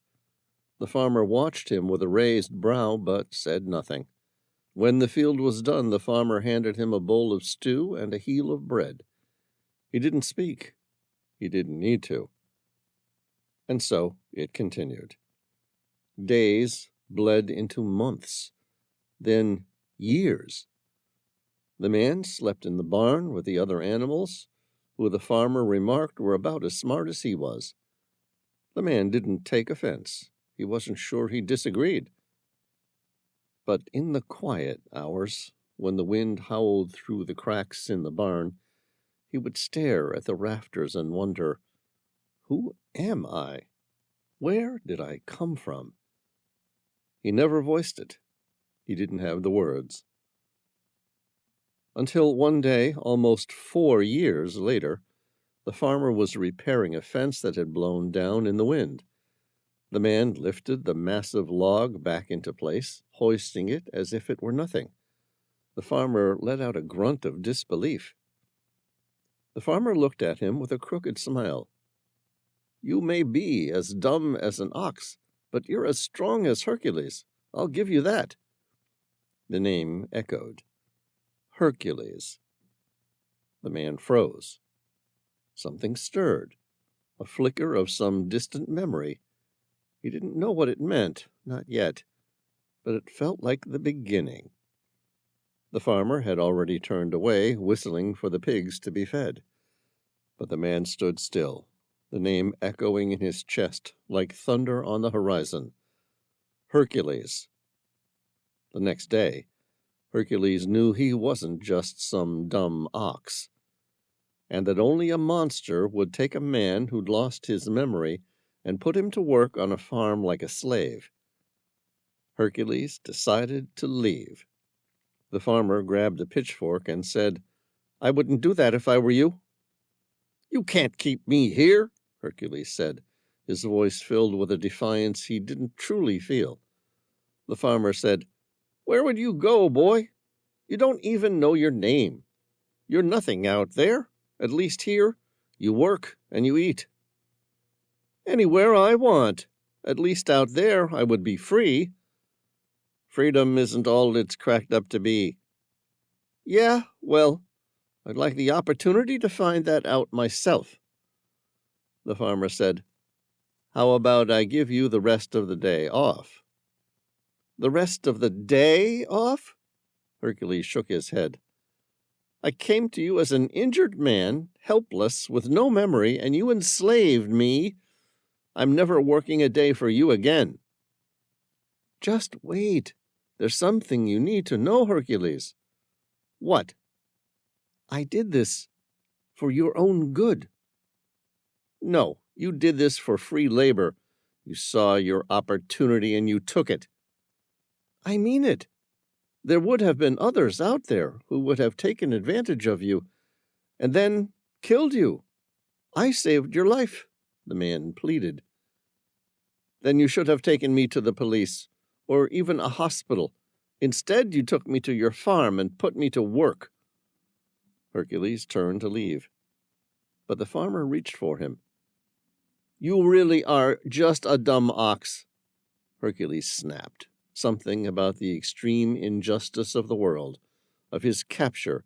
He wasn't stupid. He knew that much for certain. Everything he'd ever tried to do came easily to him. He wasn't mentally slow. He'd simply been kept in ignorance of his past for a long time. The farmer reached for him with the blades of the pitchfork, jagging it toward his chest. Hercules deflected the weapon and then grabbed the farmer by his jacket, twisting until the blood that flowed through his neck became restricted. "I'm going to kill you," Hercules swore vehemently. The farmer's eyes went wide. "You're not this sort of man." Hercules grinned maliciously.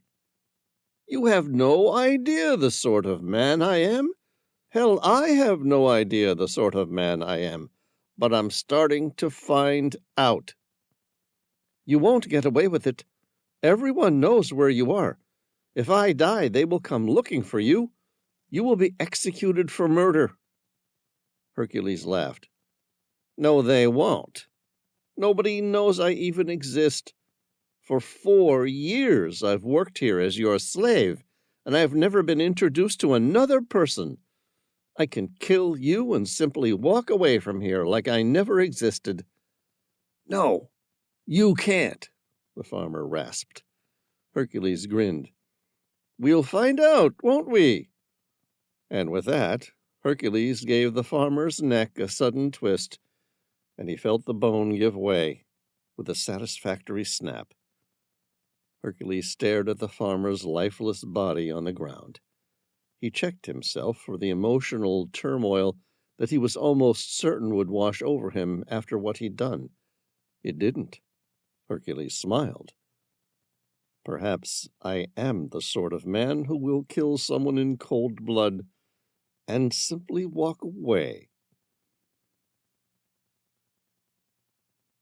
Chapter 55. North Sea, Present Day. Sam rested his palms on the mission table, eyes still on the clay tablet.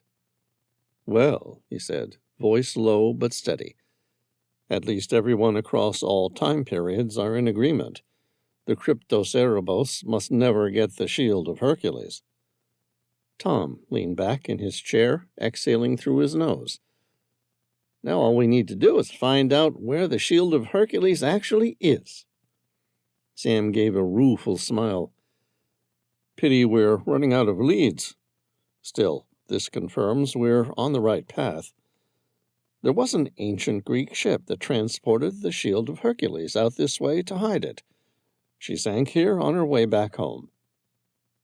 Before anyone could answer, Veyron reached across the table and lifted the corroded device. His sharp eyes gleamed, his hands handling the bronze with surprising delicacy for a man built like iron. Sam arched a brow. "Do you know what it is?" Veyron looked up, excitement pulling at the edges of his expression. "Yes, it's an antikythera mechanism." The room went still. Elise tilted her head. "Go on, Veyron, we're all interested." "They found one off the coast of Antikythera, in Greece," Veyron explained, his French accent thickening with enthusiasm. "It was a mechanical computer, made centuries before anything like it should have existed. The device tracked the movements of the heavens, predicted eclipses, plotted cycles of the moon and sun. Some believe it was used for navigation, maybe even for aligning sacred voyages with the stars." Sam studied him, interest piqued. "You're an engineer. Is there any chance you could clean this up? Repair it?" Veyron's mouth curved in a grin. "Sure, I'd enjoy it. But for what purpose?" Sam's gaze returned to the bronze gears, green with centuries of corrosion, yet still hinting at the genius locked within. "If you could restore it, could you reverse engineer where the ancient Greek navigators were trying to go? Maybe retrace the course they plotted when they hid the shield?"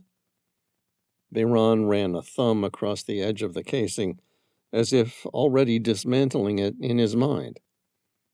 "It's possible. Not easy, but possible." "Then give it a try," Sam said firmly. "This might be the only chance we get to get ahead of Cryptocerebos." Chapter 56. Sam leaned against the bulkhead of the Tequila's engine room, the air filled with the steady thrum of the diesels idling low. The space smelled of oil, metal, and salt, a familiar perfume of the ship's beating heart. At the workbench, Veyron hunched over the corroded remains of the Antikythera mechanism, safety goggles perched on his nose. With a small pick, he scraped away barnacles that had fused themselves to the bronze casing. Each fleck fell into the tray beneath like ancient dust. "How's it going?" Sam asked, watching him work with the care of a surgeon. "Slowly," Veyron admitted, without looking up. He shifted to a fine-bristled brush and swept debris from a delicate gear no larger than a coin. "We're talking days, if not weeks, to make this thing work." He plucked the cleaned piece free with tweezers, then set it neatly in a lined tray before turning back to the stubborn core. Sam frowned, rubbing his jaw. "If only we hadn't sunk the Icarus, we would still have access to Lisa Green's database on the Shield of Hercules. I'm sure there was some reference to the location." Veyron set aside the pick and lifted a magnifying loupe to his eye, rotating another gear to study its teeth. "I'm pretty certain the entire computer system would have had a secure backup server." Sam straightened, interest piqued. "What are you saying?" "Whatever data Lisa Green had on the Shield of Hercules, it's still there." Veyron carefully pressed a cleaned gear back into its housing, his fingers deft even under the magnifier's distortion. "You think it would still be accessible if we could retrieve the external hard drive?" "I'm almost certain of it," Veyron replied. He tightened a clamp on the mechanism and began easing another layer of bronze apart, the ancient gears creaking faintly as they separated. "Adam Gray was no fool. If he went to the trouble of making sure the Icarus itself was safe, I'd be very surprised if he didn't ensure the data it produced wasn't secure in some sort of backup." "Right." Sam's expression hardened. "But that still brings us to the problem that the Icarus sank in the Atlantic Ocean." Veyron finally glanced up, his lips quirking into a grin. "Geez, if only we knew someone capable of diving deep and extracting small devices from the bottom of the ocean." Sam laughed, shaking his head. The bottom of the Atlantic Ocean's a little more trouble. It could take months to find it. And even if we did, how would we reach it? It'll be beyond the depth of scuba, and the storage device will be inside the Icarus, so we can't exactly fish it out with a submersible. Still smiling, Veyron set the mechanism aside and wiped his hands on a rag.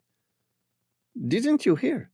The Icarus went down roughly 130 miles west of Portugal, between the Azores and the Strait of Gibraltar, right along the Azores-Gibraltar fault zone. Sam frowned, turned, and opened the computer monitor built into the engine room wall. His fingers flew across the interface until the navigation maps expanded to cover the screen. He zoomed in on the fault line, the digital grid lighting up in crisp resolution. There it was, a unique submarine warning marker pulsing red on the map. An underwater mountain rose nearly 5,000 feet from the Atlantic floor, its jagged silhouette casting digital shadows. Sam felt a grin spread across his face. What are the chances, he said quietly, that the Icarus sank to the shallow waters of the Goringe Ridge? Chapter 57. Goringe Ridge, Atlantic Ocean. The Tehila motored steadily south through the Atlantic, her black hull slicing through long, rolling swells. Eventually, the engines throttled back, and the yacht drifted to a stop above the Goringe Ridge. Sam leaned on the aft rail, eyes sweeping the horizon, though his thoughts were far below the waves. The ridge rose like a submerged mountain range from the abyssal plain, climbing nearly 5,000 feet toward the light. Its peaks were knife-edged and jagged, cut by submarine canyons where tectonic plates ground together. In some places, the seamounts came close to breaking the surface, an unseen kingdom of rock and current hidden beneath the calm blue sea. Sam had spoken to Adam Gray before they set off. Adam had been clear. Lisa Green's work would have been preserved on a backup drive inside the Icarus. Everything she had uncovered about the Shield of Hercules was locked away there. He had even told Sam exactly where to find it, a sealed compartment near the stern data rack.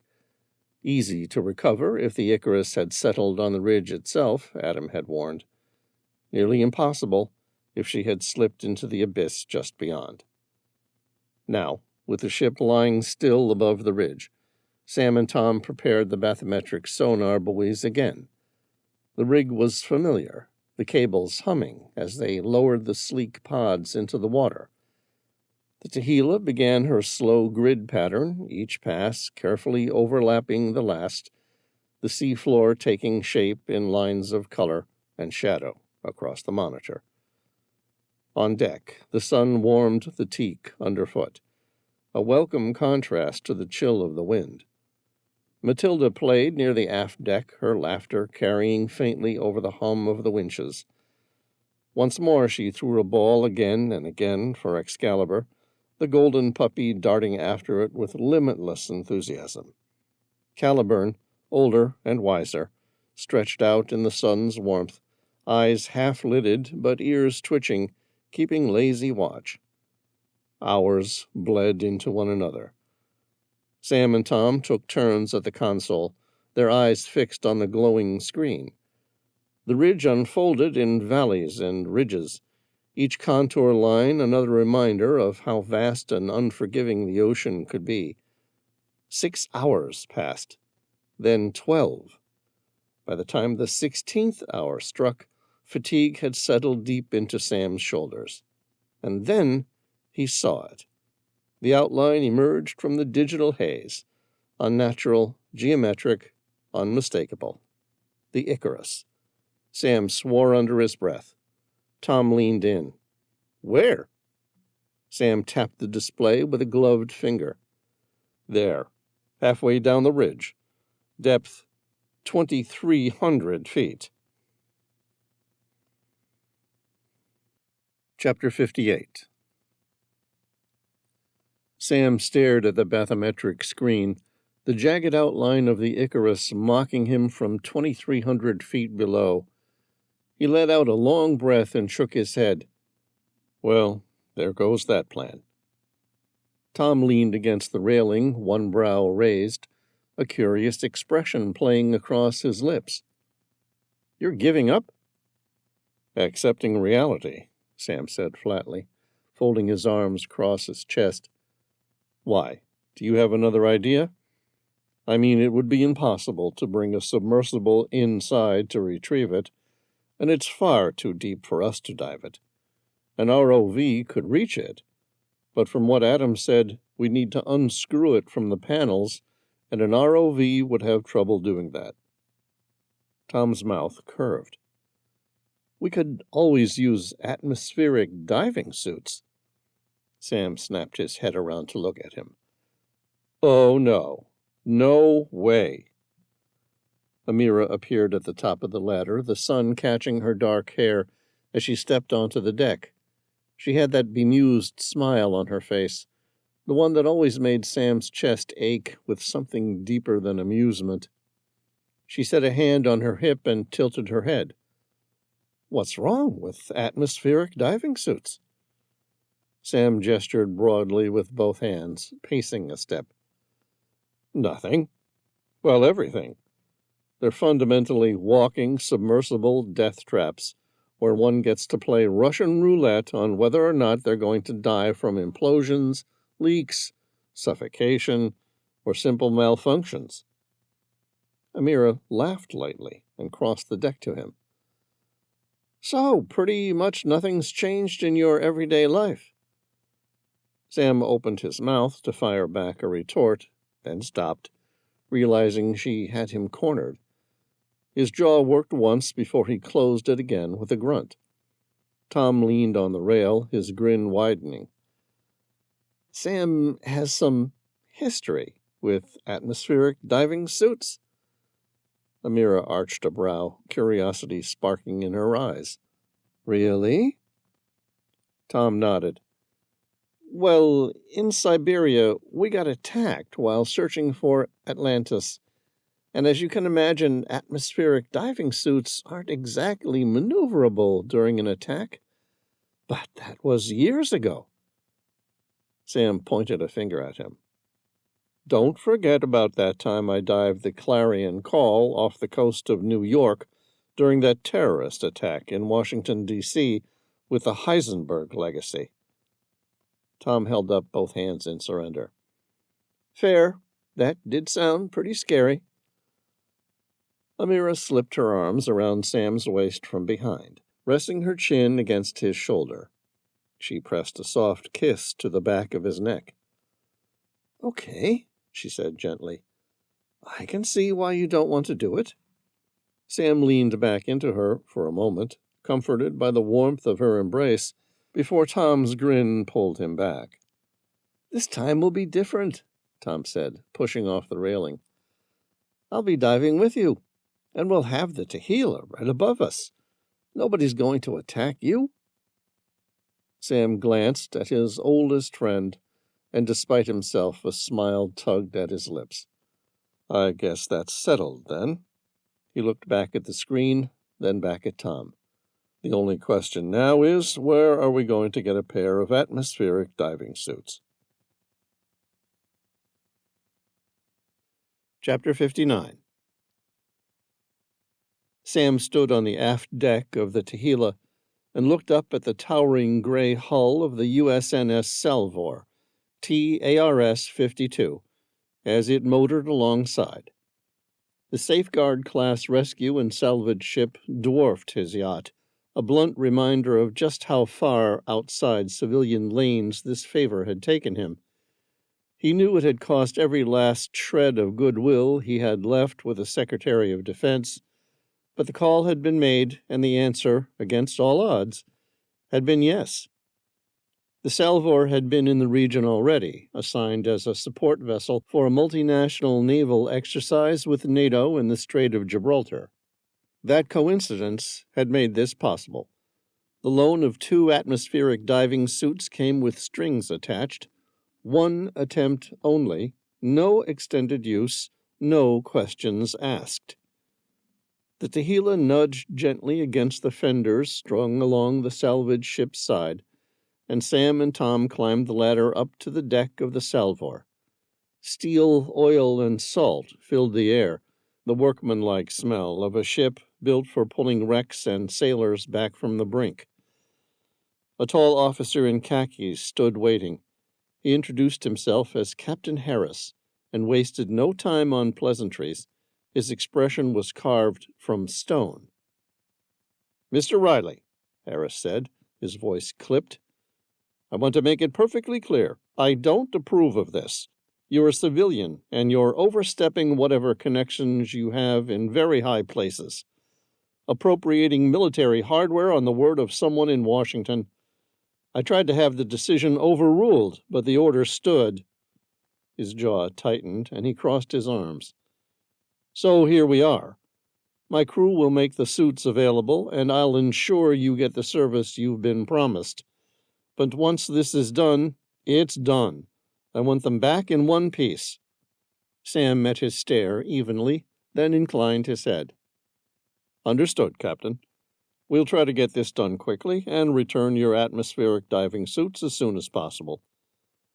Harris gave a short, sharp nod, then gestured toward the dive bay. "Then let's not waste time. You'll want to see what you're getting into." Sam followed, his pulse quickening. It wasn't just the challenge of the dive ahead that weighed on him. It was the unmistakable awareness that this was his last favor to call in, and after this, he was on his own. Chapter 60. The dive room of the USNS Salvor smelled of salt, oil, and steel. Floodlights bathed the bay in a harsh white glow, reflecting off the bulky shapes of the 2 atmospheric diving suits waiting on their cradles.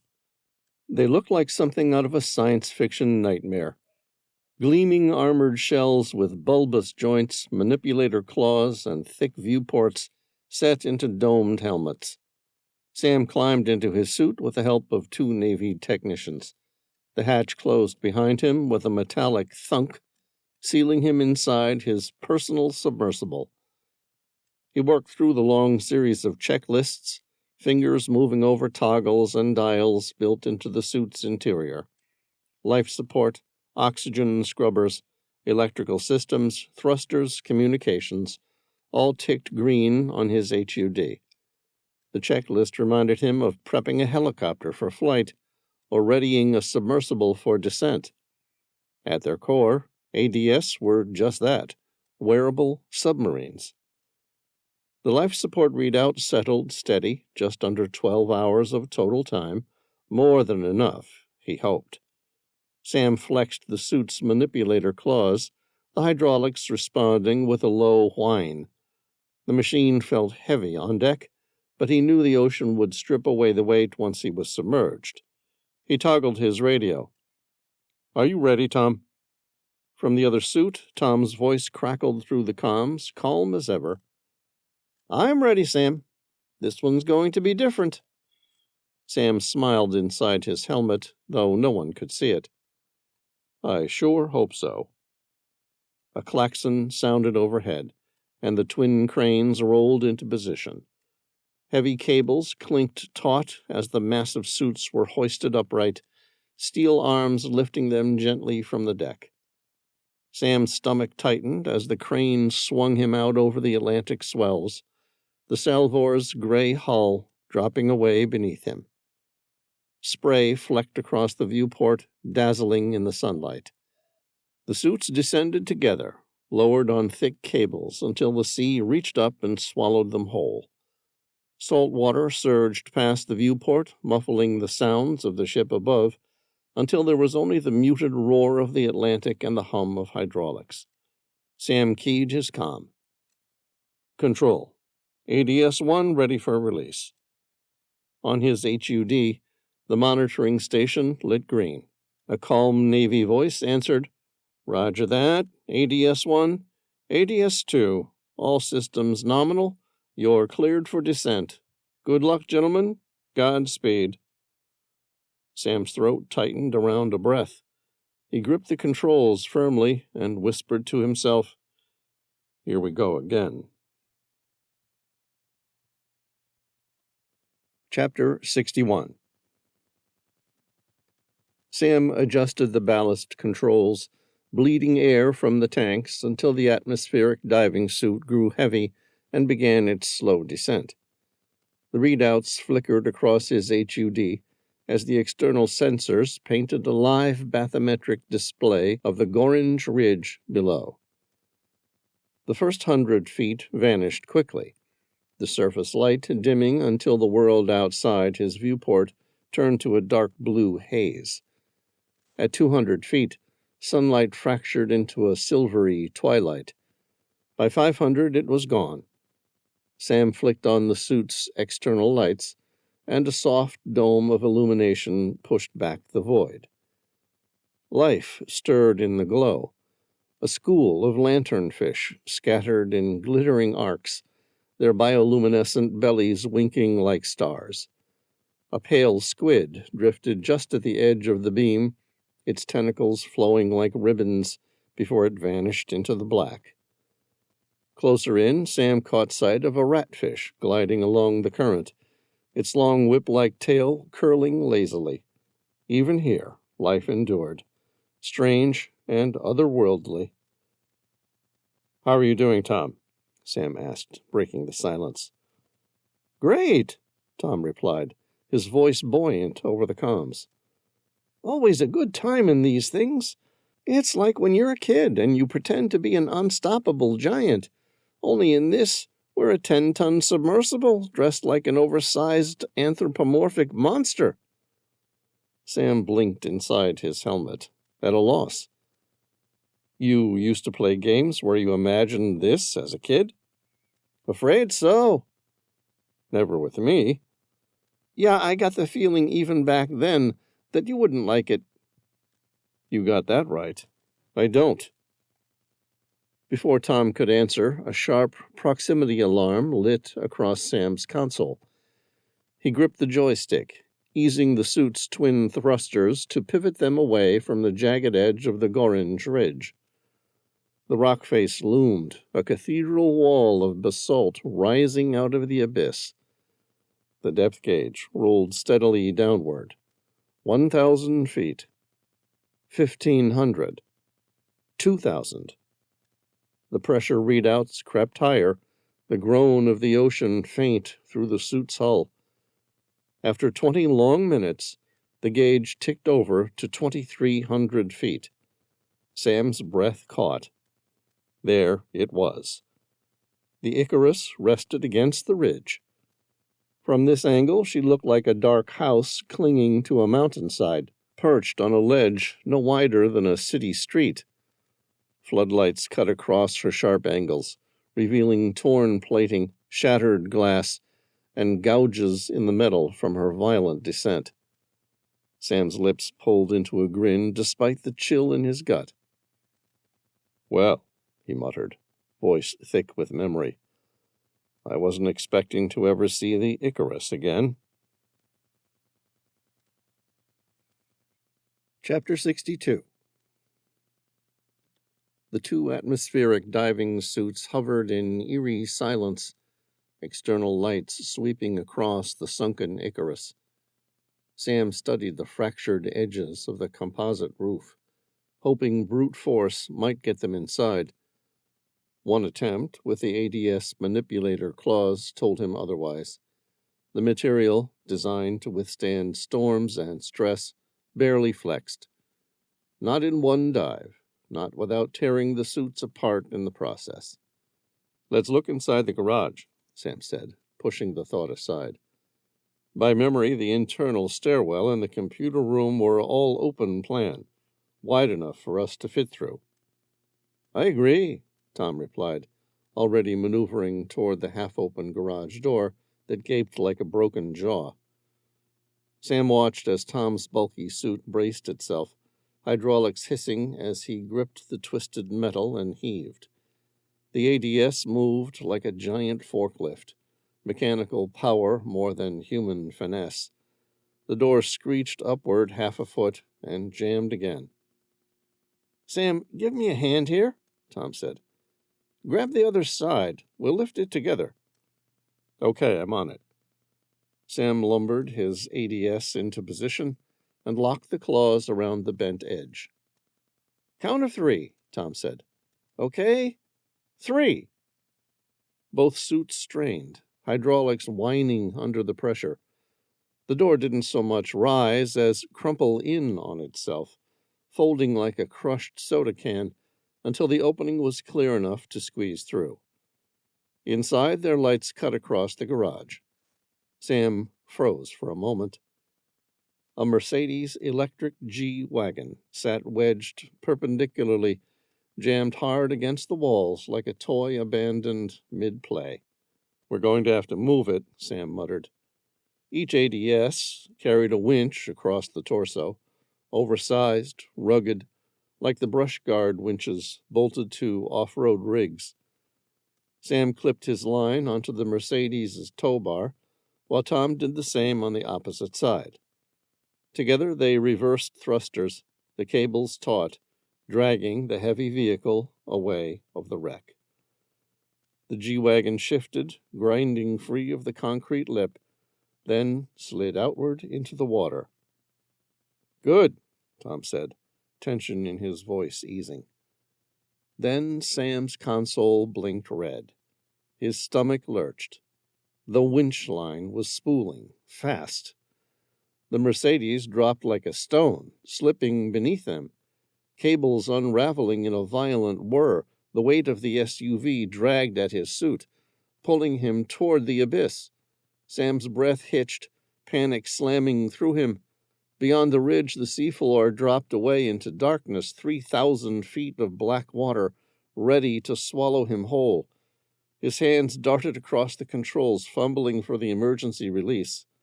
Sam's jaw went tight. "Come on! Come on!" His heart hammered against his ribs, sweat prickling cold under the thermal layers. For a sickening second, he felt the impossible weight pulling him into the void. Chapter 63. The emergency release lever clattered uselessly beneath Sam's glove. Panic rose like ice water in his veins as the winch lines screamed through the spool, dragging him down into the abyss with the Mercedes. "Pull the emergency release!" Tom's voice cut through the comms, sharp with urgency. "I have," Sam snapped back. "It's not working." He shoved the joystick forward. The twin thrusters howled, streams of bubbles surging past the viewport. He dumped his ballast, too, a last-ditch attempt to lighten himself. Neither made a difference. The weight of the SUV was relentless. The depth gauge ticked down, digits glowing like a death sentence. 2,600 feet, Sam's voice cracked as he called it out. The beam of Tom's ADS flared into view behind him, thrusters blazing. Sam twisted his head just enough to see his friend diving after him, headlong, reckless. A new whine joined the soundscape, a diamond-tipped rotary saw sparking to life. Tom braced against the drag and began carving at the tether. Sam clenched his jaw, sweat beading cold against his temples. The cable quivered but refused to yield. 2,800 feet, he called out. "I'm almost there," Tom grunted. The hull of Sam's suit groaned, a deep, metallic moan that carried through his bones. His throat went dry. 2,900 feet, Sam said. "Tom, you have to let go. We're both going to implode." "I'm not leaving you, Sam." Tom's voice was steel, every word punctuated by the grind of the saw. The gauge rolled over. 3,000 feet, Sam shouted. "Tom, we're officially beyond the ADS implosion rating. You have to leave." "They always leave a buffer with these things," Tom muttered. A crack rang out, sharp and violent, like the ocean itself had split. Sam sucked in a breath, waiting for the world to crush him flat, only to realize the crack hadn't come from his suit. The tether gave way. The sudden release jolted Sam hard, slamming him backward as the dead weight of the Mercedes disappeared into the black. His ADS surged upward, buoyancy snapping him toward the ridge. He throttled the thrusters, bleeding off the climb, until he steadied again in front of the Icarus.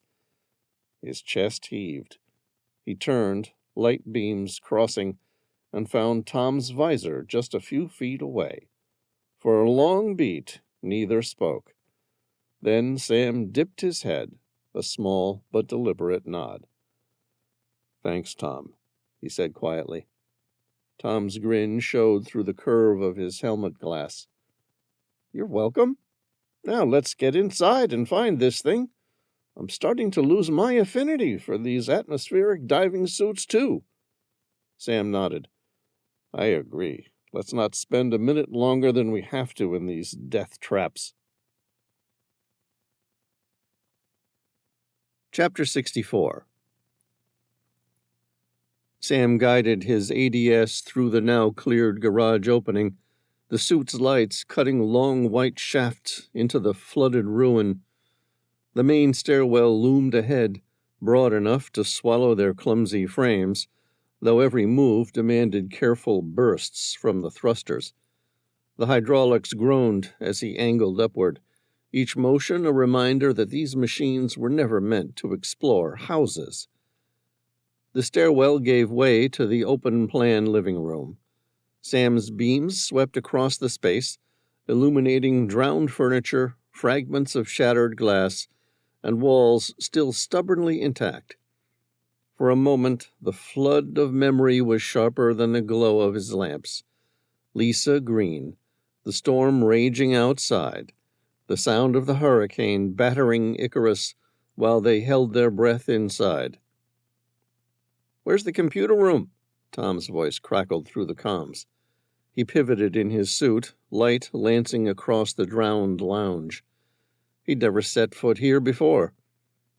Sam pointed, his manipulator claw gesturing toward the southern end of the house. "Over there." They moved like astronauts in orbit, clumsy giants drifting weightless, nudged along by short bursts from their thrusters. The suits knocked aside fragments of floating debris as they glided across the room. At the far wall, Sam's lights fell on what he'd been looking for, a squat, bright orange, secure safety box, bolted in place like an aircraft's black box. His chest tightened with recognition. Adam Gray had been right. It was still here. He guided his suit closer and seized it in the claws, testing the resistance.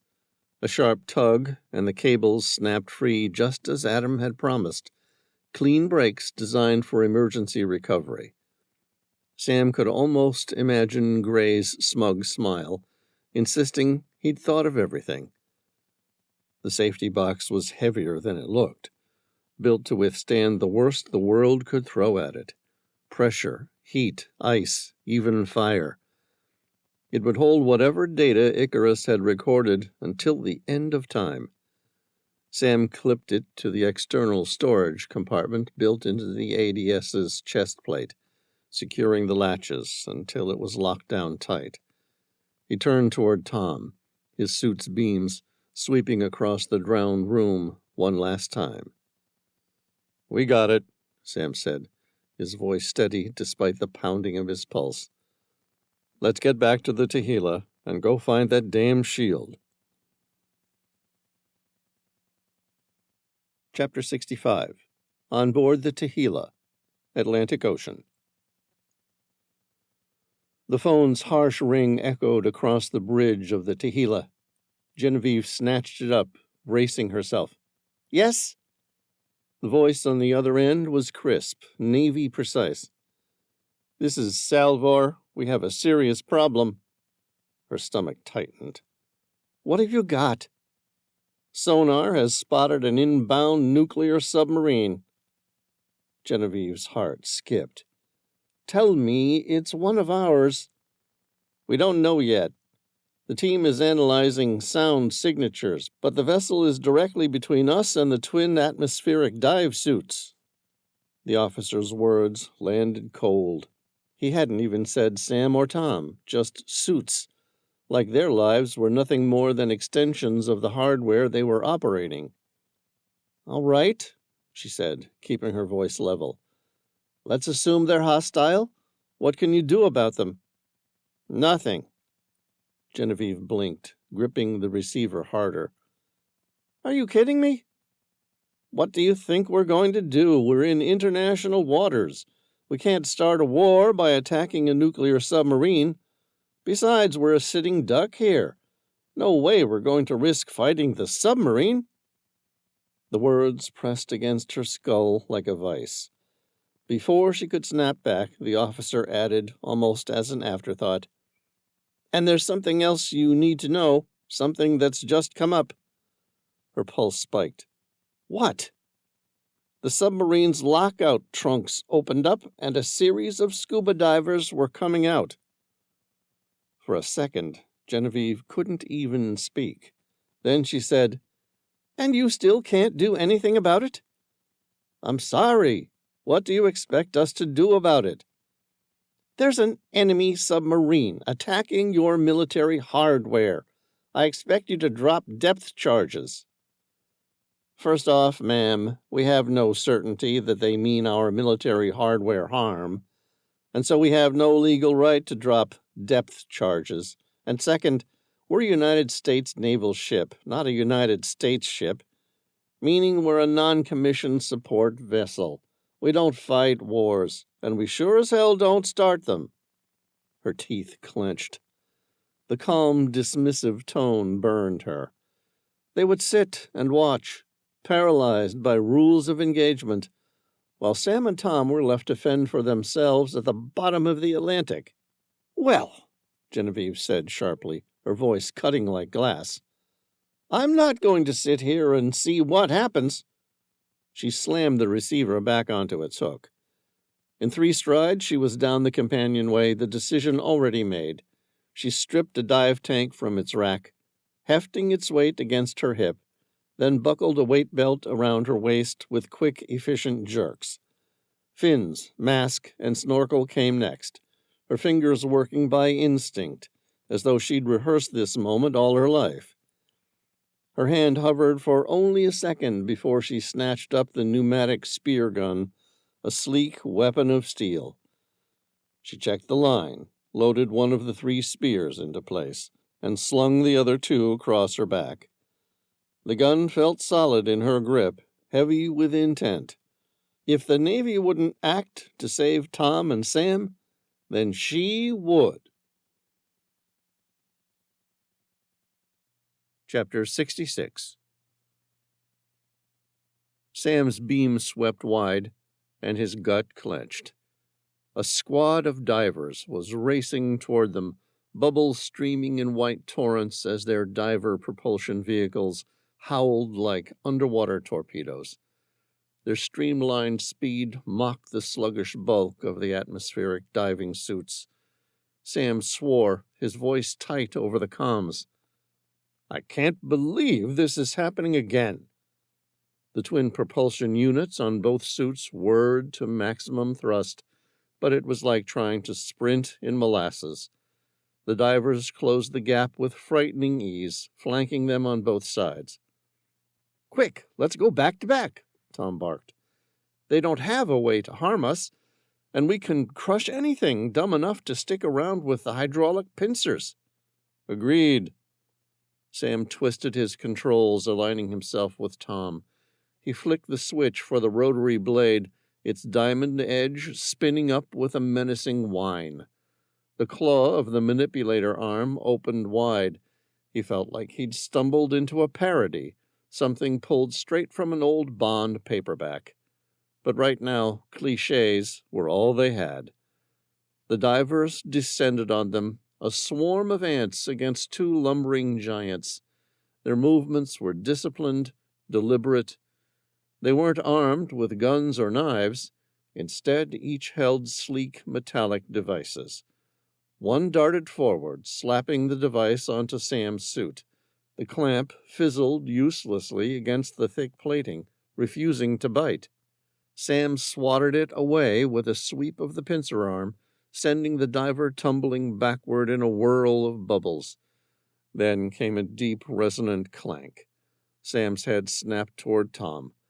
A magnet had latched onto Tom's suit, the diver yanking a cable taut.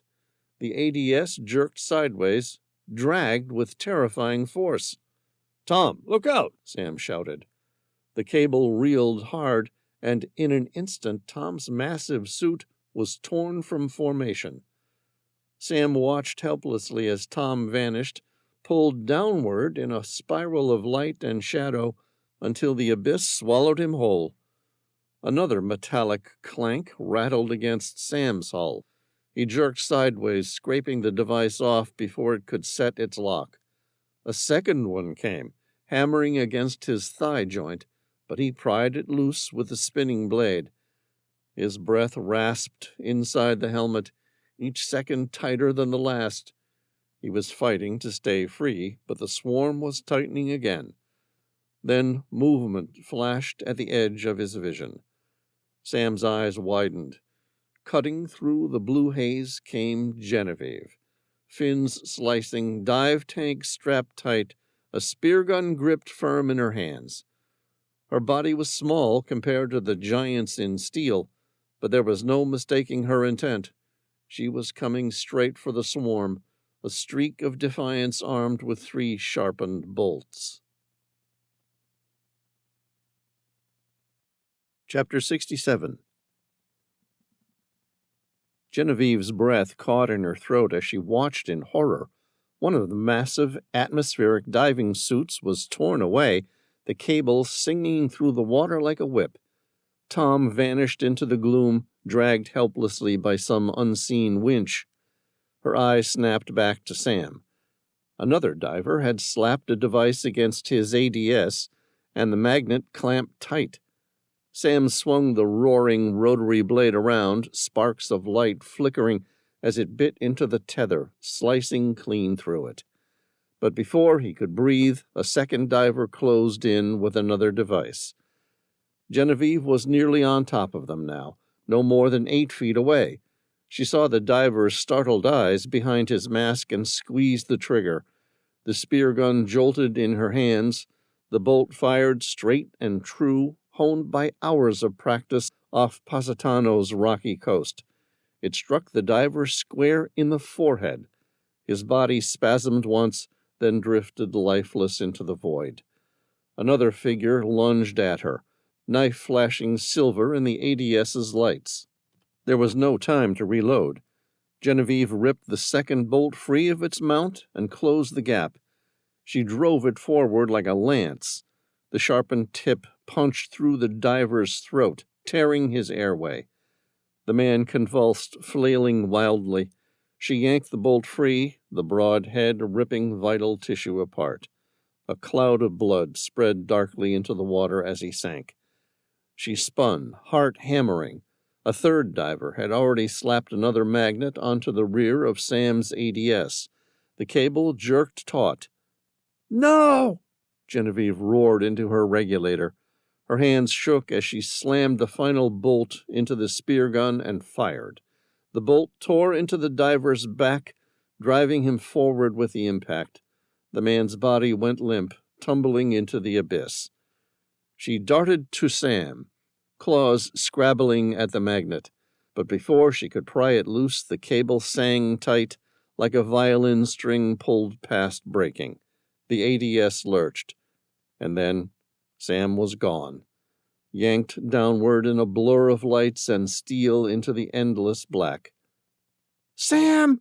Genevieve kicked hard, chasing the glow of his suit as it was dragged like hooked prey. She followed it into the gaping maw of a submarine's lockout trunk. Metal doors yawned wide, swallowing the ADS whole.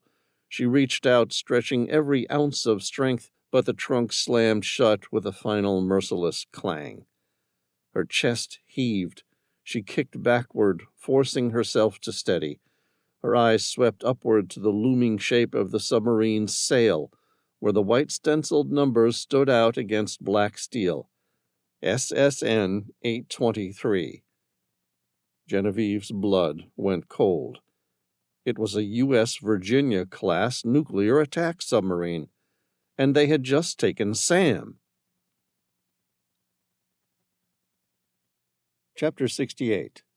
Brussels, Belgium, 1957. Hercules kept walking for 3 days straight. Long after the blisters on his feet had hardened into calluses, and the endless ribbon of road carried him into a city larger than any he could remember seeing. He didn't know its name at first, but the spires and ornate facades gave it away. Brussels, the heart of Belgium.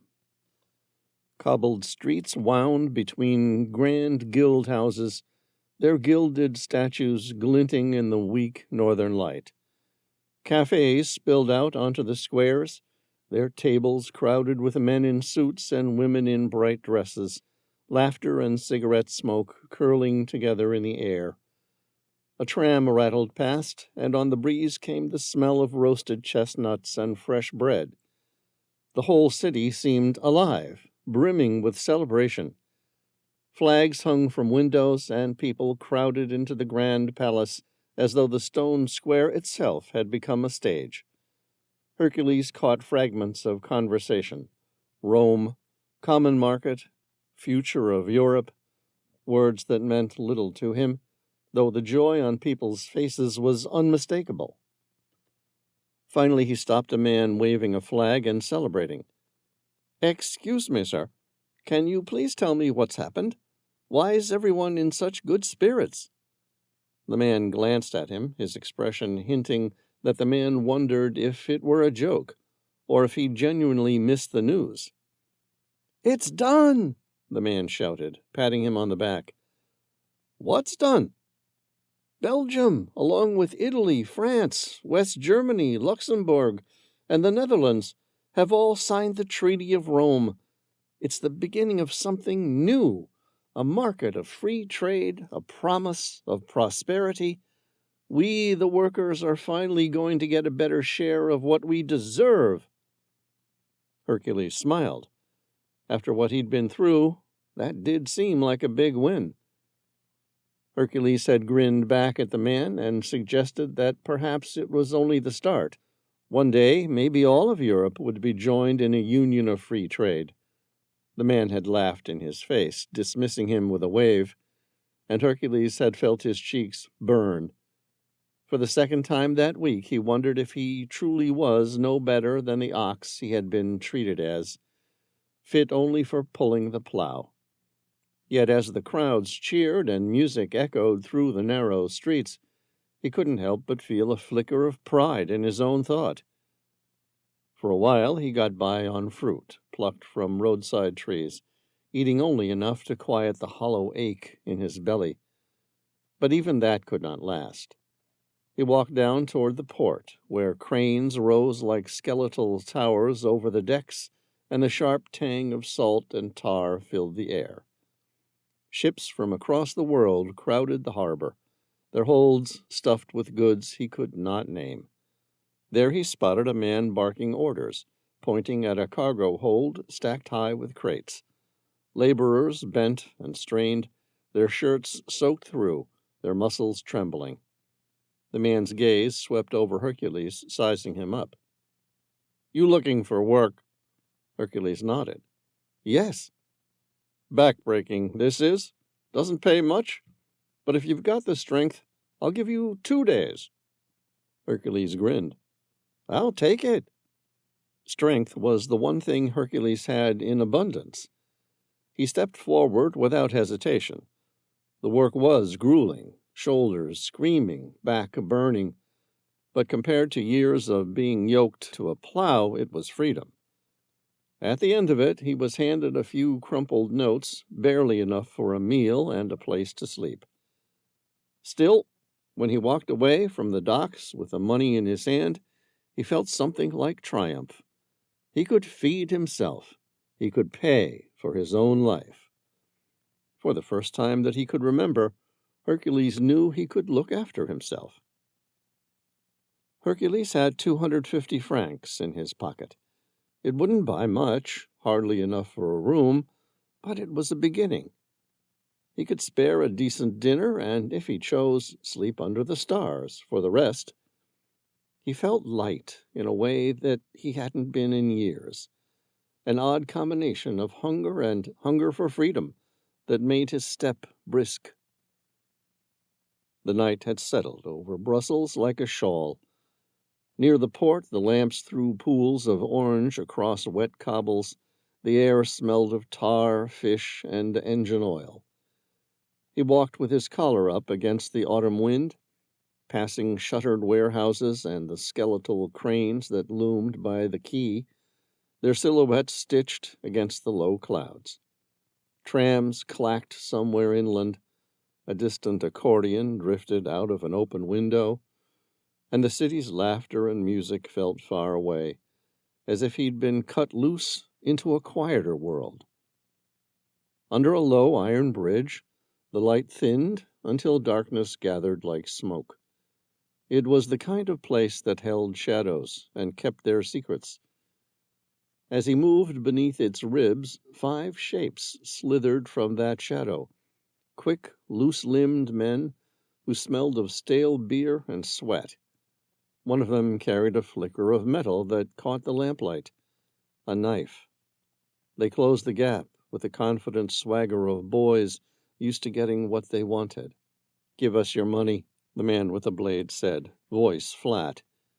He stepped close enough that Hercules could see the grease under his nails. Hercules felt the weight of the coin in his pocket as if it were a small stone. 2 days' honest work. He thought of the docks, of the back-breaking haul, of feeling his own strength for the first time in years. He would not hand it over because a gang wanted to take his start.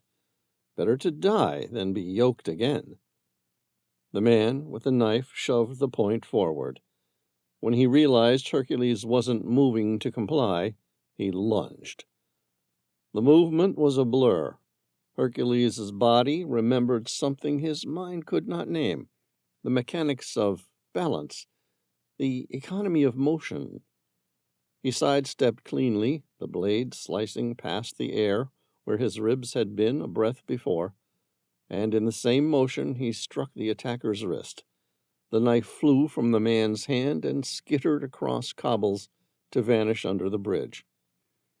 The would-be robber swung for his face in ugly surprise. Hercules answered before the fist had fully extended. A single tremendous blow that landed on the jaw. The man crumpled like cordwood, unconscious before he hit the ground. 3 of the others surged at once. They were younger, faster, but they came with sloppy coordination. Together they made fewer decisions than a single calm opponent. Hercules met each in turn. He moved with the same blunt efficiency he'd used on the plow. Block, shift, strike. One man tried to grapple his arms. Hercules countered with a hip and a shove that sent him sprawling into the iron abutment. Another came in low and hard. Hercules planted his feet and delivered a shoulder into the man's chest that knocked the breath clean out of him. The third swung a heavy boot. Hercules caught and twisted, and the man toppled, his head cracking on the cobblestones with a dull thud. They fell away, one by one, groaning or out cold, until only the leader remained, the man who had watched, quiet and calculating, not lunging, but seeing how the fight would develop. He had the look of someone who'd seen too many such nights to be surprised by anything. "Enough," the leader called softly when Hercules straightened, breathing steady. He stepped forward, palms open, notating rather than threatening. "How in the world did you learn to fight like that?" Hercules shrugged, the motion small. "I don't know." The puppet master's eyebrows rose with genuine incredulity. Wait, how many fights have you been in? That's my first one, Hercules said. How did I do? I'd say you did all right. The leader laughed. He had the air of a man entertained. You're a natural. The man paused for a beat, then leaned in, voice low and earnest. Hey, you want to earn serious money? Hercules' skin prickled. He didn't trust the man. Trust was something he'd earned to ration. But he listened. How? There's a fight tonight, the man said. People bet on the winner. I'll show you where. I promise you'll make some money. How much? Hercules asked. The leader touched his chin, considering. The next words tasted like a challenge and a promise, both. Tonight's fight. Minimum 2,000 francs for the winner. Hercules' mouth went dry. 2,000 francs. 2,000 francs, nearly 10 times what he'd earned in 2 days at the docks, would change things.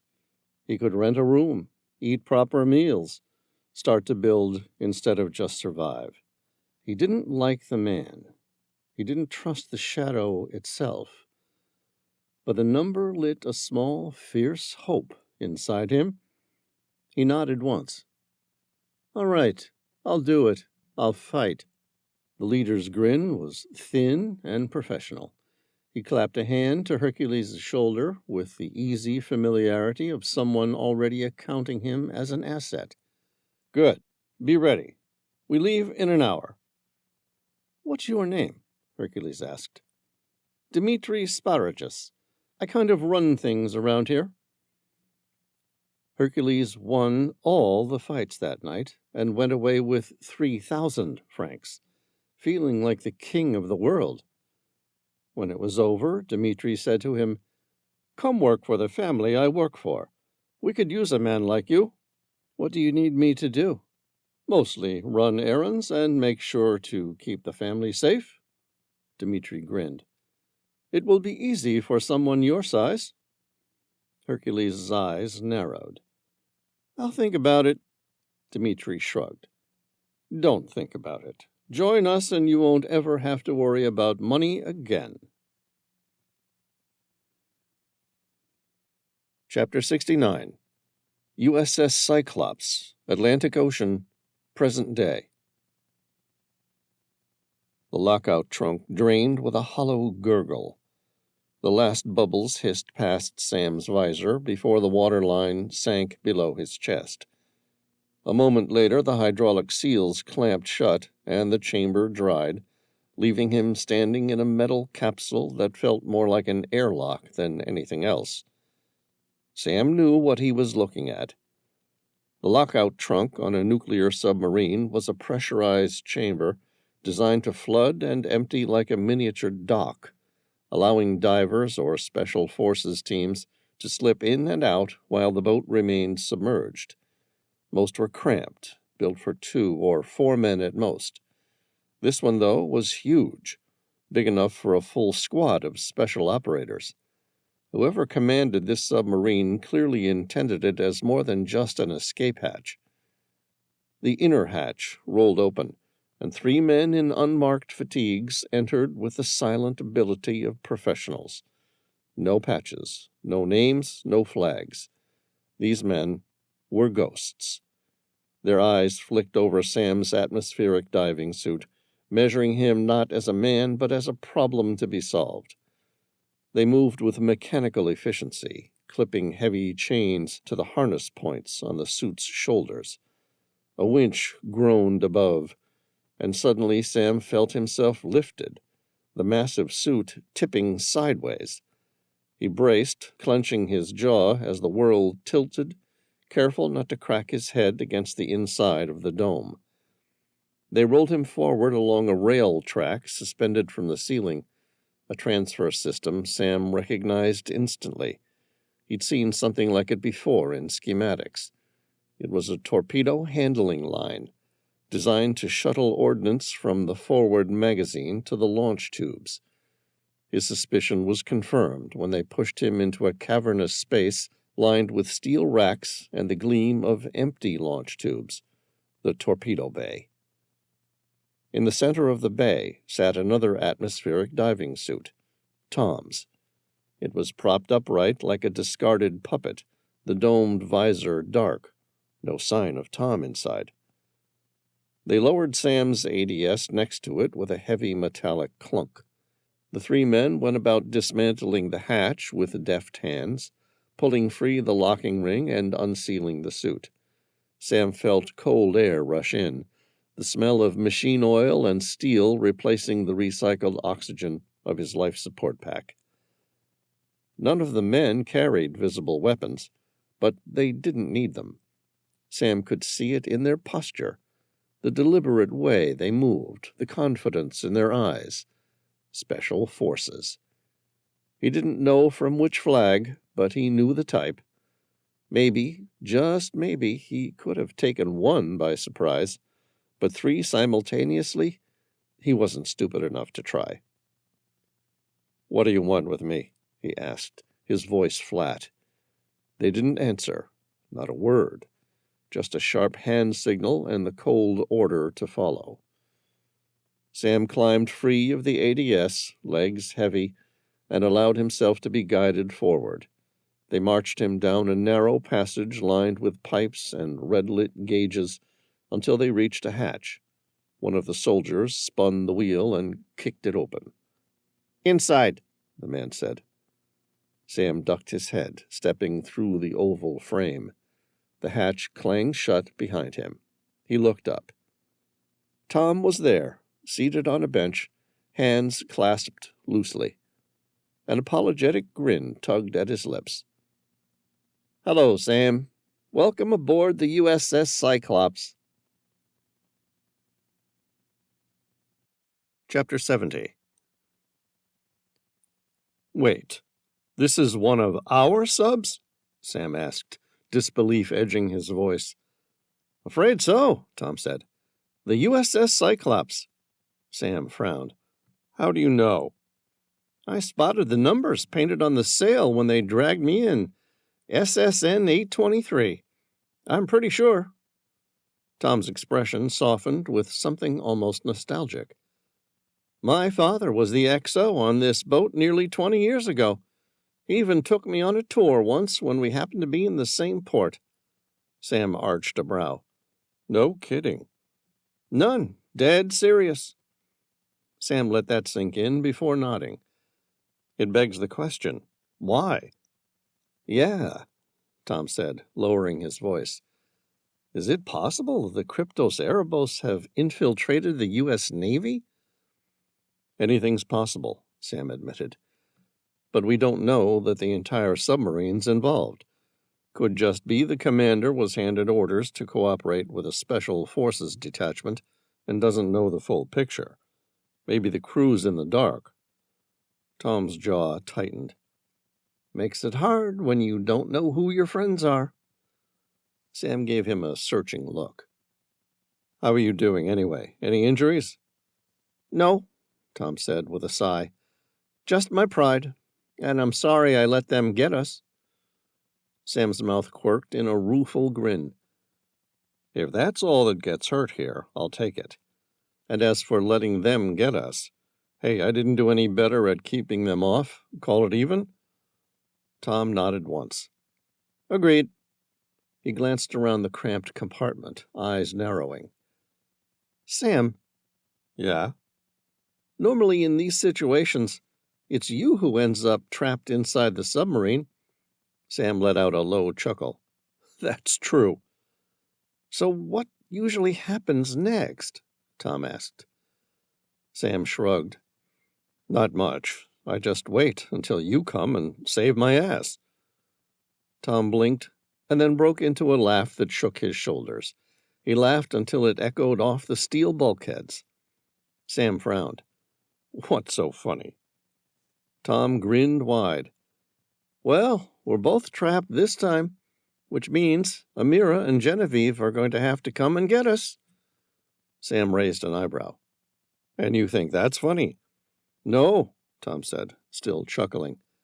But can you imagine what our wives are going to do with whoever made the mistake of abducting us? Chapter 71. Office of the Secretary of Defense, Pentagon, Virginia. The Secretary of Defense, Margaret Walsh, set the secure handset of the Defense Red Switch network back into its cradle, the faint glow of the line still humming with energy. She sat motionless for a moment, her mind replaying Genevieve's words. Sam Reilly and Tom Bauer had been abducted.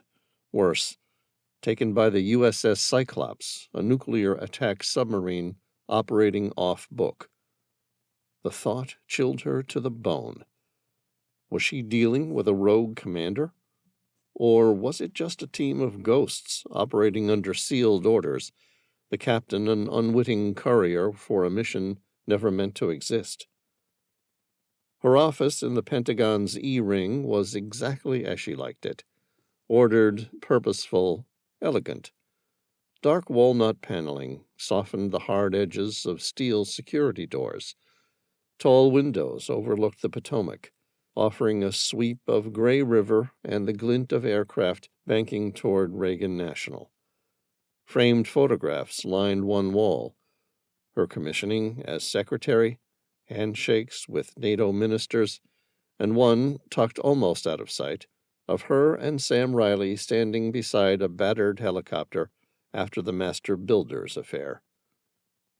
The room smelled faintly of polished wood and coffee, the scent of countless late nights making decisions no one else dared to own. She rose from her chair, smoothing her tailored navy suit jacket, and crossed to the second secure console. With competent ease, she keyed into the red switch, requesting a direct line to the White House Chief of Staff. A soft click answered, and a voice rich with control came through. Sebastian Reed. At 63, Reed had long ago shed the backslapping charm of a congressman and had honed himself into one of Washington's most dangerous players.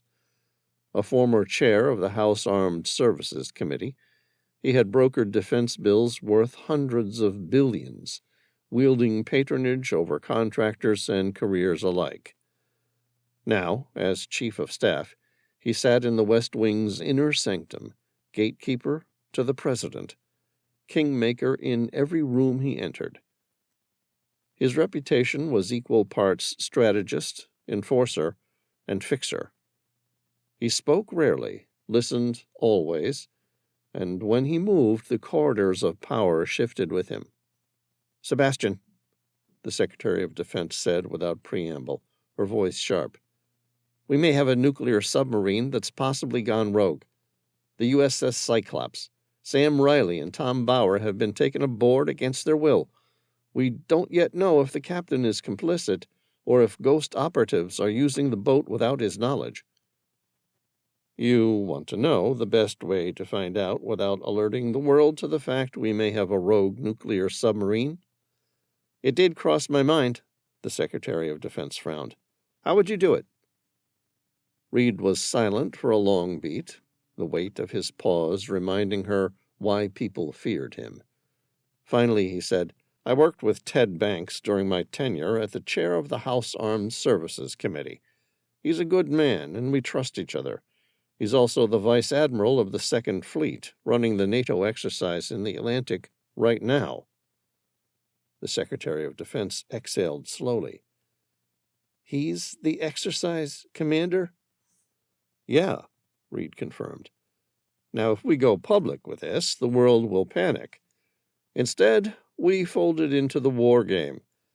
Tell Banks to add a hypothetical rogue submarine scenario.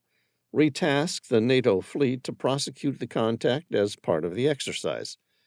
No one outside the chain will know the difference." The Secretary of Defense stared out the window at the silver thread of the Potomac, jaw tight. It was a ruthless, clever solution. It would buy them time to corner the USS Cyclops without igniting an international firestorm. "All right," she said at last. "Contact Banks and bring him up to speed with our position." Her hand rested on the desk, fingers tightening into a fist. "That buys us some time until our next problem." "What's that?" Reed asked. The Secretary of Defense set her jaw firm. "What are we going to do with the USS Cyclops when we find her?" "Isn't it obvious?" "No." The White House Chief of Staff said, "Then we sink her." Chapter 72. On board the USS Cyclops, Atlantic Ocean. Captain Jonathan Rourke unfolded the secure orders with the kind of composure only decades in the silent service could teach. NATO's exercise commander had directed his boat to assume the role of a rogue nuclear submarine, tasked with slipping through the Atlantic screen, transiting the English Channel undetected, and reaching the port of Calais. No surfacing, no communications, total radio silence. He read the lines twice, then passed the flimsy to his executive officer, a lean commander with the sharp eyes of a man who rarely slept. The Cyclops control room, her bridge in submarine parlance, was a low-lit chamber alive with quiet intensity. At the center stood the con, a raised platform ringed by controls, where Rourke and the officer of the deck could oversee the boat's movements.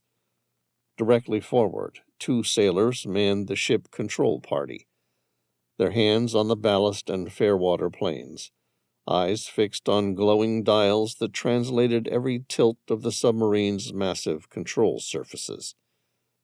Along the starboard side, the sonar suite was a cathedral of dark screens and green tracings, where operators leaned into headsets, parsing faint echoes from the black ocean. Opposite, the fire control station hummed with its plotting boards and digital panels, the heart of the submarine's teeth. Behind them, banks of displays showed reactor readouts, propulsion metrics, and environmental systems, the pulse of the nuclear heart driving the vessel through the sea.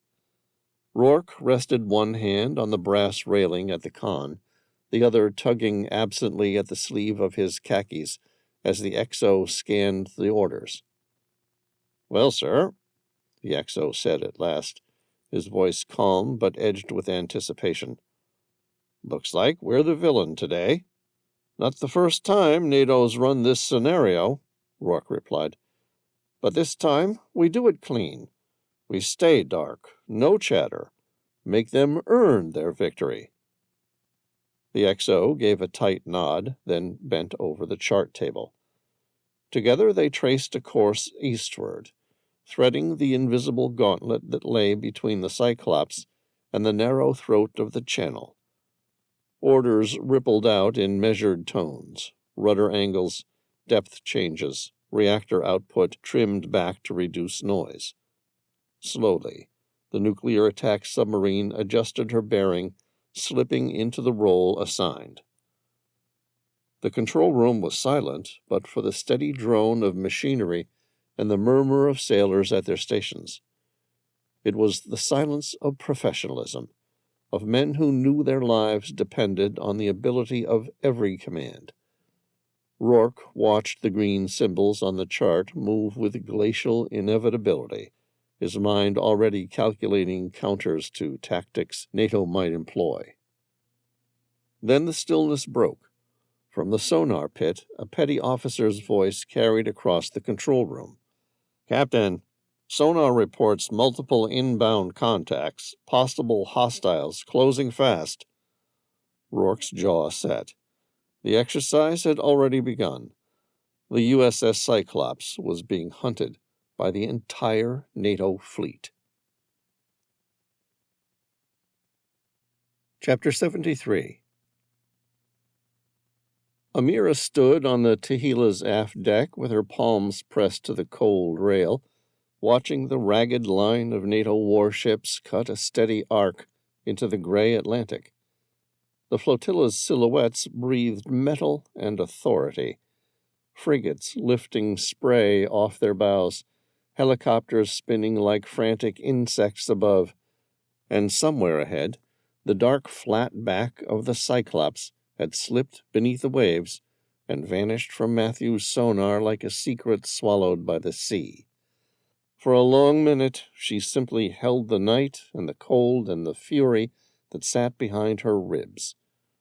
A U.S. nuclear submarine had taken Sam and Tom. The thought landed in her like a physical blow. She could not imagine a worse outrage. Below decks, the Tehillah hummed with urgency. Matthew was at the sonar console, fingers moving like a pianist.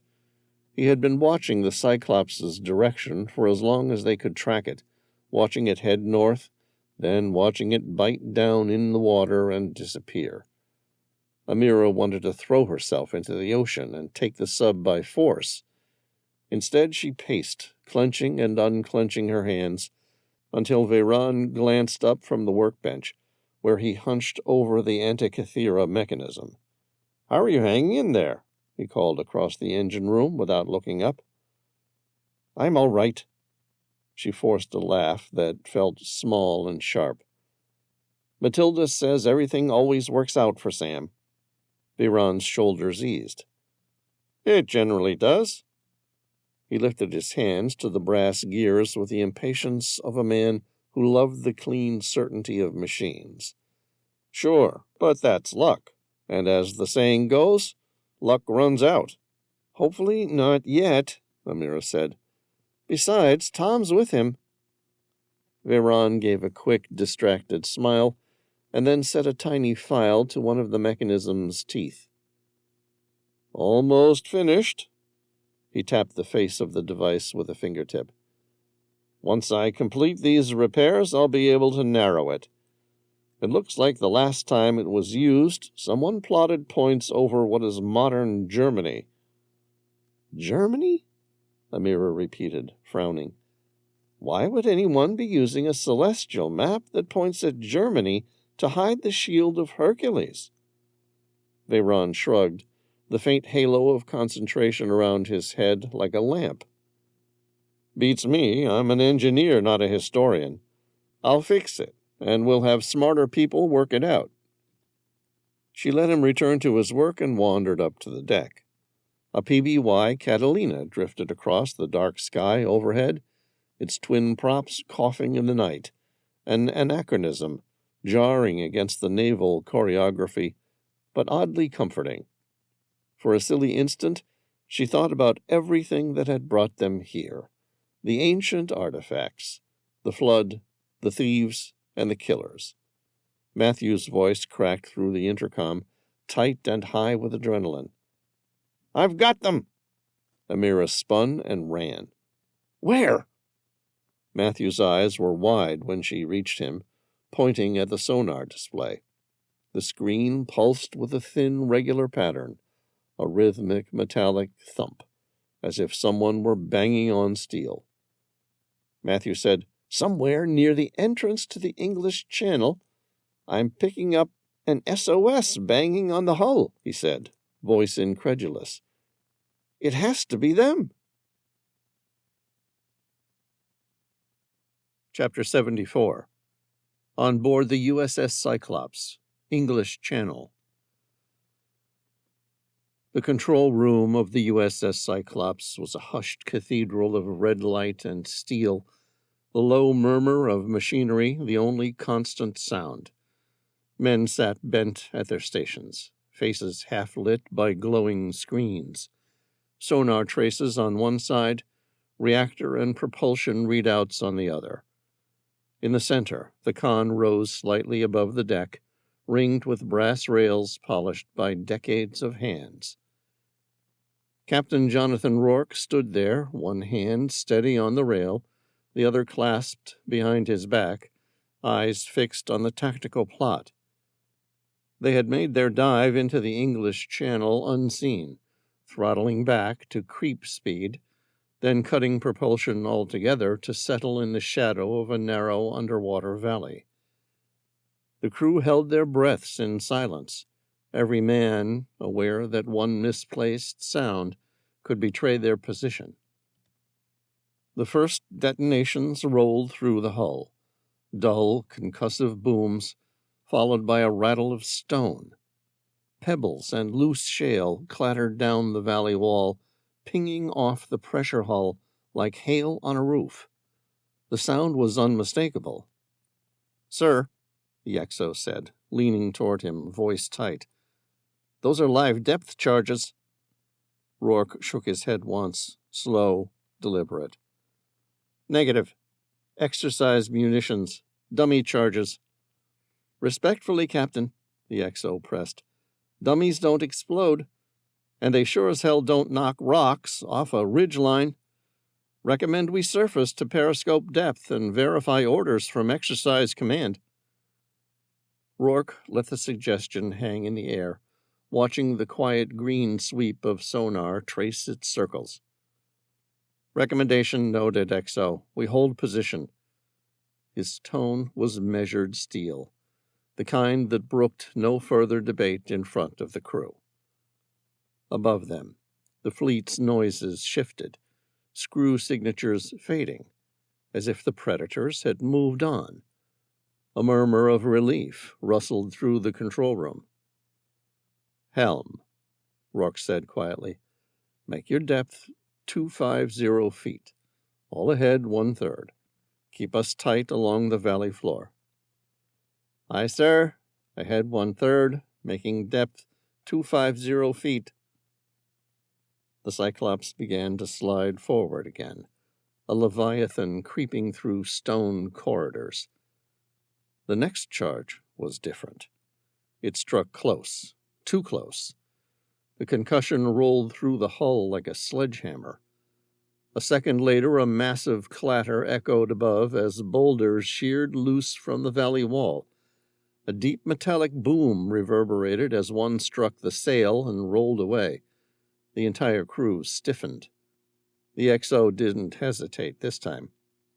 "Captain, that was a live depth charge." Rourke's jaw clenched. He gave a single curt nod. "Acknowledged. Battle stations, all hands, this is the captain. Set condition 1 throughout the ship. We are under attack." Klaxons whooped, and the quiet control room erupted into disciplined urgency. Sailors adjusted headsets, hands flew over controls, and the boat came alive with the sharp edge of combat readiness. "Helm, bring us deeper. Keep us just above the seabed. Sonar, continuous active passive. I want every sound in this channel plotted." The submarine descended, nestling into the shadows of the valley, silent once more except for the faint hum of pumps and the controlled breathing of her crew. And then it came. The sharp, unmistakable clang, clang, clang, hammering on the pressure hull from inside the black. 3 short, 3 long, 3 short. The sonar operator lifted his head, eyes wide, though he didn't need to say it. Everyone in the control room had heard. SOS. Rourke's stomach turned to stone. Someone was sending a distress call from within his own submarine. Chapter 75. Sam's grip tightened on the fire extinguisher. The heavy steel cylinder dented from his relentless pounding against the inside hull. He'd lost track of how many times he'd slammed out SOS. It didn't matter. All that mattered was that someone heard it. The hatch wheels spun with a groan of metal, then burst open. 5 ghosts stormed in like a strike team, black fatigues, Kevlar vests, and cold, unreadable eyes. Before either Sam or Tom could react, they were grabbed, forced to their knees, arms pinned behind them. "Any sound, we'll kill you," one of the ghosts snarled. Sam kept his voice level, calm even with his arms pinned. "I doubt it. I think it's safe to say your boss needs me." The ghost's eyes narrowed. "No, our boss needs whatever's on that hard drive. Don't push it."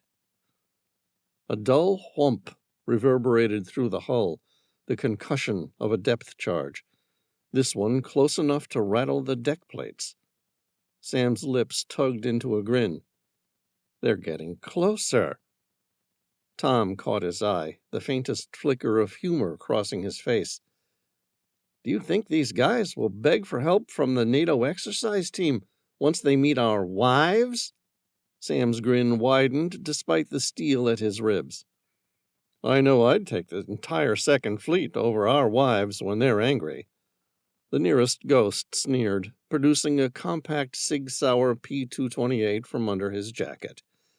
The pistol gleamed dully in the red light of the corridor as he thumbed off the safety. His grin was as sharp as the weapon's lines. Even if my boss needs you, he doesn't need your friend. Time slowed.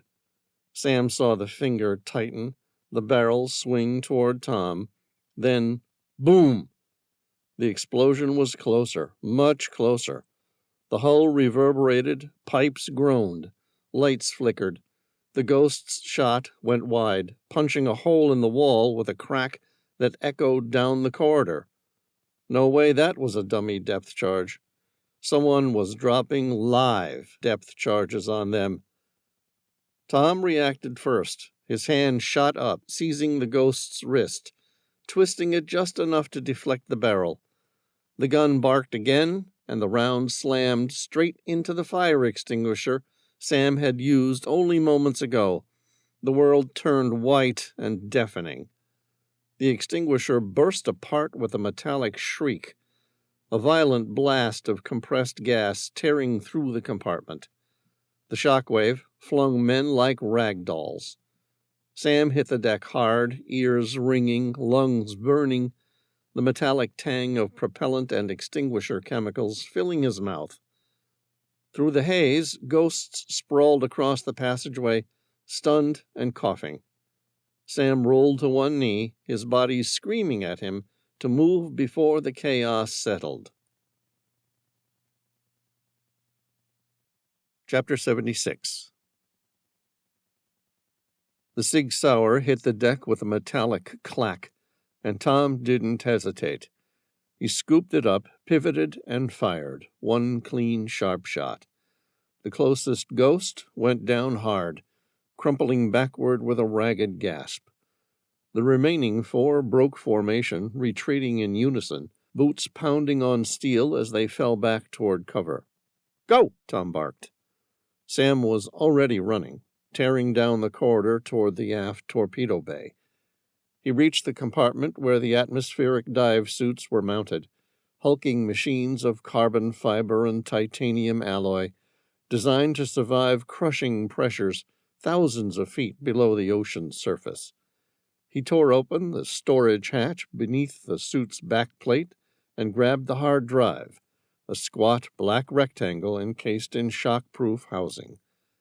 Whatever the ghosts wanted, it was in his hand now. Sam climbed into the atmospheric dive suit, its hydraulics hissing softly as the clamshell back closed around him. Inside, the HUD flickered to life. Limited battery, limited oxygen, but enough to make a difference. He saw Tom take cover behind one of the dormant torpedoes, crouching low.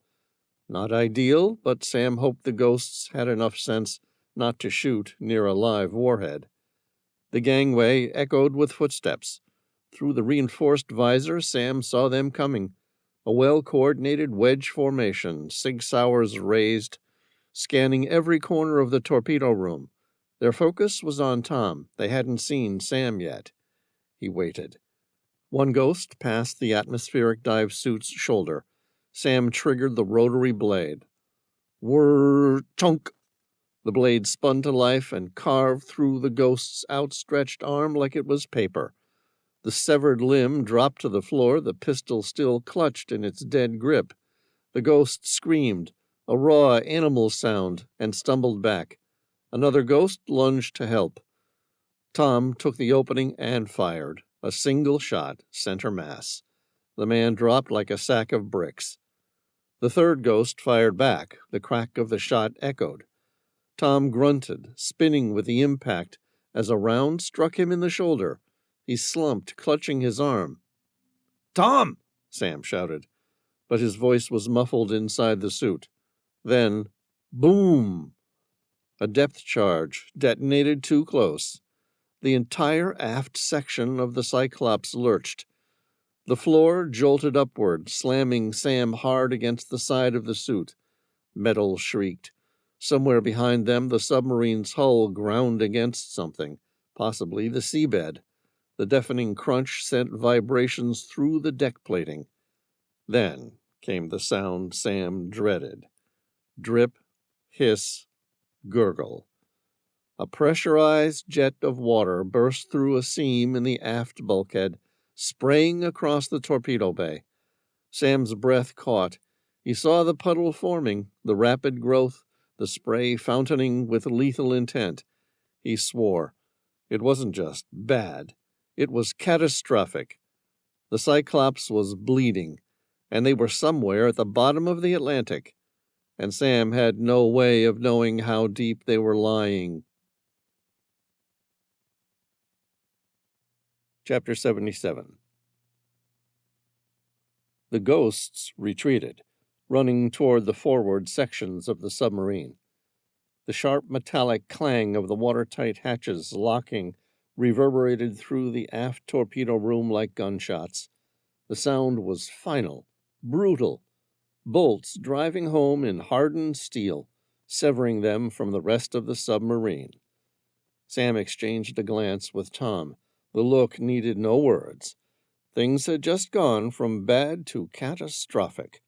Water burst through the breached seam in a high-pressure torrent, flooding across the deck and climbing rapidly toward their knees. The roar was deafening, echoing in the narrow metal chamber. "We need to get out of here," Sam yelled over the sound. Tom's eyes landed on the two atmospheric dive suits. "I don't think we can get these to the lockout trunk before the water floods, and even if we could, we never maneuver them through the narrow chamber alone." Sam grinned despite the rising panic. "Then I guess we'll have to do it the old-fashioned way." He turned and grabbed one of the emergency submarine escape immersion equipment, SEIE, suits from the red container mounted to the wall. The SEIE suit was bright orange and designed for exactly this kind of nightmare. A full-body, airtight suit with thermal insulation, an integrated breathing hood, and a buoyant inner lining.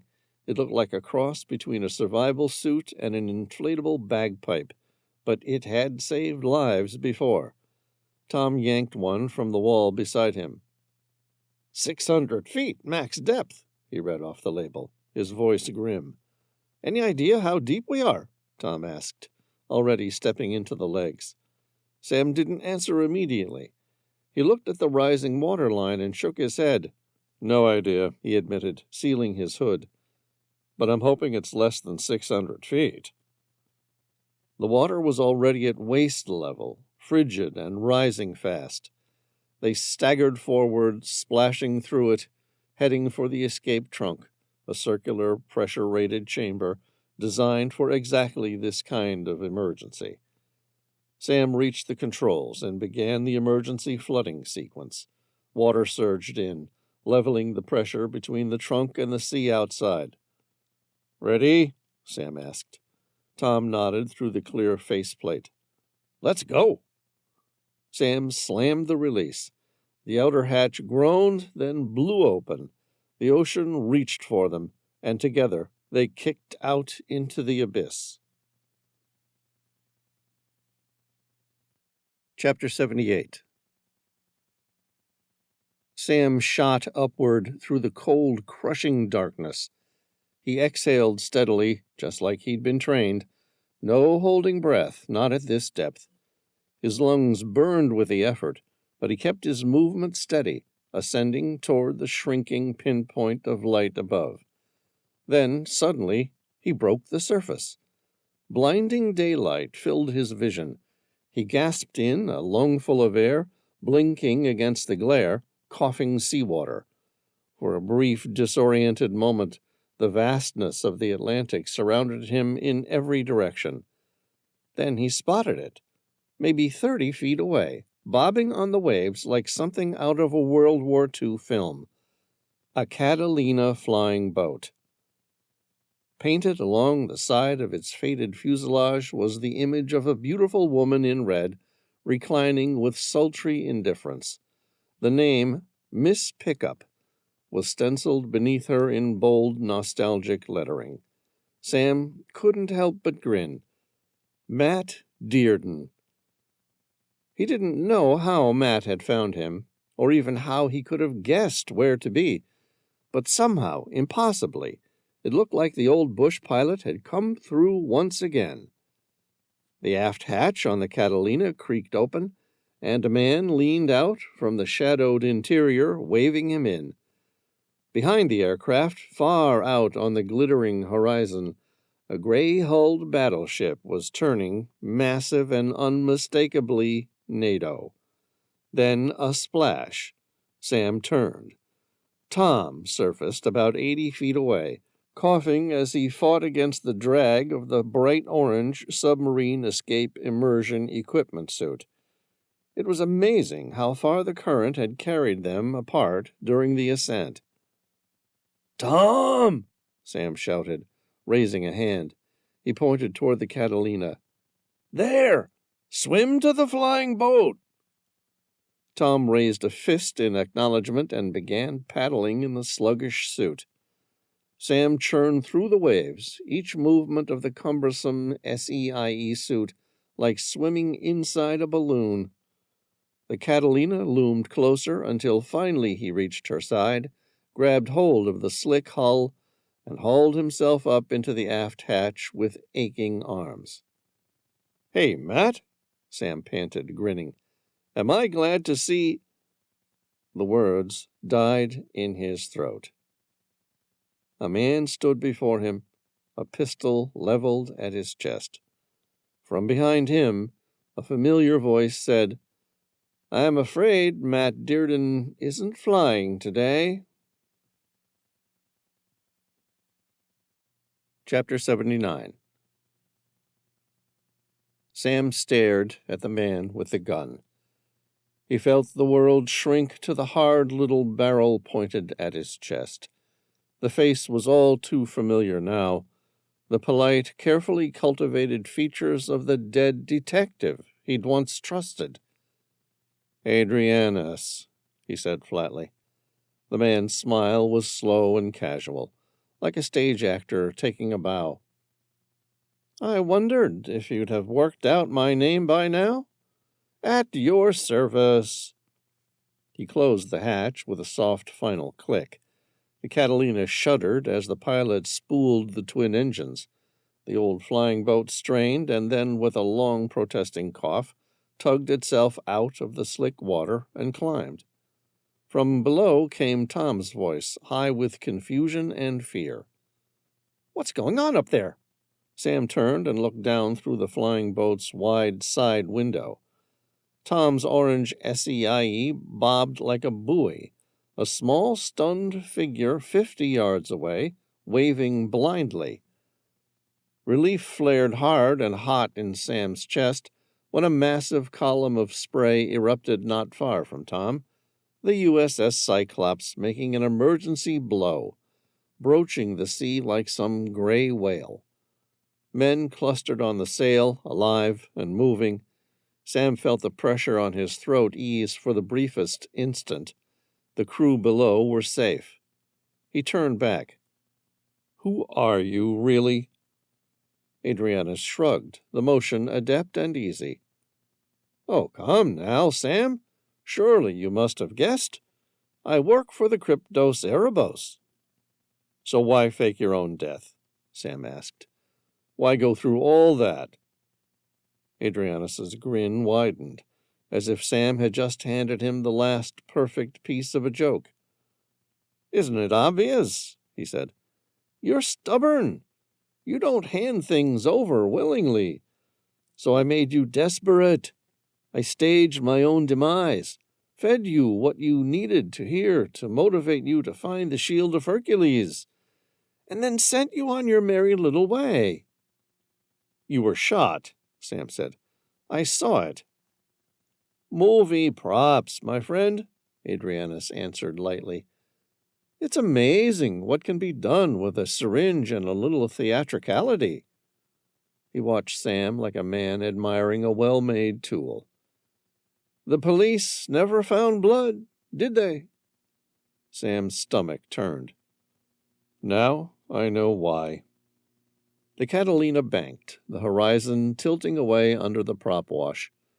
Sam could see the Cyclops' sails sink down again, the crew already working, the emergency over. He felt small and furious at the thought Adrianus had been free and walking while so many had died in the flood and while people he cared about were still in danger. Sam tightened his grip on the edge of a canvas seat until his knuckles ached. "So, now what?" "And now," Adrianus said, voice soft and final, "you will access that hard drive. You will find the place where the Shield of Hercules has been hidden, and we can all go about our business. Fail to find it, and, well, I guess you know how that ends for you, don't you?" He let the threat hang there like an unspent round. "All right," Sam said. "I'll do it. I'll find the Shield of Hercules for you." Chapter 80.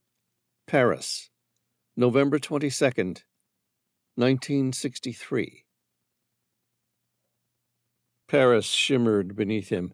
A sea of lights sprawled out in every direction.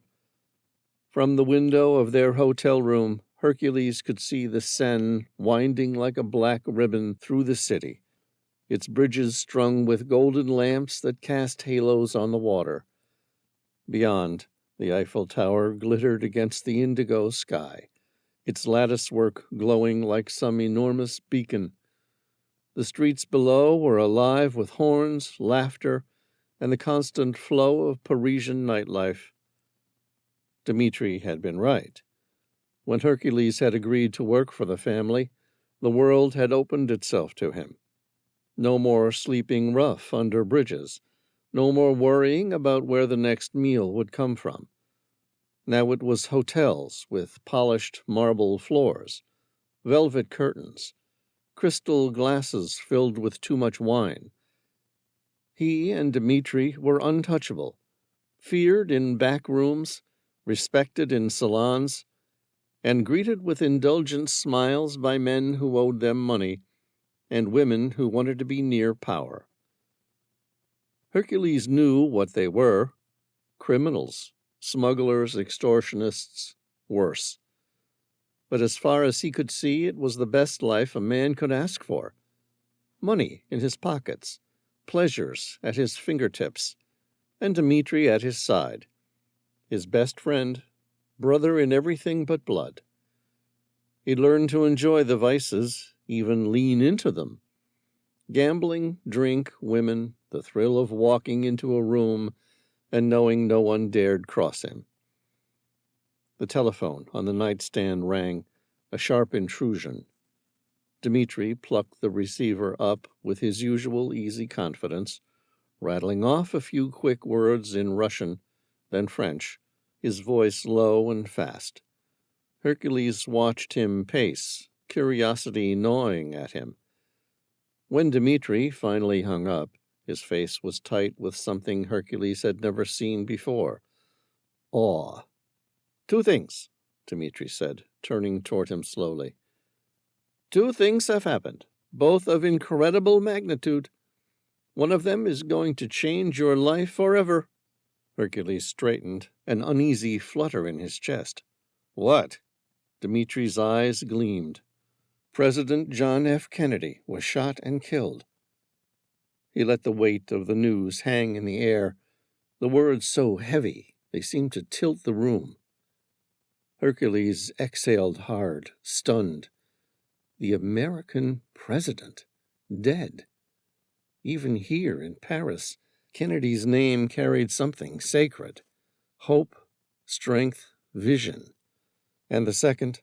Hercules asked quietly. Dmitri smiled, sharp and triumphant.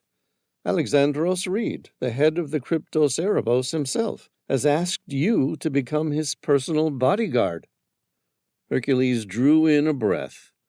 The city lights flickered on the window glass, reflections of a life he'd only just begun to understand. Whatever he thought he'd known about power and privilege, Dmitri had just shown him the door to something far greater. And for the first time since waking without a past, Hercules felt the weight of destiny pressing down upon him. Okay, now what? Hercules asked. Now we go meet him. Where? He's the U.S. Defense Attaché to the U.S. Embassy.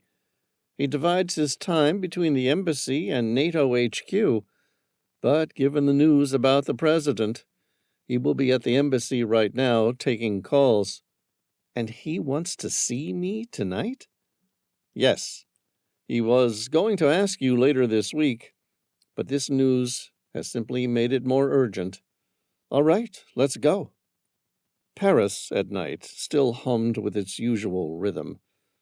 The perfume of roasted chestnuts from street vendors, the soft chatter spilling from cafes, the glint of rain on cobblestones under the lamps. Hercules and Dmitri walked side by side, their footsteps echoing down the wide boulevard. The weight of what Dmitri had told him earlier still pressed at the back of Hercules's mind. Alexandros Reed. The name carried a gravity he could feel in his bones, though he had no memory of why. The U.S. Embassy loomed ahead, its stone facade lit by floodlights, the stars and stripes shifting in the night breeze. 2 Marines stood watch at the gates, rifles at their shoulders, their faces impassive. One stepped forward, barring the path with a single-gloved hand. Names, the guard said. Dmitri Sokolov, Dmitri replied smoothly, then gestured to his companion. And this is Hercules. We are expected. The Marine checked a ledger, gave a curt nod, and lifted his hand. Military Attaché Reed will see you now. Inside, the embassy was all polished floors and the faint smell of paper and tobacco smoke. Hercules felt the weight of the place, the presence of power, the invisible machinery of nations grinding just behind every closed door. Dmitri walked with the confidence of someone who belonged, and Hercules followed in his shadow, silent and watchful. They were ushered into a high-ceilinged office where Alexandros Reed waited. The man stood tall, his dark suit cut with military accuracy, his presence commanding even without the decorations Hercules suspected he'd once worn. Reed's gaze fell on him immediately, sharp and unblinking, the way a rancher might size up a prize bull or a matador before the fight. Can you use a gun as well as your hands? Reed asked without preamble. Yes, sir, Hercules answered. His voice was steady, though he could feel the tension rising in his chest. Good, Reed said. My people will see that you have everything you need from now on. His tone made it plain that this was not an offer but an order. And Hercules knew, when Alexandros Reed said you would work for him, there was no choice in the matter. Before he could respond, a small figure darted into the room, a boy no more than 5, with wide eyes that took in everything and a confidence unusual for his age. He clutched a toy soldier in one hand, the paint chipped from its rifle. Reed rested a hand lightly on the child's shoulder. Hercules, I would like you to meet my son Sebastian. The boy looked up at him curiously, a mix of shyness and pride. Reed's expression softened, but his words carried the weight of iron. It is for him that I am most concerned. The United States is going to be the center of global power, and one day my son will be its president. Hercules felt the boy's eyes on him, studying him with the same intensity as his father. For the first time, he understood the shape of the role he'd been given. He wasn't just being hired as muscle. He was being bound to something larger, something that stretched far beyond Paris, beyond himself. And though he still didn't know who he truly was, he knew one thing with absolute certainty. Alexandros Reed had just claimed him. Chapter 81. On board the Tehila, Dunkirk, France, present day. Tom paced the mission room of the Tehila like a caged animal. His boots echoed off the composite floor, rhythmic and sharp, in sync with the tension building inside him.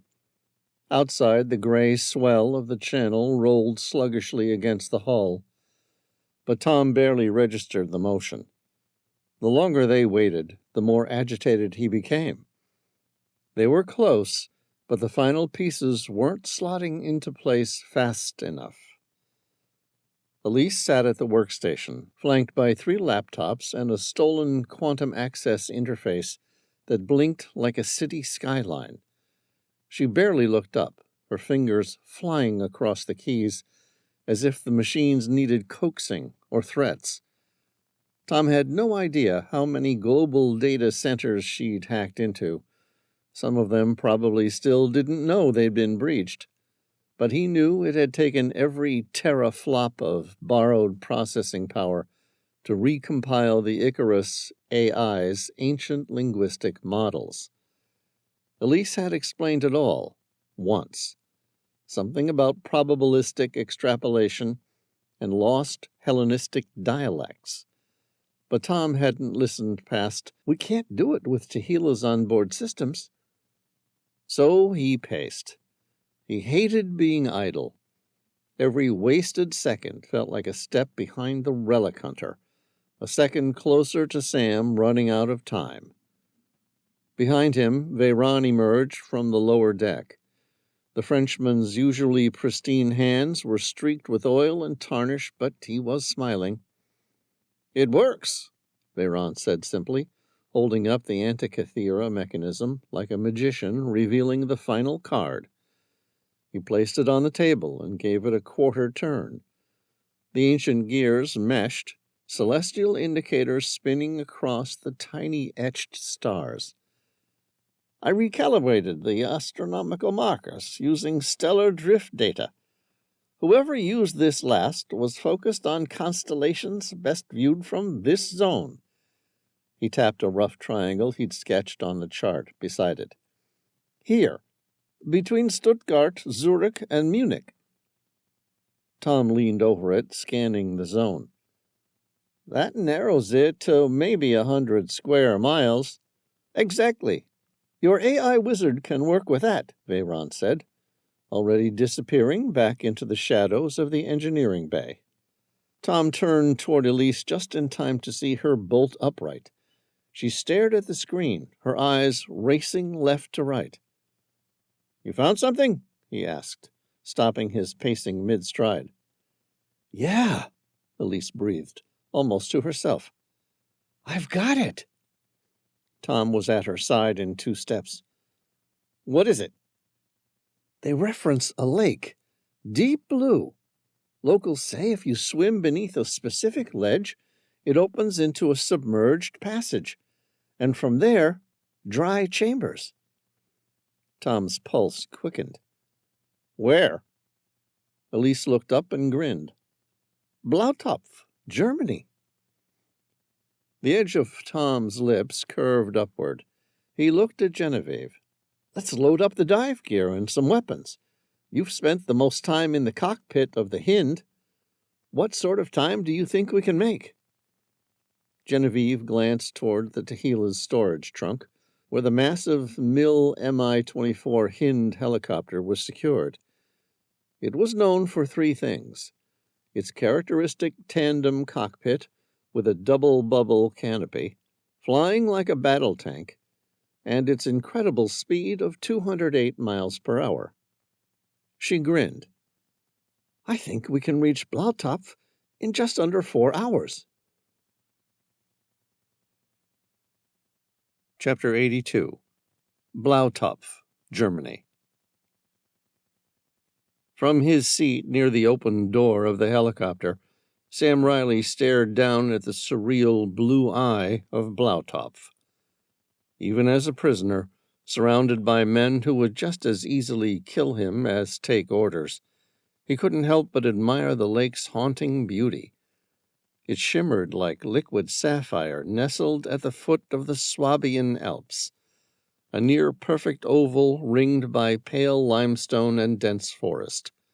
The village of Blaubeuren looked like a painting, all red rooftops and timber-framed charm, hugging the edge of the great cathedral that watched silently over the ancient spring. Mist curled above the water's surface in lazy, spectral swirls, as if the lake itself was exhaling secrets. Sam leaned forward slightly, trying to soak in the sight before the mission pulled him underground. The helicopter banked, its rotor wash rippling the lake far below.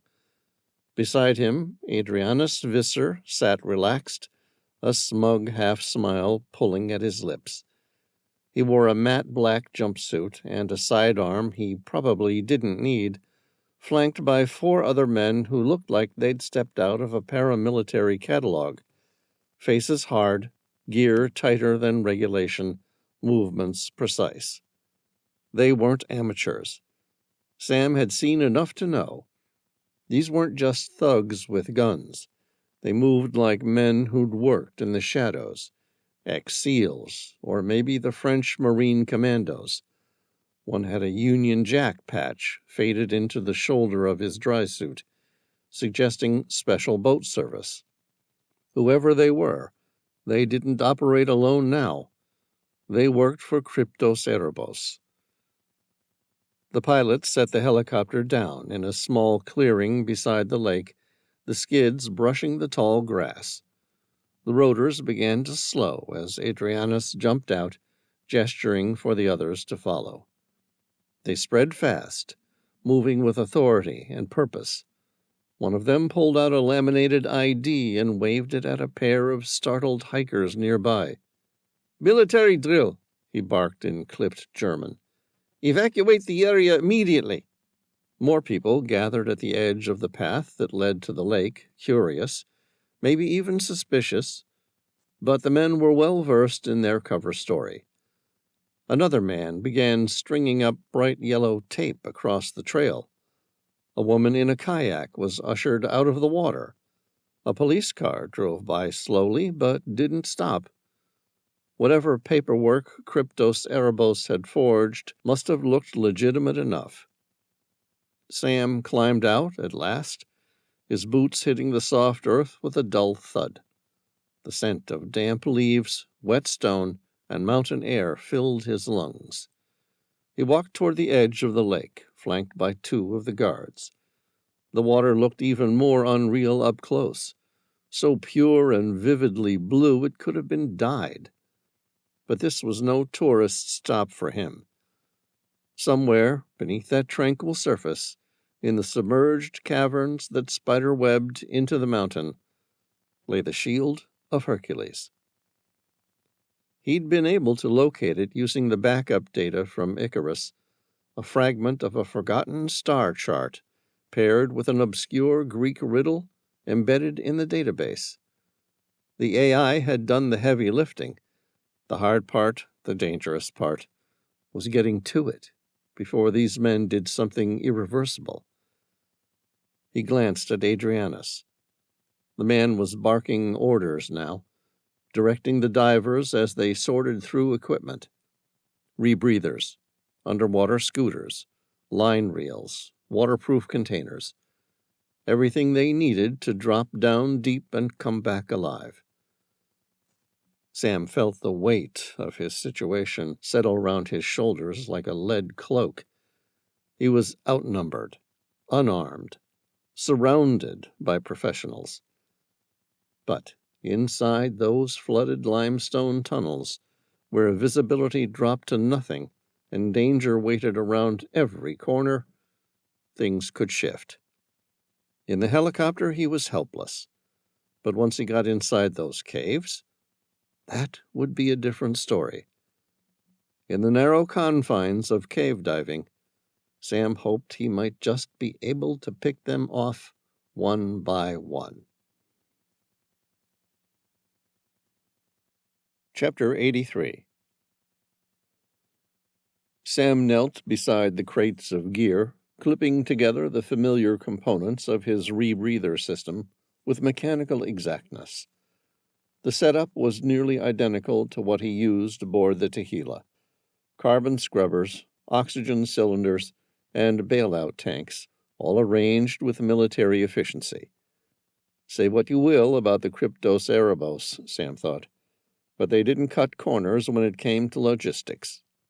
Around him the rest of the team worked in silence, each man assembling his dive gear with the calm confidence of someone who has done it 100 times before. Even Adrianus was suiting up, slipping into a dry suit with the ease of an experienced operator. They had the map, the full underwater layout of the Blautopf cave system, which twisted like a submerged labyrinth beneath the limestone mountains. Sam had studied it on the chopper. Thousands of years ago, when the ancient Greeks had arrived, the lake's waterline had been significantly lower. Divers could have slipped beneath the shallow blue spring and emerged into vast, dry chambers, perfect for hiding something as valuable and powerful as the Shield of Hercules. But the water had risen over the centuries, sealing those chambers beneath crushing depths and flooded tunnels. Only the most elite cave divers could reach them now. Sam didn't need to be told that this wasn't just a dive. It was a recovery mission through an unforgiving, oxygen-starved death trap. He was adjusting the harness across his shoulders when the distant thump-thump of rotor blades cut through the still alpine air. Sam looked up, squinting into the low morning sun. A second helicopter appeared over the tree line and descended rapidly, blades tearing the fog above the lake into spirals of mist. Adrianus cursed softly. His men reacted instantly, all four reaching for their sidearms or slinging compact rifles forward as they turned to face the new arrival. The aircraft touched down on the grass beside theirs, kicking up debris and sending ripples through the lake's glassy surface. The cabin door opened. A man stepped out, tall, broad-shouldered, his posture straight as a ruler. His dark windbreaker clung to a muscular frame, and his boots struck the ground with purpose. His square jaw was clean-shaven, and his gray buzz cut had the unmistakable sharpness of someone who had never quite left the military. Sam's eyes narrowed. He didn't recognize the man, but Adrianus clearly did. The tension in the air crackled like static. "Hello, Adrianus," the newcomer said calmly. Adrianus straightened. His eyes narrowed. "What are you doing here, Hercules?" Sam's breath hitched. Hercules? That couldn't be right. Not the mythical figure, of course, but the name had been whispered in some of the darker dossiers Sam had read over the years. A ghost. A blunt force solution, used only when absolutely necessary. Hercules didn't flinch. "Your father sent me." Adrianus scoffed, though there was a tightness around his jaw. "Why?" "After the screw-up with the USS Cyclops," Hercules said, stepping closer, "he felt you couldn't be trusted with the Shield of Hercules on your own." Chapter 84.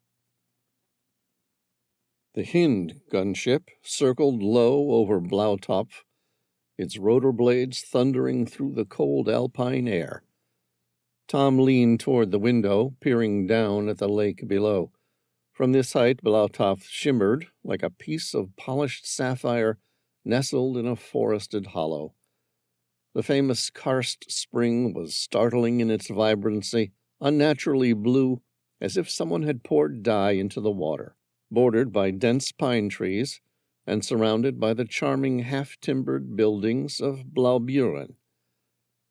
Off to the side, in a sloping grassy field just beyond the lake's edge, two sleek Eurocopters sat side by side, their dark hulls gleaming in the sunlight. Tom frowned. "Why do I get the feeling we're a little late to the party?" Genevieve, seated at the controls, gave him a wicked grin.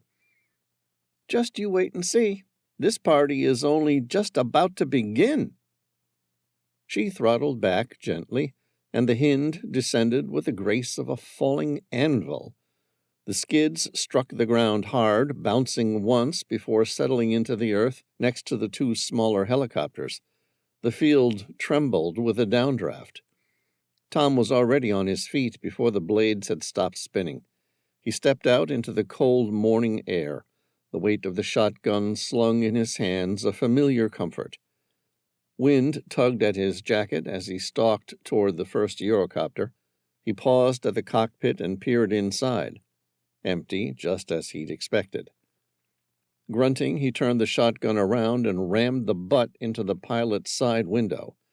The reinforced glass cracked, then gave way with a dull crunch. He reached inside, flipped the door latch, and opened it wide.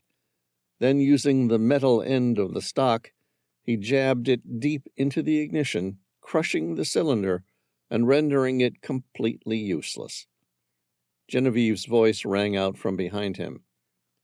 "Feeling the need for a little bit of willful destruction this morning?" Tom didn't look back as he strode to the second helicopter. "No. I just wanted to make sure that if they somehow get out of here, they won't be flying anywhere." "How thoughtful of you, darling," she gave a soft laugh. "But I very much doubt they'll be getting past us." Tom stepped back as Genevieve swung open the Hind's side hatch. Veyron climbed down first, lugging a massive Browning M2 heavy machine gun and its tripod like it was a gym bag. His face was calm, businesslike. Amira followed close behind, sniper rifle cradled in her arms, her dark eyes scanning the perimeter with proficiency.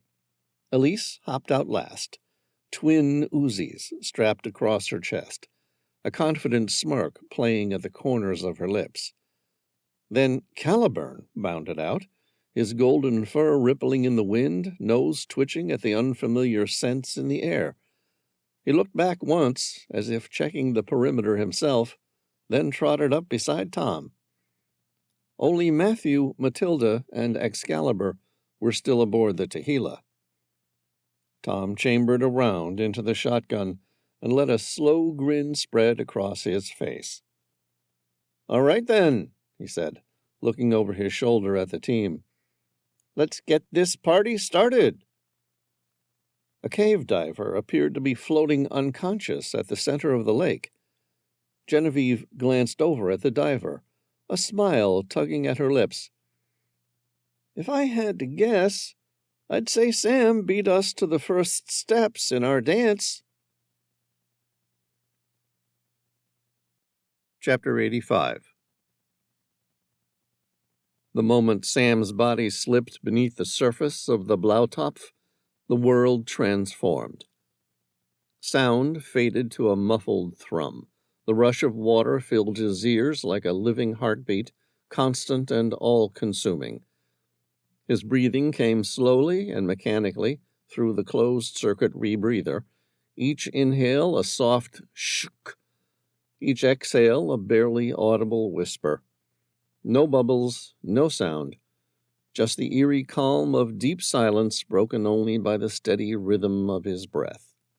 His flashlight cut through the darkness in a narrow beam, dancing across the limestone walls like a searchlight in a forgotten world. The underwater cave had been formed over millions of years, its craggy walls smooth in some places and jagged in others, shaped by thousands of years of flowing water. The light illuminated suspended particles drifting like snow through the tunnel, highlighting the ghostly silt along the floor that would cloud the water with even the slightest movement. If there was ever such a thing as a divine equalizer in battle, Sam thought, it was cave diving. These spaces weren't made for teams. They weren't made for a chase or a retreat. Most passages narrowed into tight, shoulder-brushing chutes. There was no room for tactics, no space for numbers to matter. Just you and the dark, and maybe a few bad decisions. Sam led the dive team silently, his hands pulling him forward as his fins barely brushed the sediment below. Behind him followed Adrianus, the four ghosts, and Hercules. All of them carried weapons strapped to their suits and mounted lights that turned the caves into a surreal kaleidoscope of swaying beams. They were supposed to take the third tunnel off to the north. Adrianus had said it twice. Third tunnel, not the second. But Sam turned into the second. It could have been an honest mistake, easy to miscount down here. But Sam knew the maps as well as anyone. He'd studied them until they lived in his head. This tunnel, the second, was the narrowest. Just enough room for one diver at a time. If someone needed to pass or turn around, they'd have to reverse entirely or risk getting stuck. No fancy formations, no help, just isolation. Perfect. He kicked steadily forward, navigating the tight space with expert precision. The rock pressed close around him, and he could feel the pressure of the limestone almost brushing his shoulders. 10 meters in, the tunnel curved and ended in a jagged cul-de-sac. He hovered there, watching the silt settle, waiting. A faint glow appeared behind him, the light of the next diver approaching. Sam turned slowly, tracking the movement. As the diver entered the confined space, Sam grabbed a fistful of silt from the floor and threw it straight into the man's face mask. The diver flinched, startled, as clouds of fine sediment erupted into the water like a smoke bomb. Before the man could recover, Sam twisted his body and kicked violently against the floor, stirring up even more. Visibility dropped to 0. Sam didn't hesitate. With skilled hands, he reached around the diver and shut off his oxygen valve. The rebreather stayed silent. No bubbles, no alarms.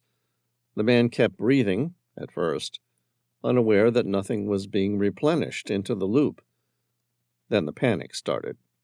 Sam felt it in the tremble of the man's limbs, in the jerking struggles that followed as the CO2 levels rose in his bloodstream. Sam held him tightly from behind, pinning his arms to prevent him from reaching the valve or turning around. The man thrashed, his body convulsing in the silt-choked darkness.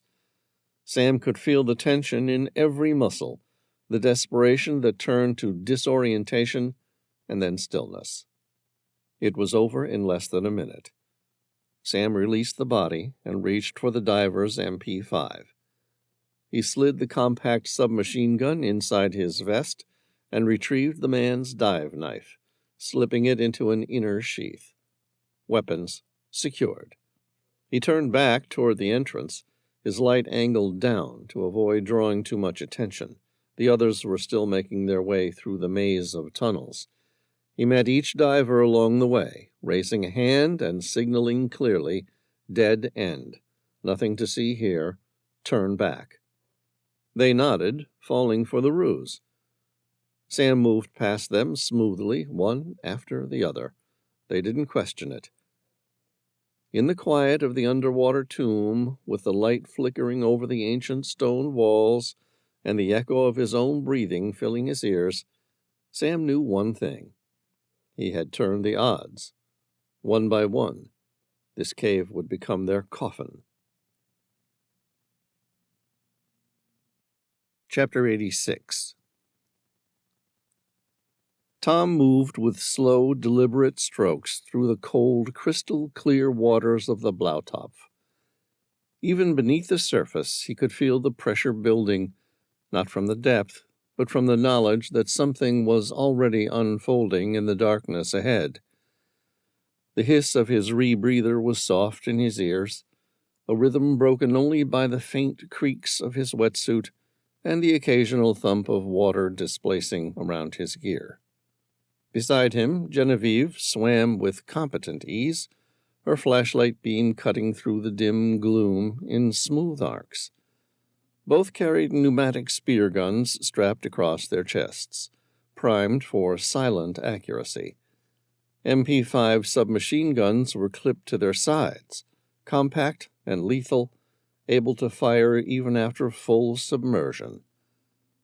Above the surface, they'd left nothing to chance. Veyron had established a defensive position at the lake's edge, his heavy Browning machine gun mounted on its tripod like a sentinel waiting for war. Elise and Amira were stationed at opposite ends of the lake, concealed by reeds and rocks, with sniper scopes scanning the surrounding tree line. And Caliburn, ever alert, sat near a patch of leafy undergrowth, his coat perfectly camouflaged by the chromatophores in his fur. Only his eyes moved, his head angled upward as he sniffed the air. He knew every smell with an accuracy that no human could match. Tom let the weight of that reassurance settle as he and Genevieve passed the mouth of the first side cavern. He paused, swinging his flashlight beam through the tight crevice. Nothing but rock and sediment. They kicked forward in tandem, reaching the second opening. Tom's beam slid across something. He froze. There was another diver there, half hidden in the shadowed bend of the tunnel, wedged against a rocky alcove, suspended mid-water, drifting just slightly with the faint current. At first glance, he looked alive, but then Tom noticed the stillness, the unnatural posture, the subtle arch of the back and the awkward angle of the arms. No bubbles, no breath. The man was dead. Tom drifted closer, angling his head for a better view. The diver's face mask was streaked with silt on the inside, thrown from within. A trick Sam had used before. The oxygen valve had been turned off, and the man's hand was still limp near the control. Tom grinned behind his rebreather. The diver's gas mixture would have kept on circulating, but there would be no oxygen in the mixture. Every breath would have depleted the oxygen levels inside until the diver simply lost consciousness. No fear, no pain, no urgent biological warning message telling him he needed to breathe. Just a loss of consciousness when the brain became starved of oxygen. Tom turned toward Genevieve and tapped her lightly on the shoulder, then pointed at the corpse. She angled her light for a moment, took in the scene, and gave a subtle nod. No shock, no surprise, just acknowledgement. Tom's grin widened. Sam had definitely started the party without them. Chapter 87. Sam emerged from the water first. He blinked away the droplets clinging to his mask as the beam of his flashlight cut through the darkness. The turquoise pool shimmered beneath him, glowing faintly like some enchanted wellspring hidden in the belly of the earth. The limestone walls arched above in graceful curves, smooth from centuries of erosion, the ceiling glistening with moisture. A soft plink, plink, plink echoed throughout the chamber, as droplets leaked from the karst formations above and splashed into the pool. He kicked gently to the edge and hoisted himself out, the cold air of the cavern wrapping around his soaked wetsuit. The stone beneath him was slick and pale, like polished bone. He quickly peeled off the rebreather mouthpiece and unclipped his dive gear, setting it aside with deliberate care. Adrianus surfaced next, followed closely by Jules and James, their lights flashing across the chamber in tight, controlled beams. The last out was Hercules, who hauled himself from the water with a quiet grunt, his expression unreadable in the dim glow. Adrianus scanned the chamber and frowned. What happened to Nixon and Austin? Sam shrugged, keeping his tone casual. Maybe they got lost. Adrianus's eyes narrowed. He looked to Hercules. Hercules, head back out there and find them. Are they lost? Hercules gave a slow, amused smile. Or did someone kill them? Adrianus tilted his head in reluctant agreement. Good point. Jules, you go in there and make sure nobody gets through. If Nixon and Austin are dumb enough to get lost, that's on them. James, you stay here and make sure nobody but Jules comes out of the water. He turned back toward Sam. Hercules, you can stay with me. Make sure Sam doesn't do something stupid.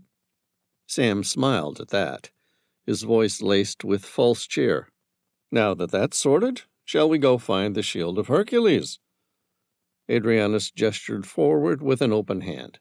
Lead the way. Sam raised his flashlight and pressed onward, moving cautiously into the narrow tunnel leading out of the chamber. The floor sloped gently upward. Each step echoed off the stone, mingling with the steady drip of water behind them. The cave was thick with the scent of damp stone and something older, ancient, mineral-rich, and untouched. After about 10 minutes of winding ascent, the passage began to widen. His beam swept left, right, then stopped. There, etched faintly into the wall, were grooves, barely visible, almost lost in the weathering of time. But the shape, it wasn't random.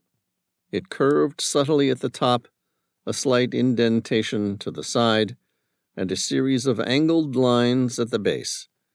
It could have easily been missed by anyone unfamiliar with the symbol, but Sam recognized it.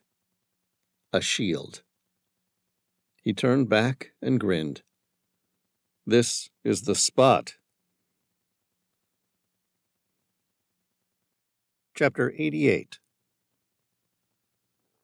Sam stared up at the shield etched into the rock, pulse hammering in his throat. The carving wasn't a single image so much as a mosaic. A dozen or more roughly hewn stones set like tiles in a shallow recess, each segment cut so it could be rotated on an unseen pivot. Rotate them in the right order, and the pieces would align. Rotate them wrong, and they would sit stubborn and impotent. The lock lay behind that puzzle. He reached out, fingers numb with cold and adrenaline, ready to feel for the mechanism, when a massive hand closed on his wrist like a vice. Hercules, what are you doing? Sam snapped, trying to wrench his hand free. Hercules's grip only tightened. The flashlight beams skittered across the stone and through jagged shadows. Dust motes swirled in the bright cones and made the narrow tunnel look like a star field gone wrong. Sam's heart kicked against his ribs, each beat loud in his ears. Adrianus's voice was flat, amused, behind him. Careful, Mr. Reilly. A slick, cold muzzle pressed against the side of Sam's skull as Adrianus drew a Glock free and trained it so precisely that the metal glinted in the reflected light. Hercules held Sam steady with one hand. With his other, he reached behind the bulge of his dry suit and produced a compact weapon, the familiar, brutal silhouette of an MP5. He laid it on the rock beside him with the casualness of a man setting down a tool. Well, well, Adrianus said, eyes narrowing. I guess Austin and Nixon didn't get lost after all. Hercules's jaw was a hard line. "I guess not." Adrianus searched Sam quickly, hands efficient and clinical, and produced the small serrated knife Sam had concealed in his suit. Adrianus moved with the economy of a hunter. "Hold him there, Hercules," he ordered, his tone a smirk wrapped in steel. He turned it in his hand, as if admiring the catch, the folded blade, a dive knife, and flipped it open with a click. "You are full of surprises, Mr. Reilly," Adrianus said. The gun at Sam's head was steady enough to erase thought. Sam's breaths came in short, hot pulls. He strained, shoulders burning against Hercules's forearm, but Hercules wasn't brutal, just immovable. He couldn't tell if that steadiness was threat or restraint. Adrianus flicked his eyes back to the carved shield, calculating. "We could kill you right here," he said conversationally, as if offering the weather report. "Save ourselves the trouble." Hercules shrugged, the motion like a cliff shifting. "Seems a waste." Adrianus cocked his head. "Why?" Hercules nodded toward the mosaic. "Then we'd still have to solve the riddle of how to get into that room." Adrianus laughed softly, the sound thin in the tunnel. He stepped close so the barrel of the Glock brushed Sam's temple. "Good point," he said. He straightened and looked down at Sam with a slow smile that didn't reach his eyes. "All right, Mr. Reilly, prove your value. Show us this is worth keeping you alive." Chapter 89. Tom hovered in the black water, watching the faint cone of light ahead flicker against the limestone walls. The glow from the diver's flashlight cast shifting shadows along the submerged tunnel. According to the map, they were just one bend away from the air chamber Sam would have surfaced in. He raised a hand, signaling to Genevieve behind him. She understood immediately, and they both flicked off their lights. Darkness swallowed them whole. Only the faint luminescence ahead remained, cutting through the murky water like a lighthouse beam. Tom turned slightly, his face mask brushing hers, as he exchanged a glance with Genevieve. Her eyes widened with recognition. She saw what he saw. One more body in the water, motionless, head slumped, drifting slightly with the gentle current. Another one down, he thought. Sam was clearing a path, and by the looks of it, doing just fine without backup. He pushed forward, careful and silent, letting the inertia of his movement carry him past the floating corpse. The figure's limbs swayed like seaweed. Tom checked, just to make sure it was just that, a body. Another one Sam had dispatched with surgical precision. Then it moved. In an instant, the supposedly lifeless diver snapped to life. Chapter 90. Sam swallowed hard, trying to regain his composure. Now his life depended on his ability to decipher this ancient riddle. What's more, it also relied on him finding a way to escape before they inevitably find the Shield of Hercules, and the value of keeping him alive turns to zero. Sam pressed his palm against the damp limestone wall, his eyes scanning the rock face in the narrow beam of his flashlight. He double-checked the cave map, mentally overlaying it with what he was seeing. Something didn't add up, until his light passed over a small section of stone that seemed subtly wrong. It wasn't the color or texture, it was the geometry.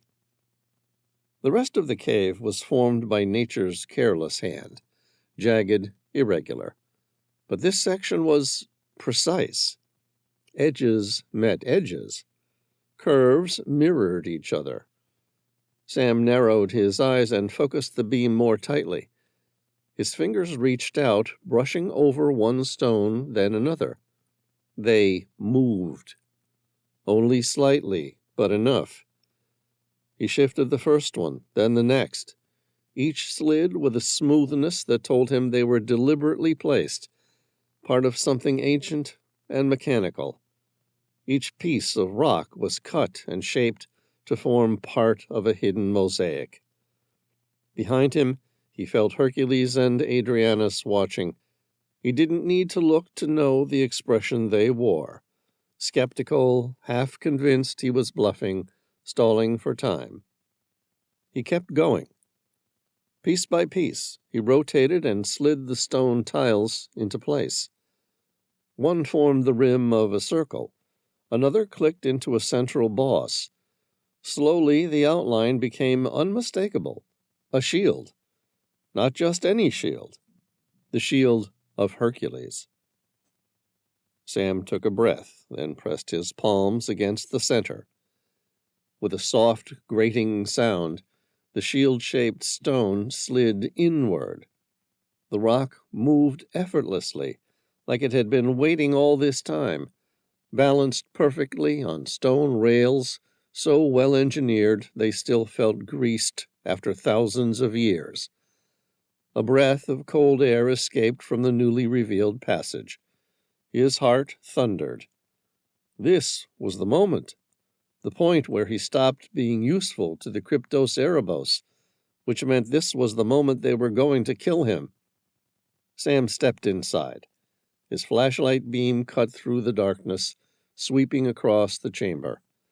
The limestone walls glistened with mineral moisture, and water dripped steadily from above, the sound echoing through the hidden vault like a metronome ticking toward some unseen danger. Then the light landed on it. A small wooden chest. Sam would have been willing to bet his life. He knew exactly what was inside. Chapter 91. A glint of steel flashed. It was too fast for Tom to react. The knife sliced through the water in a tight arc aimed directly at Tom's neck. Tom twisted hard, his shoulder absorbing most of the impact. Pain flared through his arm as the blade skimmed the neoprene, slicing cleanly through the outer layer of his wetsuit. He reacted without hesitation. His knee shot forward, slamming into the diver's chest and knocking the man back into the rocky wall of the tunnel. The impact was brutal, muffled only by the water.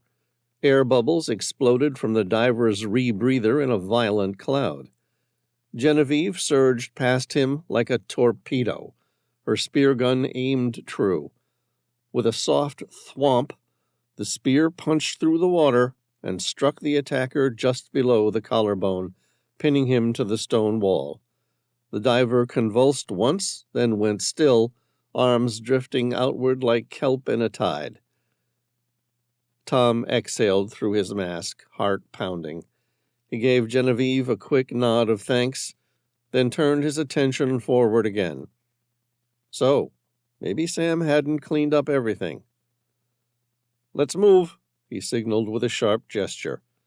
They had a party to finish, and they didn't want to miss the last dance. Chapter 92. Hercules crouched beside the chest, slipping a combat knife from his belt. With a grunt, he wedged the blade under the seam and pried it open. The wood gave a soft groan, ancient hinges protesting the intrusion, and then the lid creaked back. Sam leaned in. He didn't know exactly what he was expecting. A relic glowing with some internal light, a slab of gold with inscriptions, maybe even the Shield of Hercules itself, weathered but mighty, resting in all its mythic glory. But it wasn't that. Inside, cradled in an intricate velvet-lined container, were a row of long, curved objects, 6 in total. They were yellowed like old ivory and shaped like oversized quills, each one tapered to a fine point. They looked organic, almost alive. A wry grin formed on Hercules' lips. "Those are Nemean lion claws." "Obviously," Sam replied, his voice indicating it was anything but. Hercules reached in reverently and lifted one out between gloved fingers. "This is how the original Hercules got his power," he said quietly. "Not from the gods, but from this." Sam narrowed his eyes. "What is it? Poison?" "No, worse," Hercules said, his voice grim. "It's a virus, dormant, encoded in the claw's protein sheath. Once it enters the bloodstream, it rewrites your skin at the cellular level, makes it nearly impenetrable, like armor." Sam frowned. "That's not a bad thing." Hercules gave a slow shake of his head. "It is, because it doesn't stop there. The skin becomes impermeable.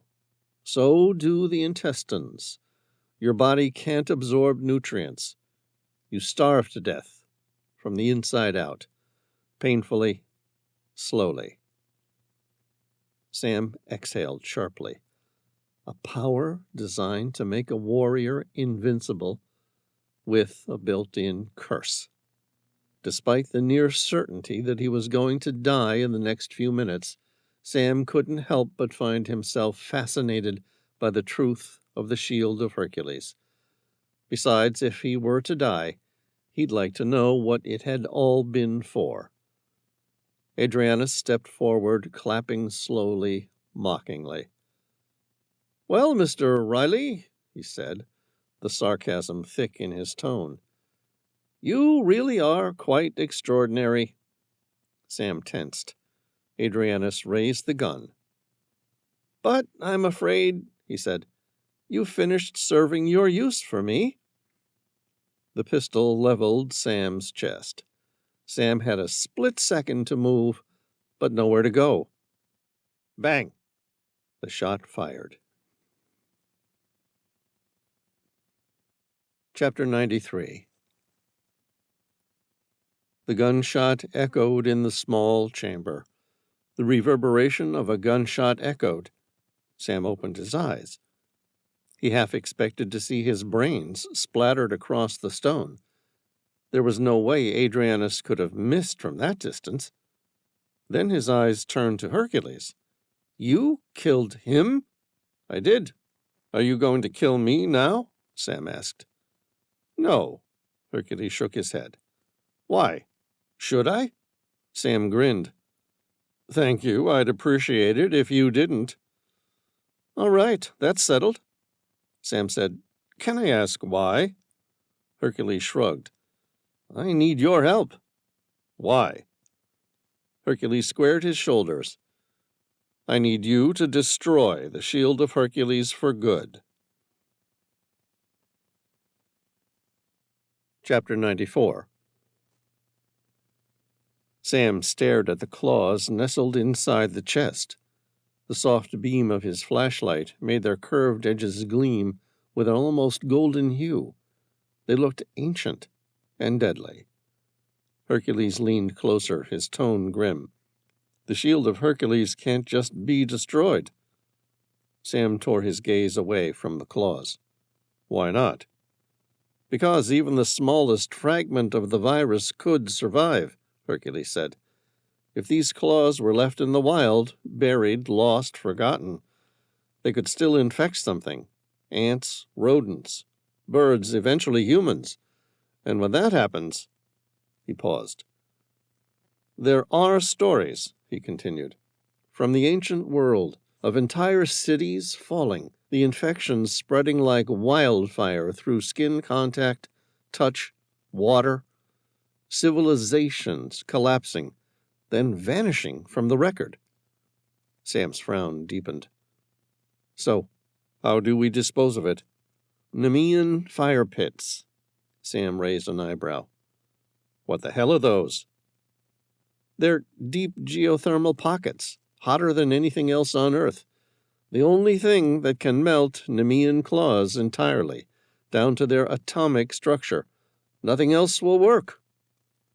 What about an active volcano? Sam offered. Toss them in. Watch them melt. No, Hercules said firmly. Volcanoes don't burn hot enough. Lava might look destructive, but the claws will survive. And one day someone else will find them, and we'll have another catastrophe on our hands. Aren't geothermal pockets a form of lava? No, the ones in the Nemean caves tend to burn significantly hotter. Why? How would I know? Hercules asked. Do I look like a volcanologist or even a geologist for that matter? All I know are the stories my grandfather told me. I thought they were just legends, but apparently they were steeped in truth. I don't know where these things exist, or even how to go about finding them, but that's why I need your help. You're an expert at tracking down things that have managed to stay hidden from humanity for thousands of years. Sam drew a breath. So, I have to find a Nemean fire pit. It's the only way. Sam exhaled, then gave a crooked grin. Sounds like real Lord of the Rings stuff. Hercules didn't smile. His expression was hard, steady. This isn't fiction. Okay, Sam said, holding up a hand. But I didn't even know Nemean lions were real until today. They are, Hercules said. Or they were. In ancient Greece, there were rumors, whispers of a secret cave world, a vast subterranean ecosystem where the lions were kings. They didn't hunt on the surface. They lived below, feeding off the animals that fed from the nutrient-rich currents rising from deep geological rifts. The Nemean fire pits fed their entire biome. Sam studied him carefully. And you think that place still exists? I don't know, Hercules admitted. But if it does, that's where you'll find the fire pits. Sam turned the idea over in his mind. A subterranean world? A fire capable of melting myth? Okay, he said finally. If I can find it, I'll destroy the Shield of Hercules. Hercules nodded. I knew you would. I've been watching you for weeks now. I know you're an honest man. Chapter 95. Sam's eyes narrowed. Then tell me something. Is there any way to reverse the virus once someone's infected? Hercules hesitated, then spoke. There's one theory, the claws of a Nemean lion pup. They're said to carry a weaker strain of the virus, not strong enough to infect, but strong enough to act as an antidote. Sam looked back at the chest. And when was the last time anyone saw a Nemean lion pup? Hercules' voice was quiet. Not in the past 3,000 years. Sam said, Okay, I'll see what I can do. Hercules reached in and grabbed one of the Nemean lion claws and drove it into his thigh. Sam swore. What did you do that for? I need this, so that I can live long enough to kill some people. Plural. Who? Well, it's a long list. Sebastian Reed, the chief of staff at the White House, who is the head of the Kryptos Erebos dynasty. Next, I'll kill Ted Banks, the vice admiral of the Second Fleet. Then there's Dominic Morgan. Morgan is the head of Prometheus Defense Group, which specializes in defense biotech. He plans to find a way of mass-producing the Shield of Hercules and altering it so that it doesn't affect their long-term health. The intention was to make their very own loyalist army of ultra soldiers, all virtually immune to traditional bullets. I can see why you might need the Shield of Hercules to reach them. Sam met the man's purple gaze. But what about you? Won't it kill you? I've lived a very long time, and most of that has been corrupt.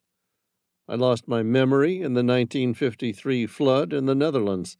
Then I was enslaved by a greedy farmer who used me for free labor for nearly 4 years.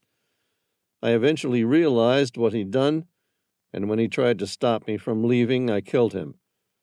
I then met my best friend, a man named Dmitri Sparagus, who worked for the Cryptos Erebos. Years later, Dmitri discovered the long-term plan for the Shield of Hercules and decided it was one step too far. He tried to prevent it.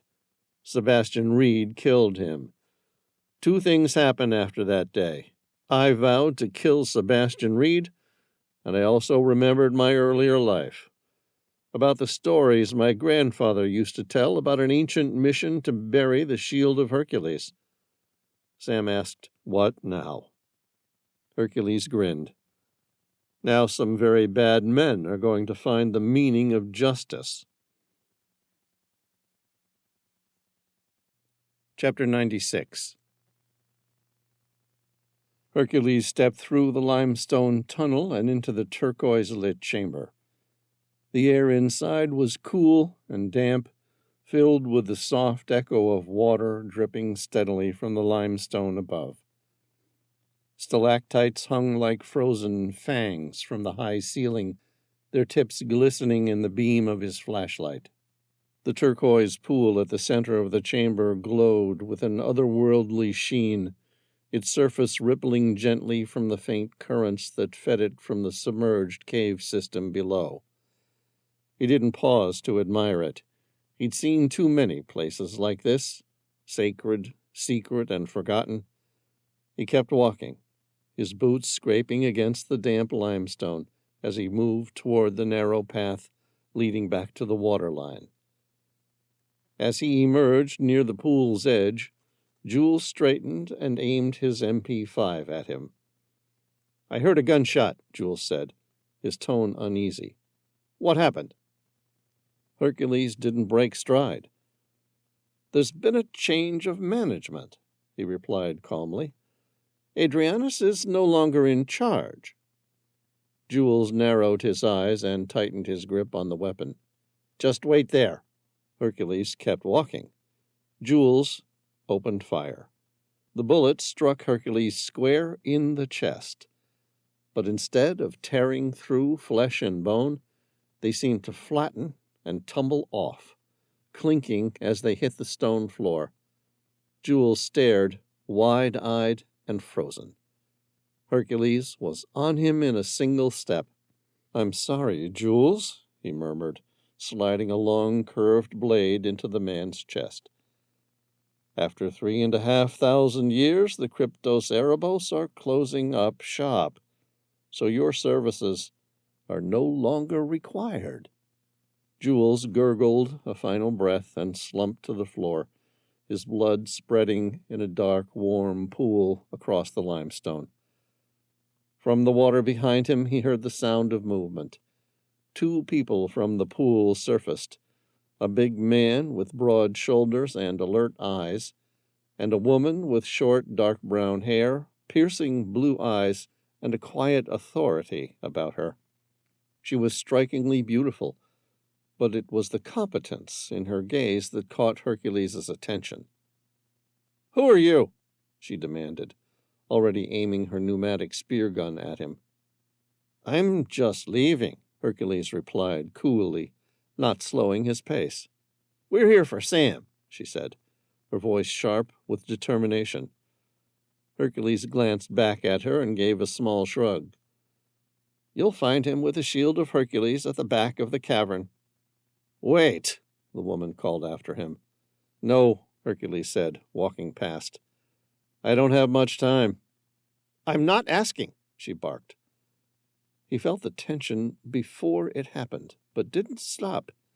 The compressed hiss of the spear gun firing echoed off the walls.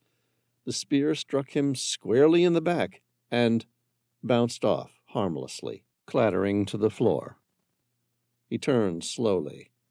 Their expressions were full of disbelief. "You'll find Sam is just leaving, too," Hercules said. He has the Shield of Hercules. There's no one left to harm you, or him." Hercules met the big man's gaze now.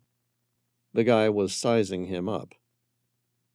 "When you get out of here," the big man said, "you're going to be met by a pregnant woman with a sniper rifle, a Frenchman with a heavy machine gun, and a dog that worships Sam." Hercules grinned at that, an honest, tired smile. "Thanks for the heads up," he said.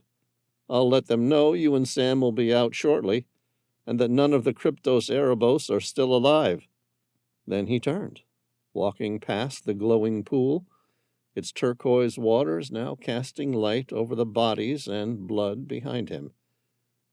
He placed the rebreather dive tank and buoyancy-controlled device over his shoulders, slipped on his fins and mask, placed his regulator in his mouth, and disappeared into the dark oblivion. Chapter 97. Venice, Italy, 3 weeks later. The Tehila sat quietly at anchor just offshore from Venice. From where Sam stood on the aft deck, the view was something out of a painting.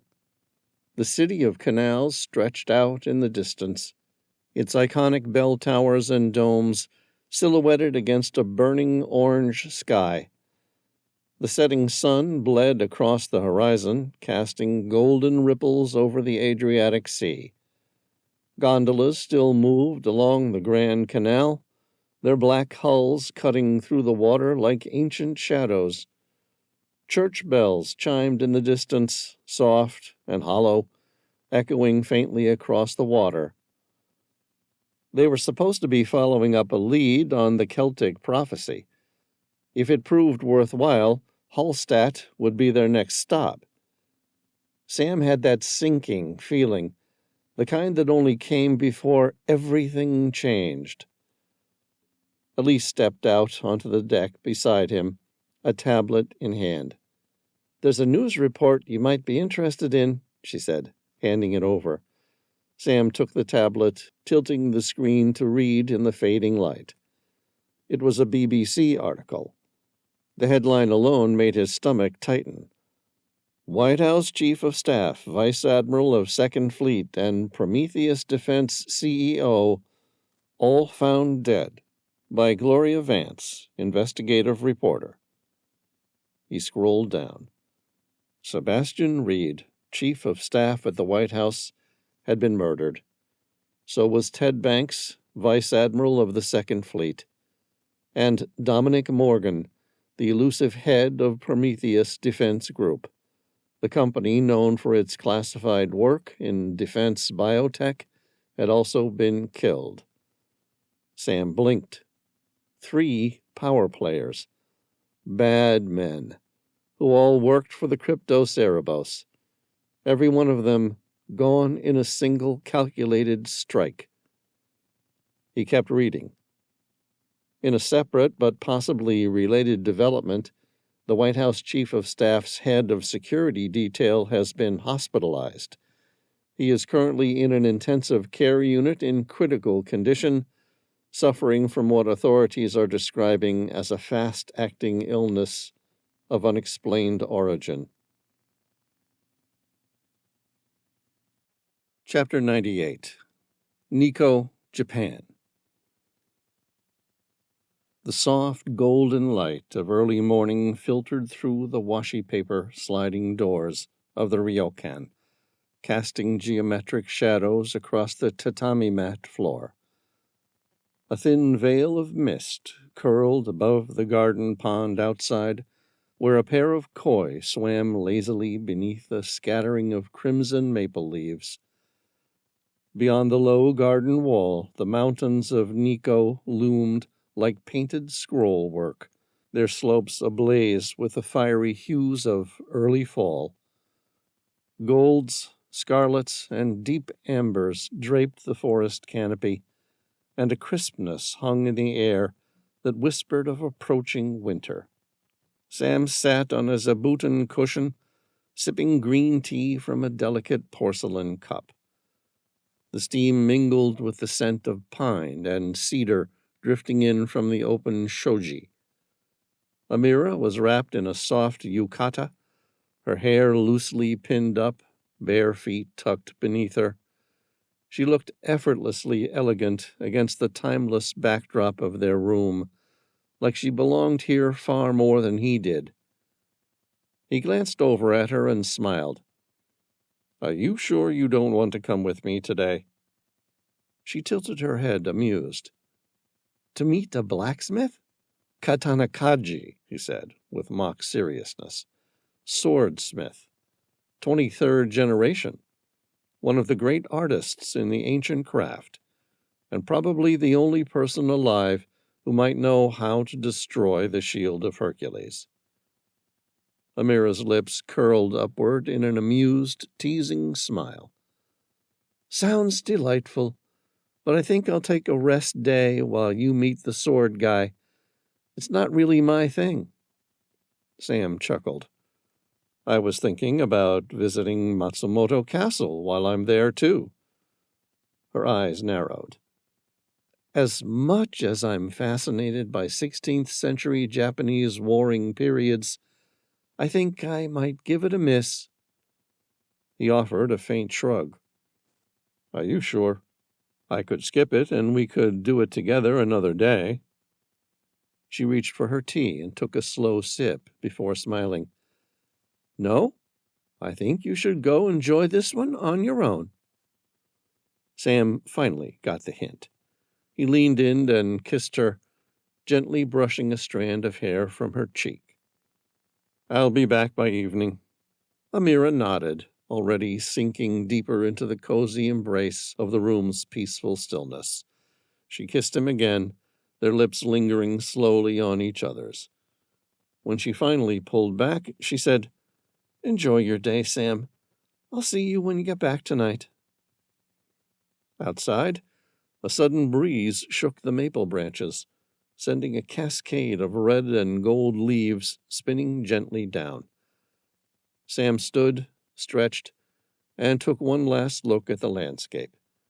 Then he headed off into the heart of ancient Japan, toward folded steel, hidden history, and whatever secrets still lingered behind the black walls of Matsumoto Castle. Chapter 99. The Shinkansen, Japan's high-speed bullet train, slipped into Matsumoto Station with its usual silent precision, a gleaming silver serpent slowing to a whisper. Sam stepped off the train, feeling the rush of crisp alpine air greet him like an old friend. The mountains loomed faintly to the west, their peaks just beginning to gather a dusting of snow. Fall was in full swing here, a quieter, deeper version than in Nikko, with long stretches of sidewalk lined with blazing momiji maples and ginkgo trees that shimmered like coins in the sunlight. The streets of Matsumoto felt suspended between two eras. Modern storefronts and cafes rubbed shoulders with traditional wooden machiya houses that had stood for centuries. He passed a market stall where a woman sold roasted chestnuts, the scent drifting warm and sweet on the breeze.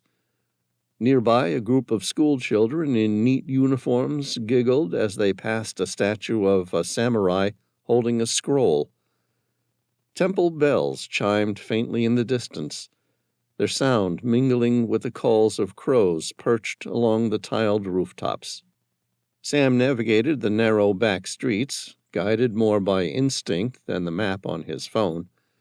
Eventually, he turned down a stone-paved alley, shaded by a canopy of interwoven trees, their leaves cascading like slow-motion confetti in the morning light.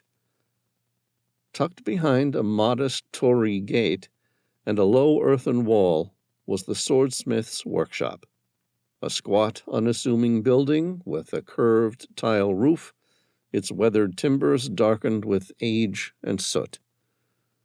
The sign above the door was hand-painted in black calligraphy with Japanese characters, then in Roman lettering, Kuro Tantosho, Curo's swordsmith forge. Inside, the air was thick with heat and history. An open hearth glowed near the back, and the rhythmic clang, clang, clang of hammer striking steel rang like a heartbeat. The scent of charcoal, hot metal, and old wood mingled in the enclosed space. Swords, some complete, others in mid-creation, hung on racks along the walls. Polishing stones were laid out in careful rows. Every inch of the space spoke of purpose, of centuries of repetition and devotion. At the anvil stood a young boy, no more than 14. Sweat glistened on his brow as he focused intently on the glowing length of steel he was shaping, sparks flying in rhythmic bursts with every strike. His hands were sure, movements disciplined, despite his age. Sam waited until the boy paused, then stepped forward respectfully. "Excuse me," he said in Japanese.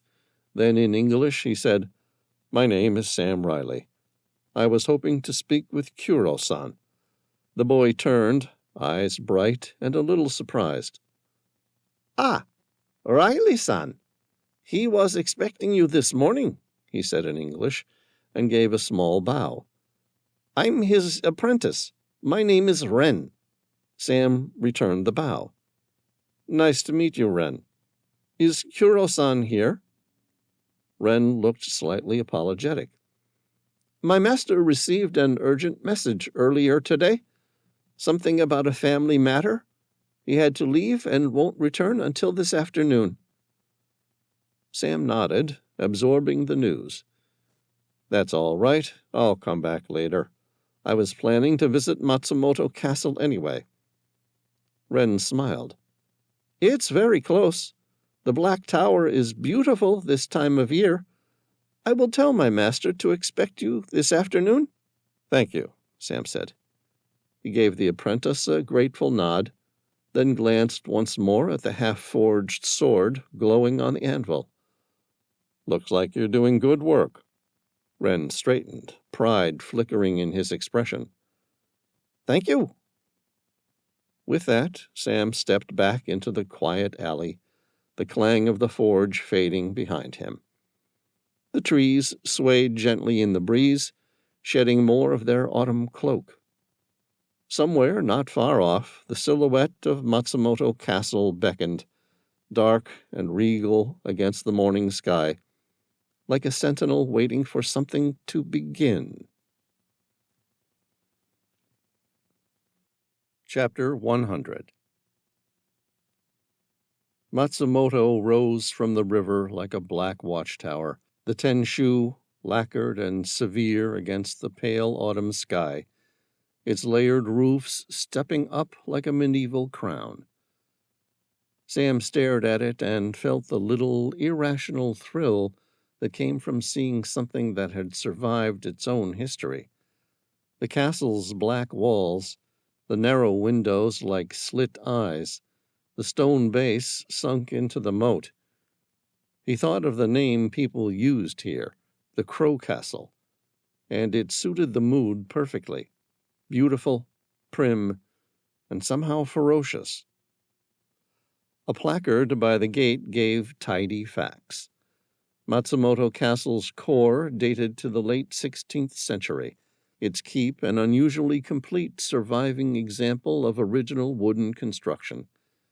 It had been garrison and stronghold through the Sengoku turmoil, patched and protected through the centuries, then threatened in the upheavals of the Meiji era, before citizens and preservationists returned it to glory. All of that history sat in the grain of the beams and the angled eaves. Sam felt it in the cool air that rose off the moat. He paid for the self-guided tour, received the small paper map, and stepped inside. The castle swallowed the city sounds and replaced them with a different kind of noise, the dry scrape of footfalls on old wooden floors, the careful squeak of sandals, the distant drip of water from the eaves. Inside, the passageways were narrow, and the stairs were steeper than he expected. Each level tightened around the keep's core, defensive architecture made into a kind of choreography. Arrow slits punched the walls. A defensive roof overhang hinted at ways invaders had once been hurled into pits.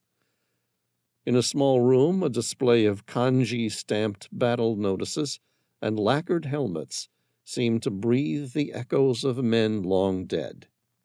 He wandered almost without meaning, taking in the low-shadowed rooms, the view from the second-floor slit toward the mountains, the way light fell across the polished wooden rail. Outside, through the windows, the moat gleamed, a glass ribbon that reflected the black keep and the bright leaves turning on the bank. It was easy to imagine, standing there, that nothing had changed in 400 years. As he wandered, his mind turned to the Shield of Hercules. He kept the 6 remaining Nemean claws inside a Japanese in-roll, tucked in his cargo pants pocket. The compact, stackable box was no larger than Sam's palm, its once glossy lacquer worn to a soft mat from years of handling. Its 3 compartments fit snugly together, bounded by a silk cord threaded through a dull bronze ojimi bead. At the top, a carved wooden netsuki in the shape of a fox's head dangled like a forgotten charm. A single faded chrysanthemum had been brushed in gold across the front, barely visible now, like the memory of a family crest. Inside, Sam had lined the compartments with a narrow strip of cedar, which gave off a faint resinous scent, and held the Nemean claws like a row of teeth, quill-thin, pale as bone, stacked so neatly they looked almost ceremonial against a strip of cedar lining. He thought about the mysterious Kuro-san. Was there something the man had learned after 23 generations of swordsmithing that might allow him to make a fire of the right kind, fierce and sustained enough to purge whatever lurked inside the Shield of Hercules? About 30 minutes later, a sound cut through his thoughts. First a thud like a distant drum, then the metallic snap of gates, and the echoed thunk of massive timber setting into place. The murmur of tourists faltered and then quieted.